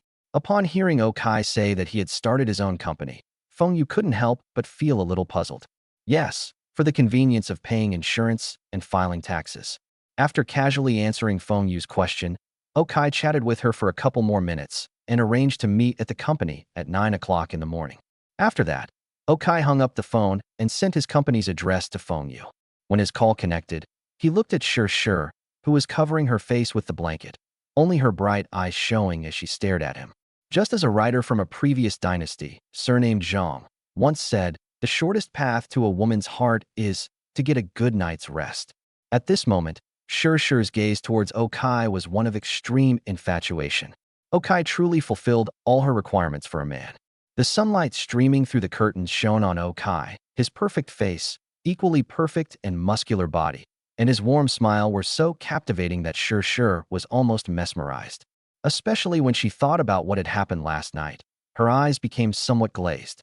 The only pity was that the seat next to Okai was too dazzling. She knew very well that she was not qualified to sit there.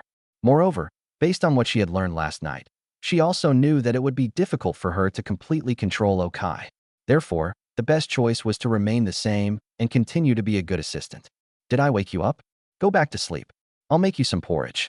You should get some rest today. Seeing Shir looking at him, Okai sat down next to her, reached out and touched her hair, and then smiled and said to her, I'm fine, I don't want to hold you back. Upon hearing Okai's words, Shir also spoke up. But no sooner had she finished speaking than Okai gently flicked her nose. What could possibly happen to me? Don't worry, just rest. After saying that, Okai smiled and left the bed. He went to the kitchen first and cooked porridge for Shir before washing up. When he saw the toothbrush, tooth mug, and towel that Shir had prepared for him, he couldn't help but smile. This young lady seems to have had her eye on me for a long time. She's prepared everything perfectly. As for his current relationship with Shir, the two tacitly agreed not to mention it. Just as he finished washing up and came out, the sound of a key opening the door of Shir's house suddenly came from outside. Then Okai saw a girl who looked like she might not be as pretty as Shir, but was still quite pure. She yawned and walked in from outside. However, when she saw Okai, she couldn't help but be stunned. It was Okai who reacted first. Hello, I'm Shir's friend. You must be her roommate. Ah, yes, hello. You guys. Oh, Shir hasn't gotten up yet? Hearing Okai's words, the girl also reacted and said, somewhat at a loss. Not yet. Last night. She was a little tired, so I cooked some porridge. You can have it later. I have something to attend to, so I'll be leaving now. Looking at the girl, Okai smiled and said. He had originally planned to have porridge with Shir, but now that her roommate was back, he felt a little awkward. So after hesitating for a moment, he decided to leave first. The girl was clearly a little embarrassed in front of Okai, so she nodded and gave up her spot by the door. Okai then put on his shoes and left Shir's house. He had just left when the girl quietly pushed open Shir's door. At this moment, Shir was naturally not asleep yet. She had clearly heard the conversation outside, so when the girl pushed open the door, she blushed and looked at her. Wow, this is the boss you were talking about. He's really handsome. Looking at Shir, the girl raised her eyebrows and spoke. Hearing the girl's words, Shir also nodded with a blush. But being handsome can't put food on the table. You're so easily going to be with him. You haven't even received your first month's salary yet. He said it was 50,000, but he hasn't transferred it to you yet. Seeing Shir's expression, the girl sat down on her bed and whispered something. Look at that bag. Hearing her roommate's words, Shir pointed with her chin to the handbag hanging in the distance. Wow, it's so beautiful. Where did you buy it? Did he buy it for you? How much did it cost? Upon seeing the bag, Shir's roommate's eyes lit up. To Okai, it was just an ordinary pocket, but to her, it seemed like the finest work of art. It was auctioned yesterday for over $1 million. Upon hearing Shir's words, her roommate, who had originally intended to take a closer look at the bag, suddenly trembled and withdrew her hand. This bag, worth over $1 million? See that Porsche downstairs? Seeing the shocked look in her roommate's eyes, Shir laughed. Gulp. I saw it. I was just about to tell you that there are people in our neighborhood who drive such nice cars. This car isn't yours, is it? Swallowing hard, Shir's roommate cautiously asked her at this moment. The only answer she received was the car key that Shir picked up from the bedside table. Wow, that's amazing. Looking at the car keys and the bag, Shir's roommate was at a loss for words, and Shir couldn't help but laugh when she saw her roommate's reaction. No wonder so many people like to show off. That feeling of being astonished and envied is really exhilarating. She had never experienced this kind of pleasure before. Apart from being pretty, she was good at nothing and didn't do well in school. Otherwise, she wouldn't have had to start working right after graduating from high school. But now that she was with Okai, she was experiencing that feeling of being the other people's child that she had when she was a child. Of course, for her, this pleasure was just a bonus. What she likes best is still how she felt last night. Chapter 47 Character Panel. There's no problem with the contract. I've transferred the money to you directly. After leaving Shir's house, Okai went out for breakfast before returning home to change his clothes. Around 8:50, he arrived at his company, Ontai Financial. When he arrived, he found that everyone was already there. Fengyu brought his company's lawyer, who is currently being entertained by Luo Guigang. Qi has also arrived and is currently processing his onboarding. However, he will have to wait a while because it is more important to promise them 14 people at this time.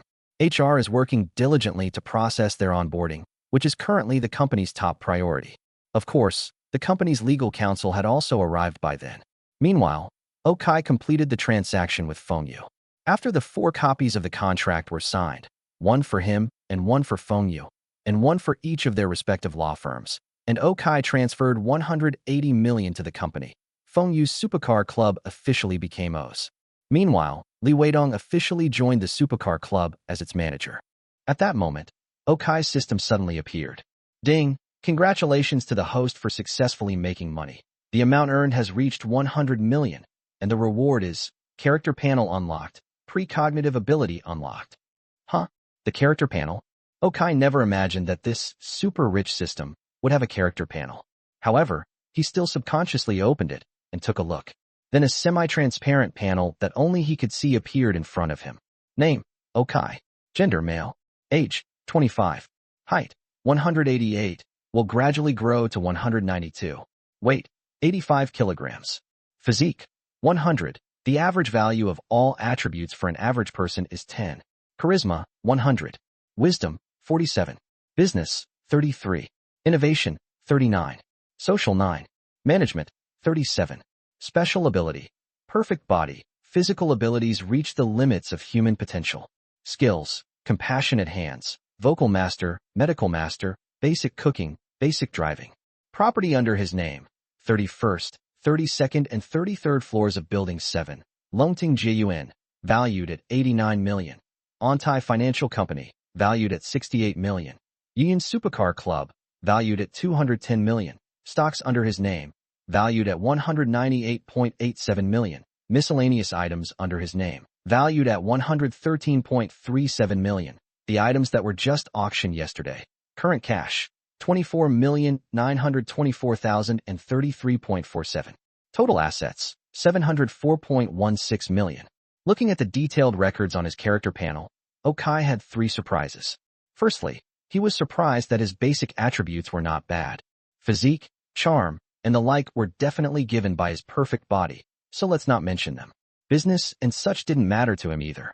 What interested him most was that his intelligence was 47, which was not bad. If we consider that an average person's IQ is 100 based on 10 points, and I have an IQ of 47, then I should be at least 120 or 130. But why weren't my grades very good when I was in school? And then there's social 9. Yeah, I guess I am a socially anxious person. Secondly, I was somewhat surprised by Feng Yu's supercar club. Goodness, she really isn't suited to be a boss. A supercar club worth 210 million was sold to me for 180 million. While she did need the money, she definitely got a good deal at that price. However, it was precisely because of this that he earned more than 100 million yuan at this time. He originally thought he might have to wait a few more days to activate the 100 million reward. But unexpectedly, it was activated at this moment. It has to be said, Feng Yu really does bring her good fortune. Of course, she was like a candle, burning herself to illuminate Okai. Thirdly, there's the character panel, where not only can Okai see his own attributes, but he can also see the attributes of others. For example, Feng Yu at this moment has this attribute. Name: Feng Yu. Gender: female. Age: 26. Height: 171 centimeters. Weight: 45 kilograms. Physical strength: 12. Charisma: 97. Wisdom: 55. Business: 6. Innovation: 5. Social: 84. Management: 42. Affection level towards the host: 86. Below 50 is dislike. 60 is casual acquaintance. 75 is good friend. 85 is close friend. Above 95 is dearest friend and relative. 100 is unwavering loyalty. Okay, she is indeed beautiful and smarter than Okai, but she is really not suited to be a boss. Her life of being born into a wealthy family makes her very good at socializing. She is actually more suited to public relations. Her social skills score of 84 is definitely a very high attribute. However, what surprised Okai the most was that she had a favorability rating of 86 towards him. 86 is already quite high. If I were to pursue her now, I doubt she would refuse. Of course, Okai wouldn't pursue her either, since he already has 2 women around him. Apart from Feng Yu, Okai glanced at the people around him and found that their attributes were all quite ordinary. Like Luo Guigang. Name: Luo Guigang. Gender: male. Age: 25. Height: 181 centimeters. Weight: 92 kilograms. Physical fitness: 9. Charisma: 11. Wisdom: 32. Business: 42. Innovation: 8. Social: 45. Management: 36. Host affinity: 93. To be fair, Luo Guigang isn't really suited to be a manager. His business acumen and management skills are both mediocre, especially his management skills, which are worse than mine. But he is very loyal to himself. When hiring people, Okai doesn't need to care about their abilities. He only needs to care whether they are loyal to him and listen to him. As for business skills and management, those are talents that can be developed through training. This character panel is indeed quite useful to him, but he really doesn't understand what this precognitive ability means. However, now is not the time to study this, because Feng Yu was about to leave after the contract was signed, but just then, Okai's phone suddenly rang. He answered the phone and realized it was the call from yesterday's auction. They needed to deliver something to Okai, but Okai was currently directing Su Nuo to buy stocks and couldn't leave. Thinking of this, he looked at Feng Yu. With 86 points of favorability, getting her to help me out shouldn't be a problem, right? At that moment, Okai smiled and looked at her. Are you free later? A little while? No, are you asking me out? Upon hearing Okai's words, Feng Yu smiled and looked at Okai. No, I bought a lot of things yesterday, and they're almost delivered to my house. No one's home right now, and I can't leave. If you're free, could you please pick up a package for me? Seeing Feng Yu's expression, Okai said somewhat embarrassedly. Upon hearing Okai's words, Feng Yu couldn't help but roll her eyes. This guy knew it wasn't good to trouble her like this, but for some reason, instead of being angry, Feng Yu was actually quite happy to hear Okai asking her for trouble. You must be in a good mood because you've solved most of the gap issues. Looking at Okai, Feng Yu muttered something to herself before agreeing. Chapter 48 Precognitive Abilities. Oh, madam, the goods you ordered are all here. After Feng Yu agreed to Okai's request, he drove his Panamera to Longting Jiyuan and saw several heavily armed trucks at the entrance, along with security personnel. After all, this was a shipment worth 100 million yuan, so they had to be careful. When Feng Yu walked over, completed the handover with the leader, and confirmed her identity, the other person didn't know how to address her. However, generally speaking, the person you feel comfortable accepting 100 million worth of goods from is definitely your closest relative. If they are not family, then it can only be your spouse. Oh, I come with me. When she heard the other person call her Mrs. O, Feng Yu was obviously stunned for a moment. She subconsciously wanted to argue, but then stopped, because she found that she was not actually that resistant to the title. Of course, at this moment, she was thinking that she was too lazy to explain. She then led these people up in the elevator and went straight to the 33rd floor. Okai did not change the combination of the 33-layer combination lock, so Feng Yu could still come in directly. After the workers put down their things and left, Feng Yu checked the list. The more she looked, the more alarmed she became. She originally thought that Okai was just going to the auction to have some fun and buy a few things, but who knew he would buy so much? Goodness, the stuff here alone must be worth at least 100 million. This guy really trusts me. Isn't he afraid I'll run off with the stuff? If we sell these things, my company's debts will be paid off. Looking at the row of royal oak watches in her hand, she couldn't help but sigh. Of course, she was just joking. After all, 100 million is a sum of money that ordinary people have never seen in their entire lives. But for her, it's just money she could easily get by going home and giving in. But it's impossible not to be envious. Taking a deep breath, she took the small, expensive pieces of jewelry into the bedroom, where there was a safe that she had bought. However, Okai had never used it before, and the password was still the same. After opening the safe, she put all the jewelry inside. As for the calligraphy and paintings, there wasn't enough room, so Okai could figure it out himself when he got back. After putting everything away, Feng Yu prepared to leave. But before she left, she saw the downward staircase that had already been built there. As if by some strange twist of fate, she stopped in her tracks. Suddenly, she became somewhat interested in Okai's house, and so she stepped onto the 32nd floor, the floor where Okai lived. Okai's home is very simple and clean, so clean that there is practically nothing there. When Feng Yu saw that there wasn't a single piece of women's clothing in Okai's wardrobe, she couldn't help but smile for some reason. It seems our young billionaire is still alone. Although I might have some lovers, I don't have a wife at home.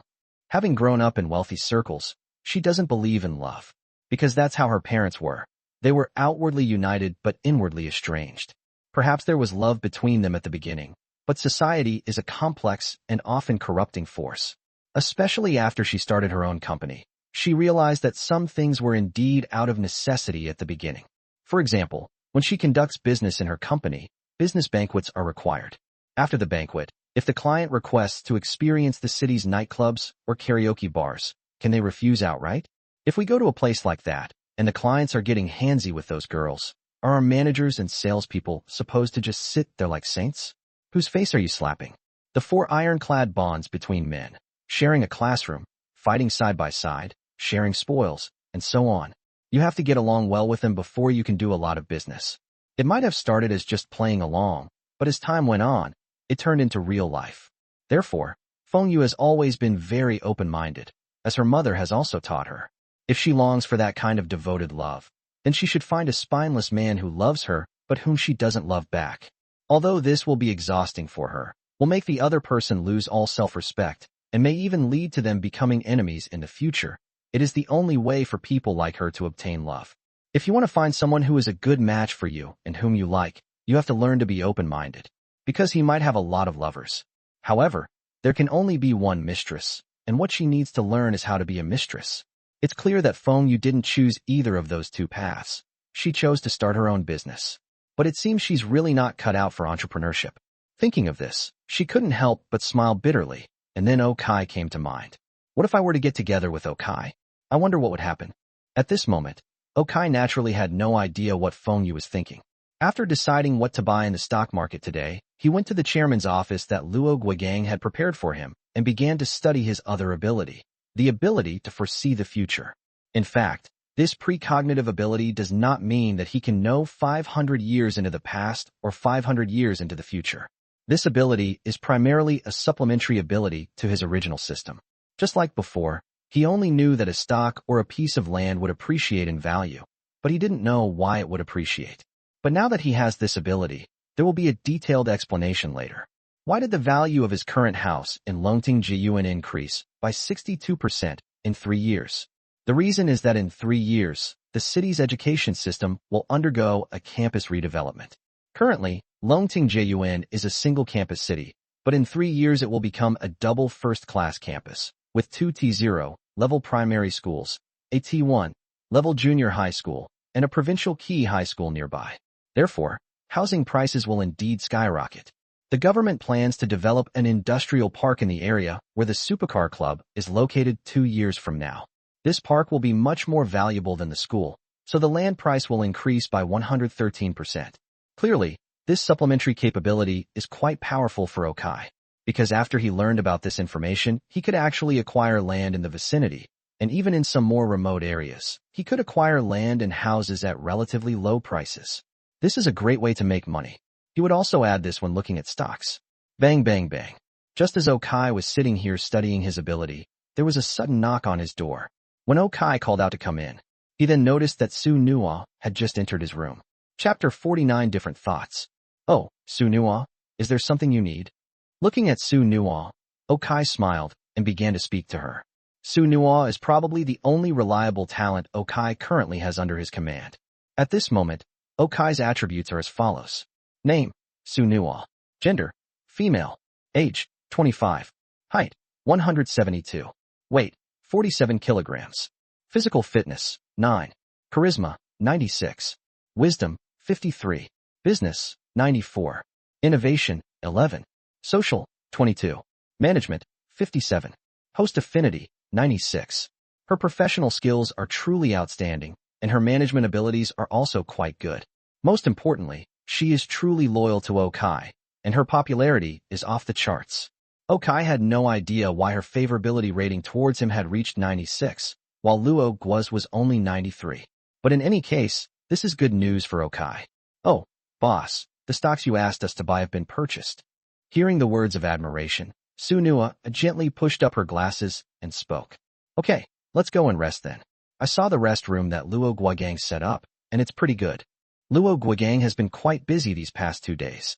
Despite Okai's seemingly aimless wanderings, he has been overseeing the renovations here. Today, Okai took a look at their office, as well as the lounge, recreation room, and tea room. They were quite nice, even exceeding his expectations. The lounge not only has massage chairs, but also capsule hotel-style areas where you can lie down and relax. The recreation room is fully equipped with billiards, a television, game consoles, and more.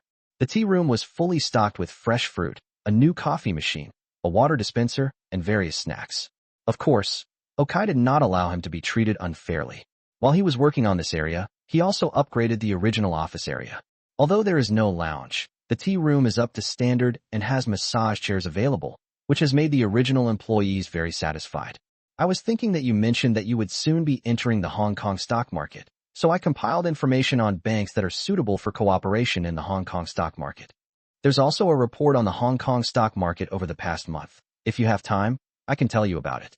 Upon hearing Okai's words, Su Nua took out a USB drive from behind her and spoke to Okai at the same time.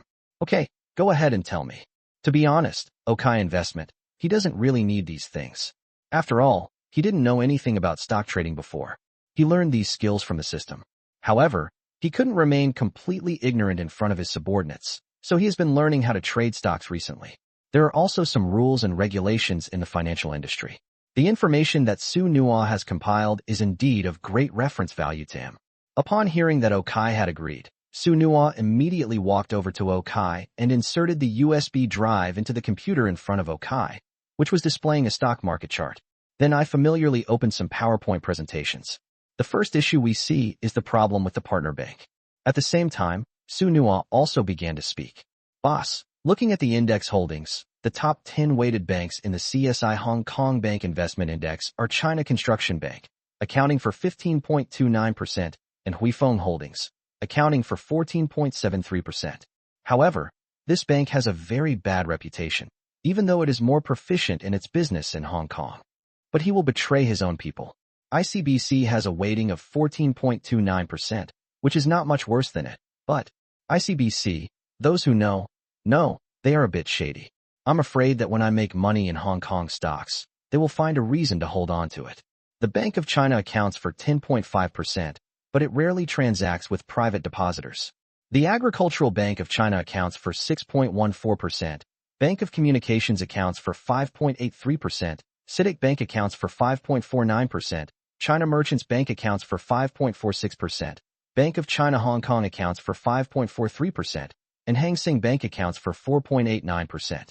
My suggestion is not to directly cooperate with Hong Kong Bank. CITIC, Bank of Communications, and China Merchants Bank are all options. I have connections in China Merchants Bank and CITIC, so I can schedule meetings anytime. Below are the major developments in the Hong Kong stock market over the past month. After bringing up the PPT, Su Nua took the initiative to lean against Okai, who was sitting in the boss's chair. To be honest, Okai could hear what she was saying at first, but as she introduced the presentation and moved closer to him, he gradually realized that Su Nua had unknowingly moved closer to him when his view was blocked by a mountain of people, about 30% of his vision. When Okai looked at her, she clearly saw him out of the corner of her eye, but this only made her blush, and she had no intention of moving away from him. Seeing this, Okai was a little stunned. His favorability rating was 96. Could it be that she had also taken a liking to him? You know, he had only met her for 2 days, and today was the 3rd day. The 3rd day? Isn't this too fast? But actually, this is not considered fast. Su Nua actually had a good impression of Okai when she first saw him. After all, he was handsome, humble, and most importantly, rich. Most importantly, he was willing to give himself a chance. Most importantly, he is willing to give himself a chance, and he is also ridiculously strong. Many people, whether men or women, actually admire strength. Perhaps men also need to consider their pitiful self-esteem and say something tougher. Women's admiration for strength is much more direct. Okai, a person who completely shattered Su Nua's self-esteem and professional competence. She was originally considered an underappreciated talent at Tianyi Securities. She doesn't think she's any worse than those traders or stockbrokers. The only thing she might lack is experience and connections. But with Okai, he showed her what true ruthlessness and real ability were.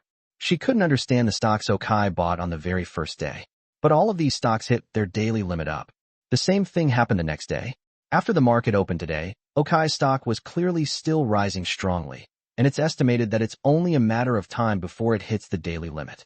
In addition, Okai is handsome, has a good temperament, and his personality is pleasing to her. Under such circumstances, Su Nua didn't actually mind what happened between her and Okai. However, this was the first time she had done something like this, and she didn't know how to behave. As it stands, it seems that Okai doesn't mind interacting with her.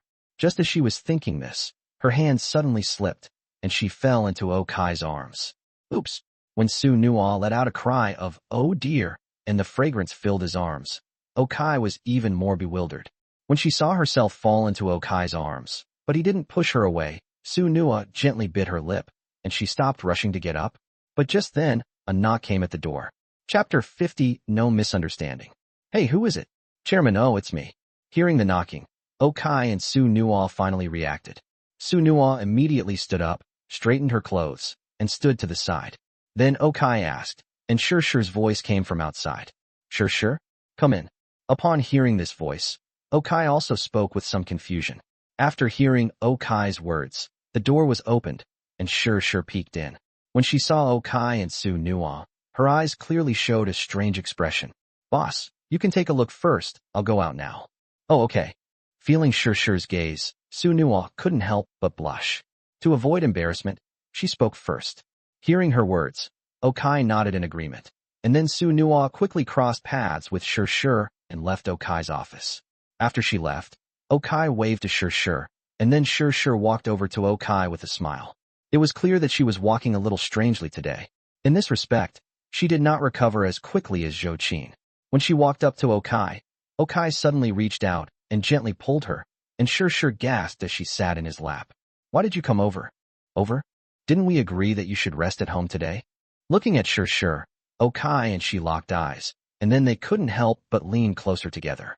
After a long while, they separated, and Okai asked her a question. I can't sleep at home either, and today is my first day at work. I can't just skip work right away, Shirshi said softly, panting, after hearing Okai's words. Have you finished with HR? Seeing her like this, Okai asked with a smile. Yeah, I'm done. Hee. You and I, now, can be considered an office romance, right? Sort of, but should we make it public? Okai asked Shirshi after hearing her words.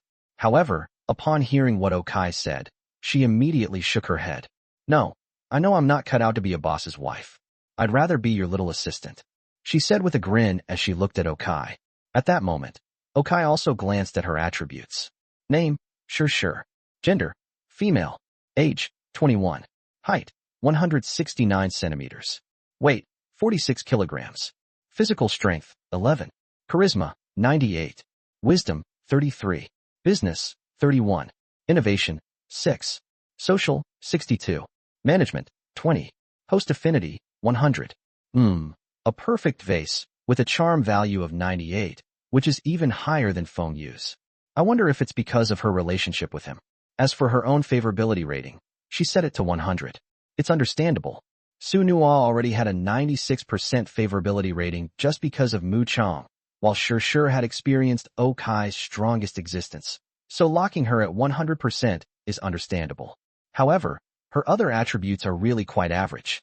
Only her social skills are passable. She has no problem communicating with people as her assistant. But as I said before, Okai's subordinates don't need to be too strong, they just need to be loyal enough. Clearly, she was already the most loyal person. Thinking of this, Okai asked her the same question. By the way, do you want to move in with me? Your roommate comes back so early in the morning. Is there anything, inconvenient in the house? No need, I'm doing quite well here. As for Hao Mei, she's not some shady character. She and I met at the factory, and we're like sisters. We both dropped out of high school to work. The reason she only came back this morning is because she works at a 24-hour supermarket as a night shift cashier. Hearing Okai say this, Shirshi explained to her friend that she didn't want to move to Okai's house yet. Oh, I see. Well, that's fine then. Be careful. Hearing that Shirshi didn't want to be separated from her best friend for the time being, Okai nodded. After spending some time with her, he noticed a hint of drowsiness in Shirshi's eyes, so he told her to go to the lounge to take a nap. Shirshi also saw the PPT on Okai's computer. Naturally, she wouldn't disturb Okai's work of making money, so she smiled and left Okai's office. However, she didn't go to the lounge, but went directly to the traders area. Now, everyone knows that Okai has 3 departments: Ontai Financial, Yin Supercar Club, and the work area for the traders. Shirshi is Okai's assistant. Other areas are off-limits to wandering around. Even Luo Guigang can't go through the distinctions made by the traders, but she is the only one allowed to. After she entered, she naturally didn't go to the room where the traders were operating, but went to the tea room, where she found Su Nuo. When Su Nuo saw Shirshi, A hint of worry flashed in her eyes. Seeing that no one was around, she pulled Shi over as well. Shi, let me explain. It's not what you think. I went to Chairman O's room to show him the PPT presentation I made. Hey, Sister Su Nuo, this isn't right. Can you honestly say you have no feelings for Brother Kai? Seeing that Su Nuo was eager to prove to herself that nothing had happened, Shi interrupted her and spoke up. Me? Upon hearing Shi's words, Su Nuo was momentarily speechless. Don't be nervous, I won't be jealous. On the contrary, I'll help you. Shi said with a smile after getting a cup of coffee from the coffee machine next to her. How can you help? You and the boss yesterday. Looking at Shi's smile, Su Nuo combined his thoughts with the slightly strange way Shi walked earlier, and the fact that she asked him to accompany her to buy an evening gown. She seemed to know that something must have happened between Shi and Kai. Yes, it happened last night. Faced with Su Nuo's question, Shi didn't hide anything. As a result, Su Nuo's eyes lit up even more, and she immediately asked, How are you feeling? Well, how should I put it? I can only say that it's very... Well, you know what I mean, but I do clearly remember that I fainted 4 or 5 times. Kai's abilities are beyond what 4 or 5 girls can handle. He'll definitely have a lot of women around him in the future. I'm quite satisfied with my current situation, so I'm here to find allies. Would you be willing to be my ally? Seeing Su Nuo's offer, Shi also extended an olive branch at this moment. After hearing Shi's words, Su Nuo hesitated. Although she said she didn't mind being Kai's mistress, she felt a little strange that Shi had brought it up.